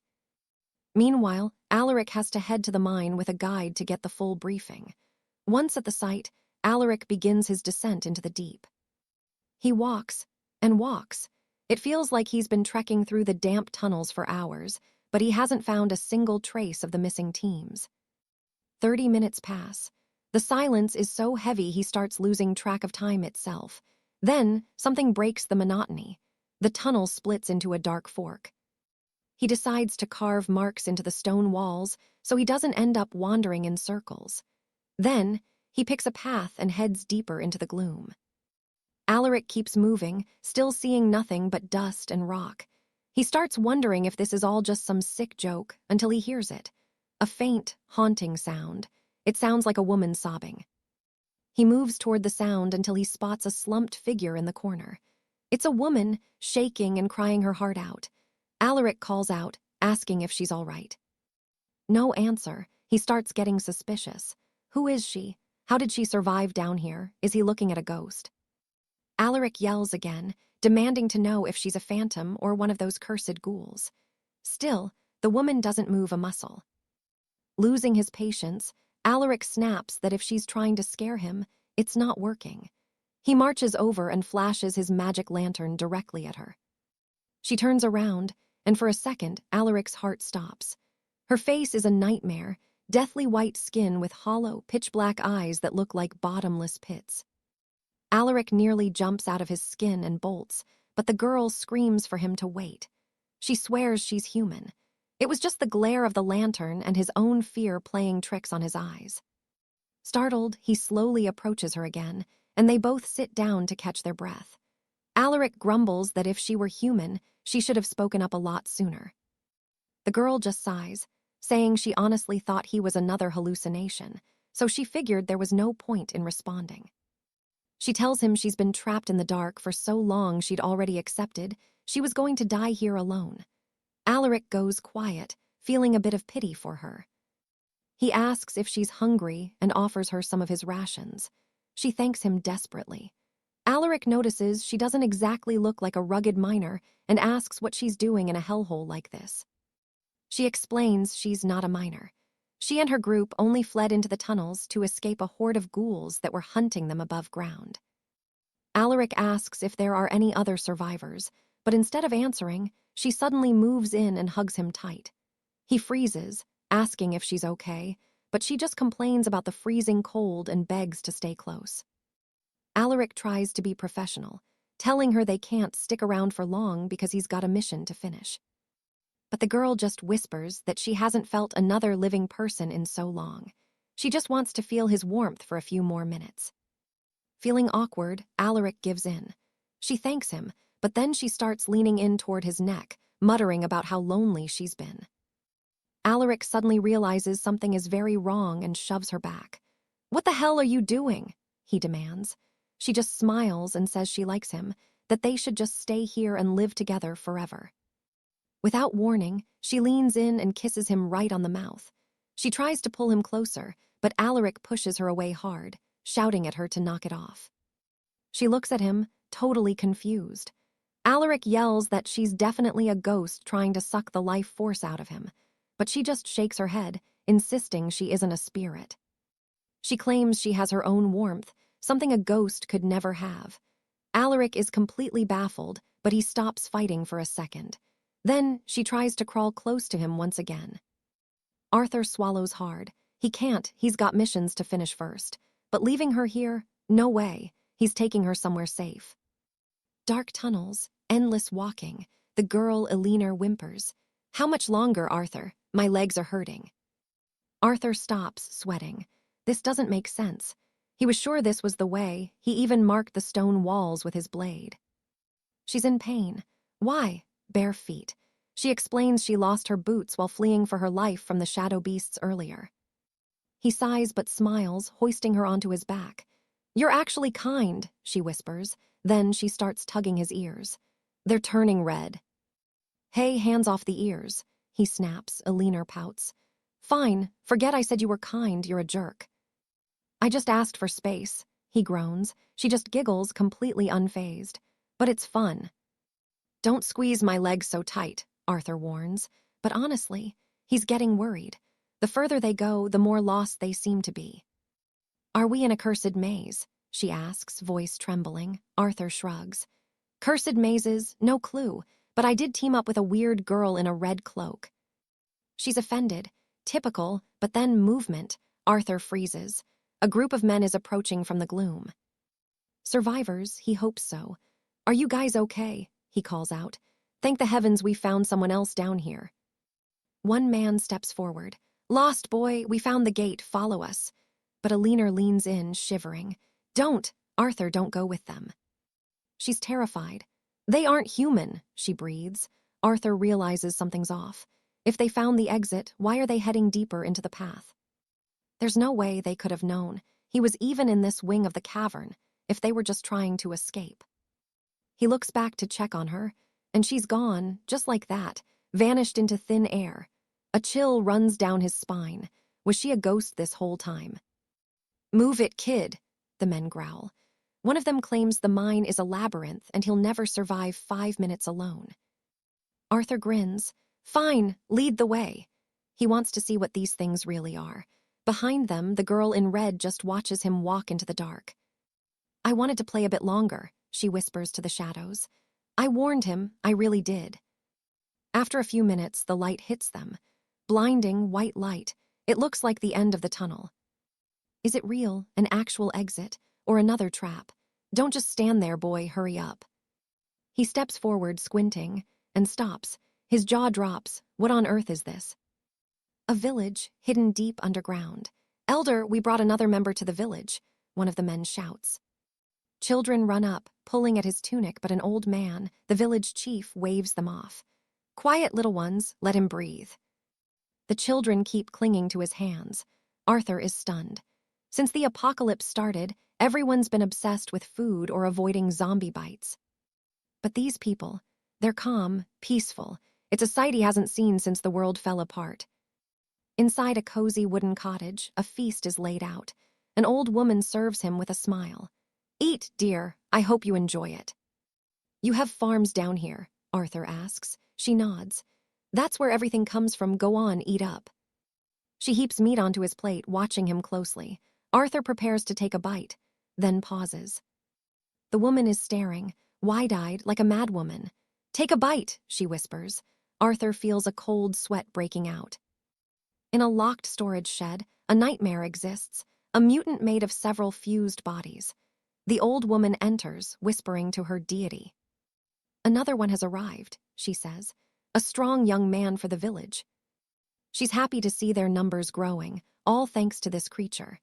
Its presence kept them alive, and they were eternally grateful.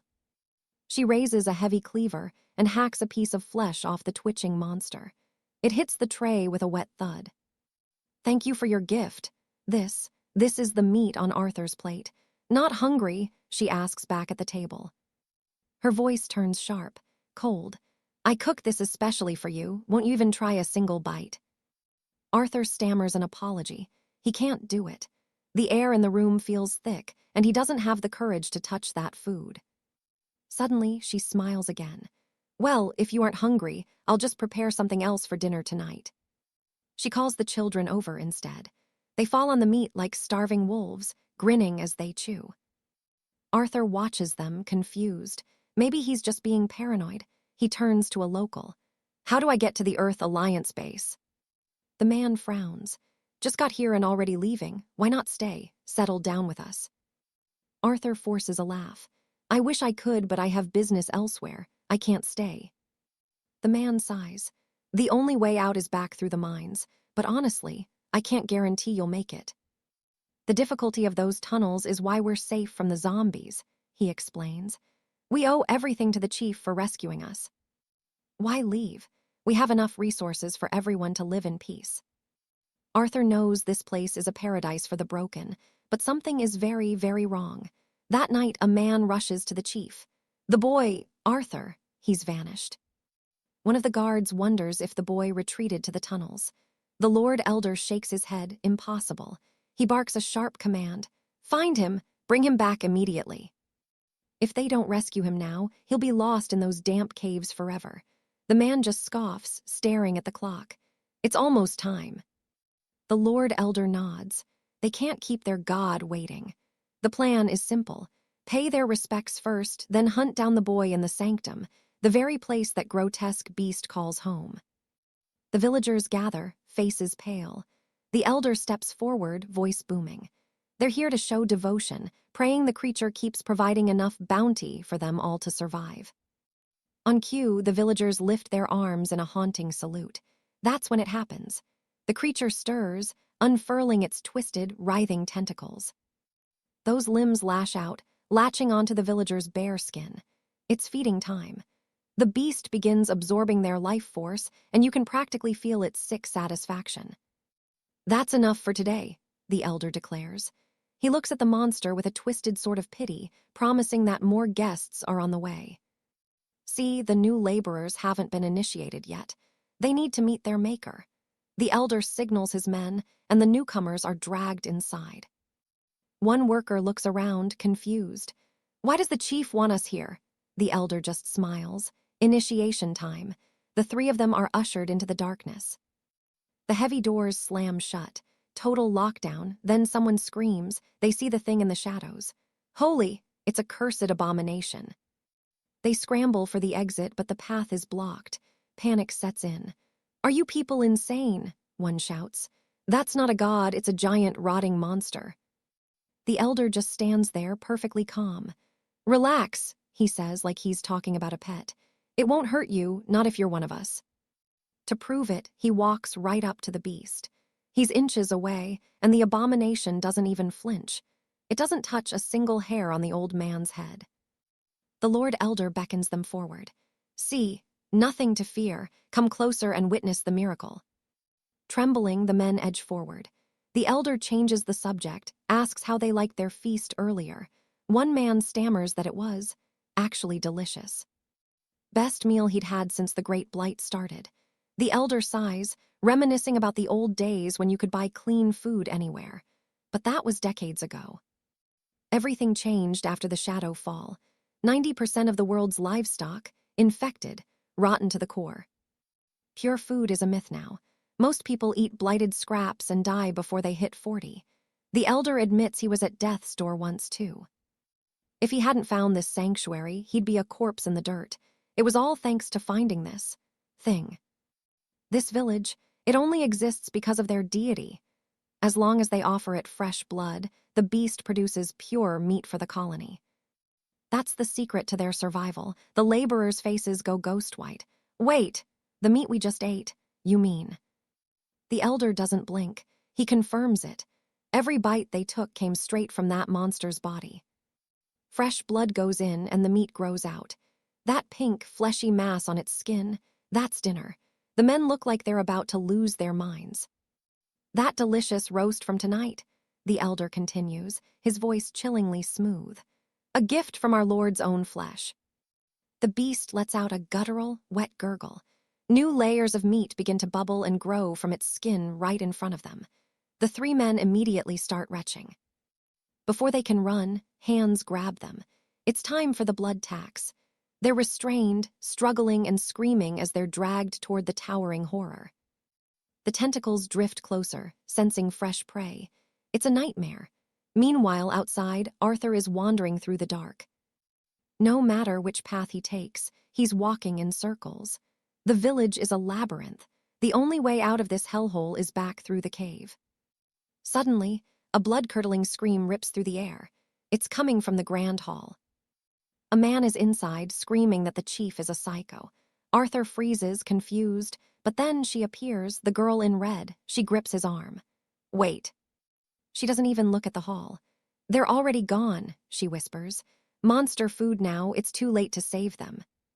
Arthur jumps nearly out of his skin. Who are you? A ghost? The girl ignores the question, her eyes piercing. Do you actually want to leave this place? He nods, desperate. Then listen, she says.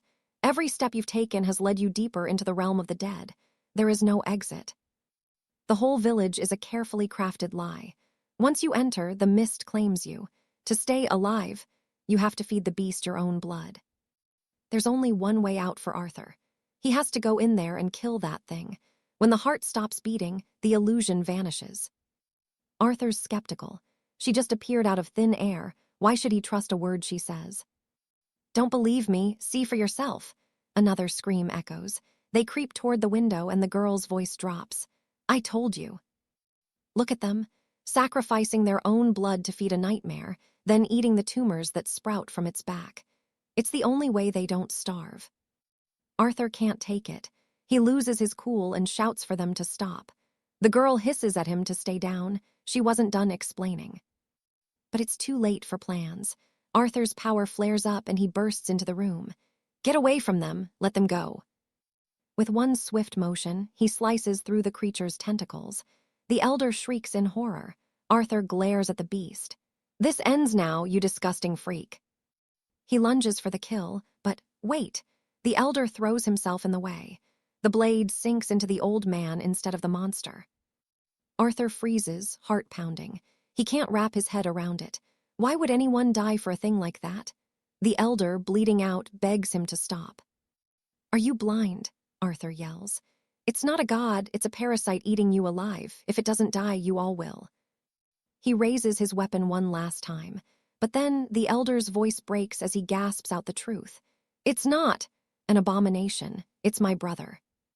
Julian still sees his brother's smile in his dreams, back when things were simple. Arthur had just brought home a meager feast, handing the boy a single, precious red apple. When Julian asked about their parents, Arthur just told him to focus on his picture books. But then, the world ended. The Blighted swarmed the kingdom, tearing everything apart in a heartbeat. Arthur tried to keep the boy quiet, but Julian was paralyzed with pure terror. In the end, the city fell, and everyone fled for their lives into the unknown. Arthur took charge of the survivors, leading them through the chaos. When Julian asked what would happen if the monsters caught them, his brother's promise was steady. I'm here, I'll protect you. The child finally drifted off to sleep, but that's when it happened. The Blighted struck. Julian woke up to a living nightmare and the smell of rot. There was Arthur, throwing himself against the beasts, desperately trying to hold the barricade shut. But the wood was splintering. It wasn't going to hold much longer. Then came the scream that changed Julian's life forever. Arthur had been bitten. Take my brother and run, he roared. Lady Alara could only scream Arthur's name in absolute despair. Julian wouldn't let go, desperate to stay by his side. He wanted to fight, but Arthur's voice boomed over the chaos, ordering the group to drag him away. As Julian sobbed, his brother gave Shaialu one final command. Survive! While you live, there is hope. And just like that, Alara dragged the boy into the darkness. The boy's cries echoed through the ruins, but it was over. Behind them, the door shattered, and the swarm completely buried Arthur under a sea of teeth. Miles away, Julian collapsed in the dirt, his heart completely shattered. Alara didn't give him a second to mourn. "Get up," she hissed. "This is no place to rest." "Just go," Julian whispered. "Don't worry about me." But Alara wasn't having it. She tried to hoist him up. If they didn't move now, they were dead meat. Julian's voice was hollow.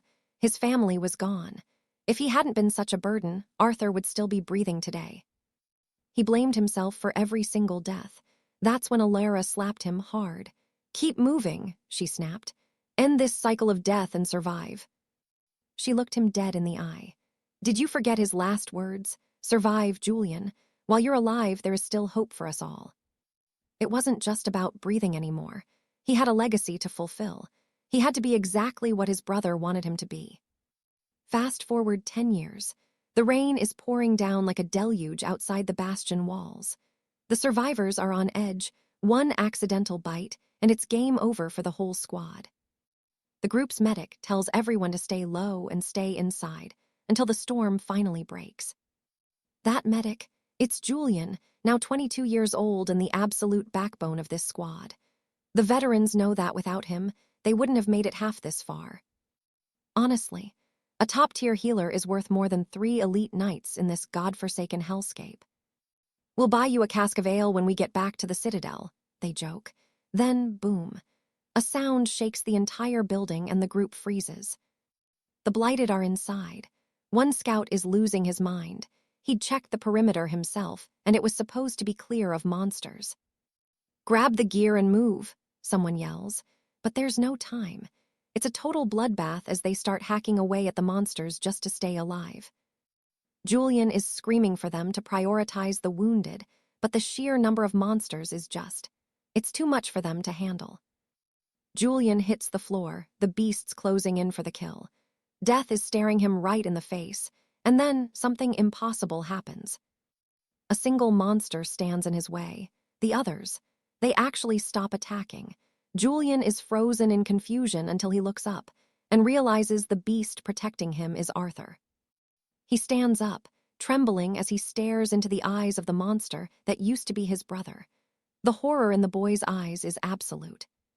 Sometime later, the hunting party returns to the fortress, loaded with supplies. One man grunts, complaining about a crate that's heavy as lead. "It's the last one," his partner says. With an excited smirk, the man decides to leave that specific delivery for the medic to handle. There's a dull thud from inside the wood. Months pass. A frantic soldier begs the medic to save his dying comrade. Julian just sighs. "There's nothing more I can do." He covers the face and tells the soldier to clear out and leave him be. "I'll take him to the morgue," Julian mutters, pushing the cold stretcher through the stone hallways toward a very specific room. He steps into a chamber filled with the stench of death. "Finally," he whispers, "Arthur must be starving by now." Even in a world full of corpses, finding the right kind of meat isn't easy. The creature slinks out of the shadows, its eyes fixed on the fresh body. The beast actually grins. Julian tells him the sedative kept the man's death peaceful, then urges Arthur to eat slowly. But Arthur, he's as violent as ever. He tears into the flesh, devouring every single piece with primal hunger. The next morning, the High Warden corners Julian with a question. People are talking. The numbers at the morgue don't add up.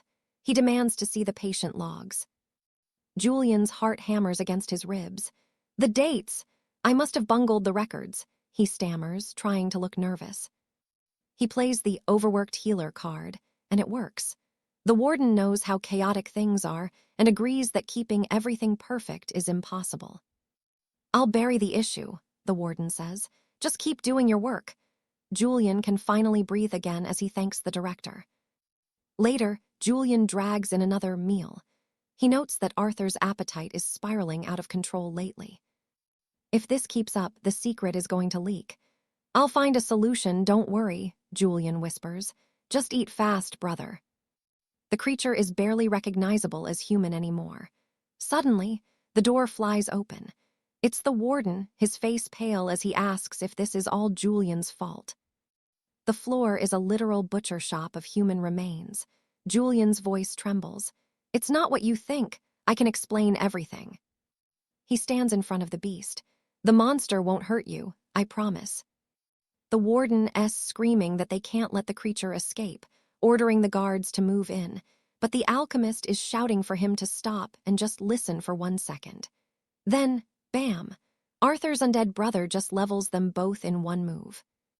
One single blow, and the warden is down for the count. But honestly, his death didn't even help Arthur escape because the guards swarmed the place anyway, pinning them down. They had to bolt, hiding deep within the pitch-black shadows of the mines.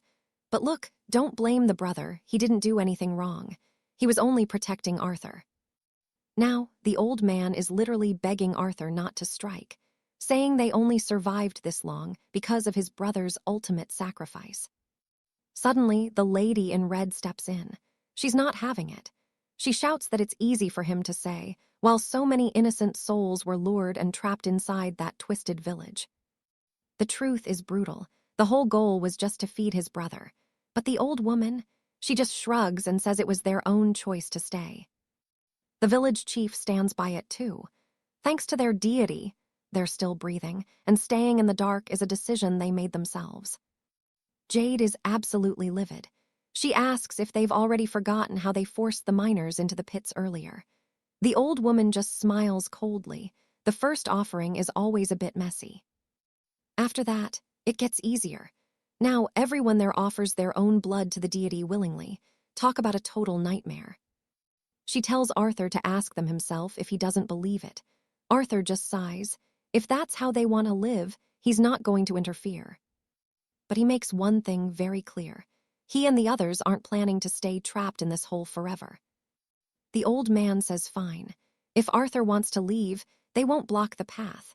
He turns to the creature and tells the undead brother to let the boy go. The beast actually opens a magical portal. Arthur and Jade are floored. Jade is beyond indignant. She's waited years for an exit, and she'd even been stuck deep inside that monster. Arthur turns back to the group and asks who's coming with him. Silence. Not a single person answers. He begs the miners to follow, but they say it's not so bad here and they'd rather stay. Jade tries to scream some sense into them, but they won't budge. Arthur realizes something dark. If he killed the creature and forced these people to leave, he'd be destroying the only life they have left. The apocalypse has turned the world into a living hell of fear and rage. To them, the outside world is the real nightmare. A portal rips open in the middle of a dense jungle. Arthur steps out alone, wondering why he was the only soul who chose to leave that place. Back at the stronghold, a man reports to Duke Sterling. Arthur is at the gates and wants an audience. The Duke just says, "Let him in." The boy arrives, and the Duke asks how the mission went. Arthur looks him in the eye, apologizes, and says that for a dozen different reasons, he couldn't finish the job. The Duke slams his fist on the table. That wasn't the deal. Arthur was supposed to complete the mission, and in exchange, the Duke would save his friend. The Duke's livid, claiming he upheld his part of the bargain, while Arthur totally failed to deliver. Arthur tries to negotiate, saying he can still get the supplies the Duke needs and keep his word. But the Duke isn't having it. Compensation won't fix a broken deal. He threatens Arthur. If the terms change now, then his friend goes right back to the brink of death. Arthur's blood is boiling, but then the Duke just starts laughing. Just joking. Now Arthur owes him 2 favors instead, and the Duke is definitely going to think of a way to collect. But first, he tells the boy to go see his friend. Arthur rushes to the infirmary where Rowena is lying in bed. The medic says they successfully removed the bullet fragments. Since she's an evolved knight with accelerated healing, she'll be out of that bed within a week. Suddenly, Arthur thinks he hears a voice asking if Rowena is his girlfriend and saying how beautiful she is. He asks the medic if he said something, but the man just looks at him like he's crazy. Arthur's getting nervous. Is he hearing things? Later that night, he finally falls asleep. But he feels strange, uncomfortable. He senses something moving right under the blankets. He whips the covers back and bam, it's the ghost girl. Arthur kicks her out of pure instinct, sending her flying across the room. She's like, "Are you even human?" How could he treat a girl like that? Arthur's just panting, saying he thought there was a literal spirit under the covers. She's totally outraged. "Stop calling me a ghost. I have a name, you know, it's Jade." Arthur asks if she's actually hurt, and Jade says she'll forgive him this time, only because she finally escaped that mine thanks to him. Arthur just wants to go back to sleep and tells her to beat it, but she's not leaving. "Don't ignore me. Don't you want to know how I'm going to repay you?" Jade says she absolutely hates being in debt to people. It makes her feel guilty and trust her. If he lets her repay him, he won't regret it. Arthur stays silent for a second, then just grabs her arm and pulls her toward him.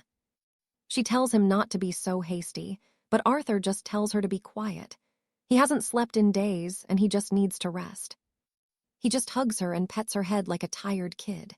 Morning comes, and when Arthur wakes up, Jade is already gone. Meanwhile, Duke Sterling is calling for Arthur again. He's thinking, if Arthur left that mine alone, beating Lord Kalen wasn't just a stroke of luck. Now the boy owes him 2 favors. With Arthur on his side, his fortress defense will be flawless. He's never skimped on security, and this is the final piece. Suddenly, a soldier rushes into the Duke's hall with an urgent report. They sent men to Arthur's room, but he's gone. The Duke is stunned and then absolutely furious. He orders them to check the hospital immediately to see if the girl is still there. It looks like the boy is trying to pull a fast one. The Duke storms out into the streets, looking like he's ready to tear the city apart. The townsfolk are terrified. The soldier shouts that they can't find Arthur, but his friend is still in the ward, so there's no way he's escaped the city yet. Duke Sterling's voice was pure ice. He'd ordered the knight to keep a constant watch on Arthur and make sure he didn't move an inch. Now, the poor guard is on his knees, trembling and begging for just one more chance to fix his failure. The Duke just grabbed his own head in frustration, looking at the man with utter contempt. "Keeping a useless tool like you around," he muttered, "is honestly just a massive waste of resources." The guard's screaming, swearing on his life that he'll find Arthur, but the Duke isn't listening. He's got the soldier's head in a literal death grip, squeezing tighter by the second. Then bam, right in the middle of the crowded square, Arthur just appears. "Looking for me, Duke?" he shouts, standing there perfectly calm while everyone stares in shock. Arthur walks up coolly, claiming he's brought a gift for the Lord, something so good he won't be able to turn it down. Sterling is stunned, demanding to know where the hell Arthur was hiding and how his elite scouts couldn't find a single trace of him. Arthur just gives a cheeky laugh and shrugs it off. "Sorry about that," he says. "I had to step out for a bit to get this gift ready. High quality takes time, you know." He looks at the terrified knight and smirks. "Honestly, I'm glad I made it back when I did. 5 minutes later and you'd have been cleaning this soldier off the pavement." But let's rewind to see how he pulled this off. 4 hours earlier, Arthur was feeling the heat. There were just too many guards crawling all over the place. He knew the Duke was a snake, pretending to be noble while hiding a heart of pure rot. Arthur had to move. Fast. He had an idea, tapped into his hidden power, and whoosh, performed a perfect dimensional jump. Suddenly, he's back in the modern world. No knights, no dukes. He heads straight for a computer and starts searching for the absolute best-ranked restaurants in the entire city. He scrolls through the reviews until he finds the perfect spot to buy his gift.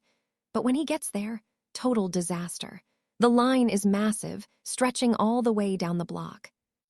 Looks like he's going to be waiting a while before he can even get through the door. He joins the queue, wondering for a second. What would happen if he just used his powers to cut the line? With his supernatural speed, he'd be a ghost. No one would even see him move. But no, Arthur's got standards. He decides that would be way too rude, even for him. Finally, a staff member comes out with some bad news. They only have enough ingredients left for the next 3 people. Arthur's safe. He's in that lucky group. But a guy right behind him loses his mind, screaming that he's been waiting forever. This jerk actually shoves Arthur, accusing him of cutting before storming up to the waitress. "Do you have any idea who I am?" he barks, trying to flex his importance. The girl doesn't even look impressed. "Yeah," she says flatly. "You're that one online celebrity guy, right?" She makes it clear that being famous doesn't mean squat here. Rules are rules, and he's going to have to deal with it just like everyone else. The guy's exploding now, yelling about incompetent staff and making a total scene.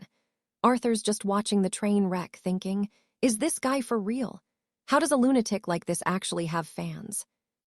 The staff member completely ignores the tantrum, turns to Arthur with a smile, and tells him to head inside to enjoy his lunch.